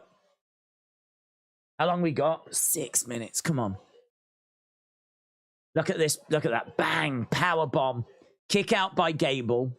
Gable definitely feeling the effects of that power bomb. Definitely feeling the effects. We're happy that you spent your Labor Day weekend. I wonder if that's why there's more people around. Because of it being Labor Day weekend. Shot coming in there by Gable again. Another shot coming in as Gunther throws in a big strike. Gable goes down. Gunther climbing up. Gable jumps up. Looking for a superplex. Gets it. Big superplex. Gable going up top. Gunther down. His family are there. Headbutt by Gable. 1, 2. Shoulder up. Shoulder up by Gunther. I didn't realize Gable's family was there. Ankle lock applied. Ankle lock applied. Gable charging over. Gunther in the corner. Roll up by Gable into a German. Look at the strength. Look at the strength, but reversed by Gunther. Oh, Gable against the ropes. Gunther. Suplex by Gable. Amazing strength by Gable. Amazing strength.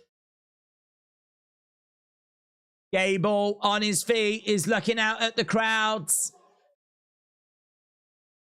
The straps are coming back up so that they can come back down again. Ah! Charges over to Gunther.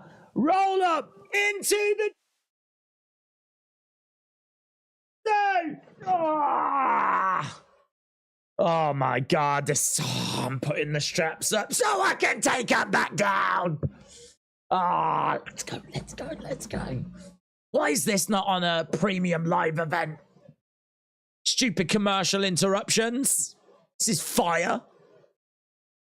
Brilliant. And I love how we keep going over to his family. I think they're wearing shirts that say like Gable's Girls or something. Moonsault. Moonsault. He lands though on his feet. He grabs the ankle of Gunther. Gunther in trouble. Gunther teasing that he's going to tap. Oh, the crowd are urging Gunther to tap. Gunther trying to get to the ropes, reaching out to the ropes. Gable. Gunther kicking at Gable. Oh, look, and now Gable's been caught. Sleeper hold is in. Sleeper hold is in. Gable is in trouble. I mean, the size of Gunther. He just absolutely consumes Gable. Gable, loud Gable chants. Loud Gable chants. Gable getting back up to his feet. Gunther round the back. Oh, lovely roll through. 2. Kick out by Gunther. Kick out by Gunther. Another sleeper hold. Oh, my God. Dropped him on his head. Gunther, big clothesline. Oh, 1, 2, 3. Gunther's done it. Oh, the kid just absolutely, her heart just broke. Oh.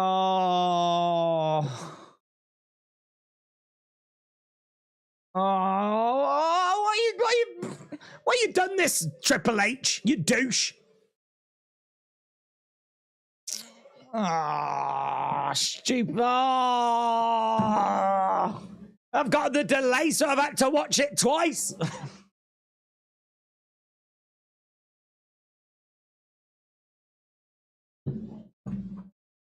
Oh. Gunther wins and makes history. Normally, I love watching kids upset. It's one of my absolute favorite things, but oh God, I don't know why. It's just I'm just not finding it very satisfying on this occasion.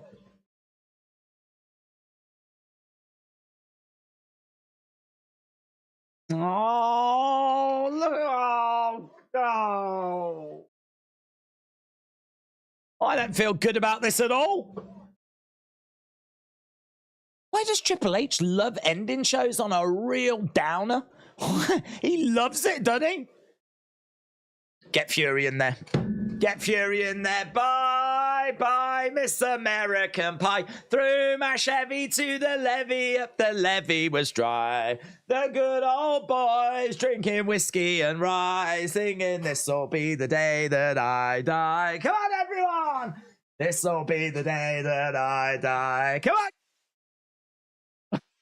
Bye, bye, Mr. American Pie. Threw my Chevy to the levee, but the levee was dry. Oh, God. He's got a cold heart, hasn't he? He's got a cold, cold heart, that man. I respect it.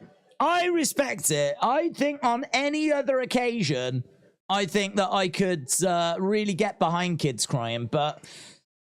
Oh, I don't know. I love Gunther, but I really wanted Chad to do it there. That they did such a good job of making me want Chad to do it. Like, they did a great job. I love Gunther. I want him to break the records, but I was right there for Chad. In that moment, I was right there for Chad. I actually abandoned all my senses and logic, and I just became like a mark. I was king of the marks. I was the Mark King.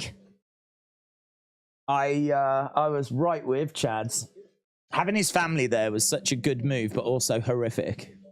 It was such a good move for us, the fans, because it helped us to get more into the match. But for the children, that is going to really scar the rest of their lives. So you do have to weigh up if it was worth it. I think it is, because it's made the evening better for me. But for them, I mean, that's pretty horrific, isn't it? I would imagine they will need some serious therapy after that. Some serious therapy. Thankfully, we know some therapists.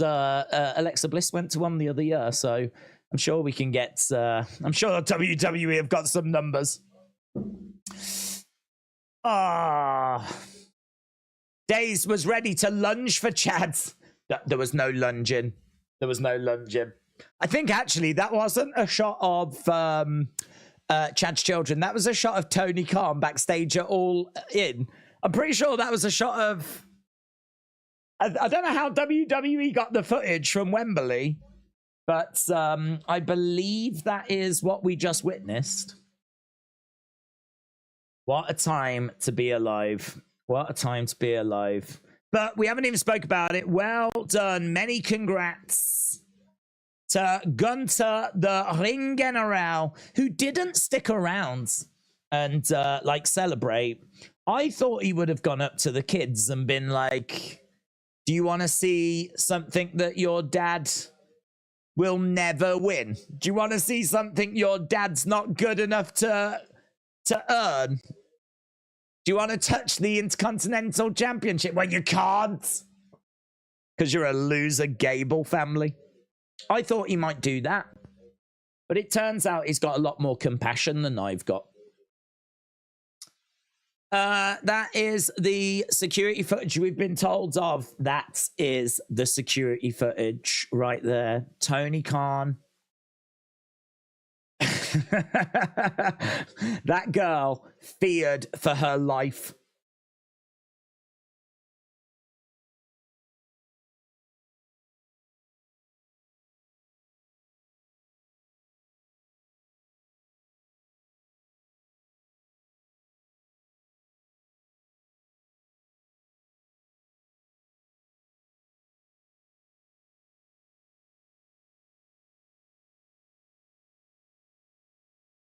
Gunther shook his head towards Gable in respect. Wow, that's probably as good as a title win. Did Chad have a pimple on his nipple? I honestly did not look. I didn't look. I didn't notice. I hope he did, but can't confirm. What's your opinion on Jay joining Judgment Day? I think there's a greater chance of hell freezing over. But I think there's a greater chance of Chad loser Gable being able to beat Gunther for the Intercontinental Championship than there is. I think there's a greater chance those kids won't be scarred for life than there is Jay joining Judgment Day. Gunther told her, "Who's your daddy?" Says Dr. Phil. You should know Dr. Phil. That's right up your street. WWE gets the juice from AEW backstage drama. Sahib, shout out to you, my friend. Carter Time said, as Heath Slater would say, Gable's got kids. 875 really enjoyed the show, especially that main event. It was good, wasn't it? I think, do you know what? That main event was the special stuff, the secret sauce that this show was missing. It really was the cherry on top. King Yeti said the measure wasn't there for Chad. I'm your daddy now, said Zoe. Let's go. Next week, we'll see those kids wearing Imperium shirts, standing in the background with Eichner and Ludwig. I'm your daddy now. Do you reckon, do you know what? Those kids, when they get back home, They should wear Imperium shirts. And when they get called for dinner, they should come walking in like this and stand like that in the kitchen. If they've got any kind of sense of humor, that's what I would do if Chad Gable was my dad. If I got called, like, do you want to come down for dinner? I'd be like, Gunther! Like that. And every time, like, me and my siblings get home, I'd whip their coats off like...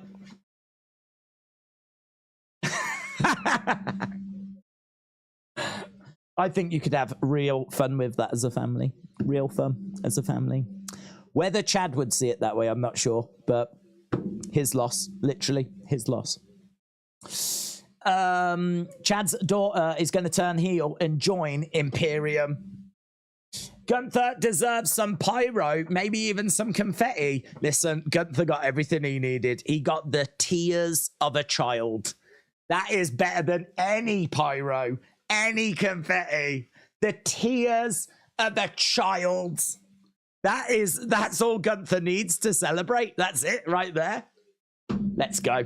Let's go. Talking of going, I need to go because I've got to go and do the video and everything. So we are back tomorrow for NXT. A big thank you to everyone that joined us for the live watch along. We are back for the NXT watch along tomorrow. We are back on Wednesday for AEW Fear for My Life. And of course, we're back on Friday for SmackDown as well. Have a great evening wherever you are. Big shout out to everyone that joined us, as I said, and hopefully see you again next time. Bye for now.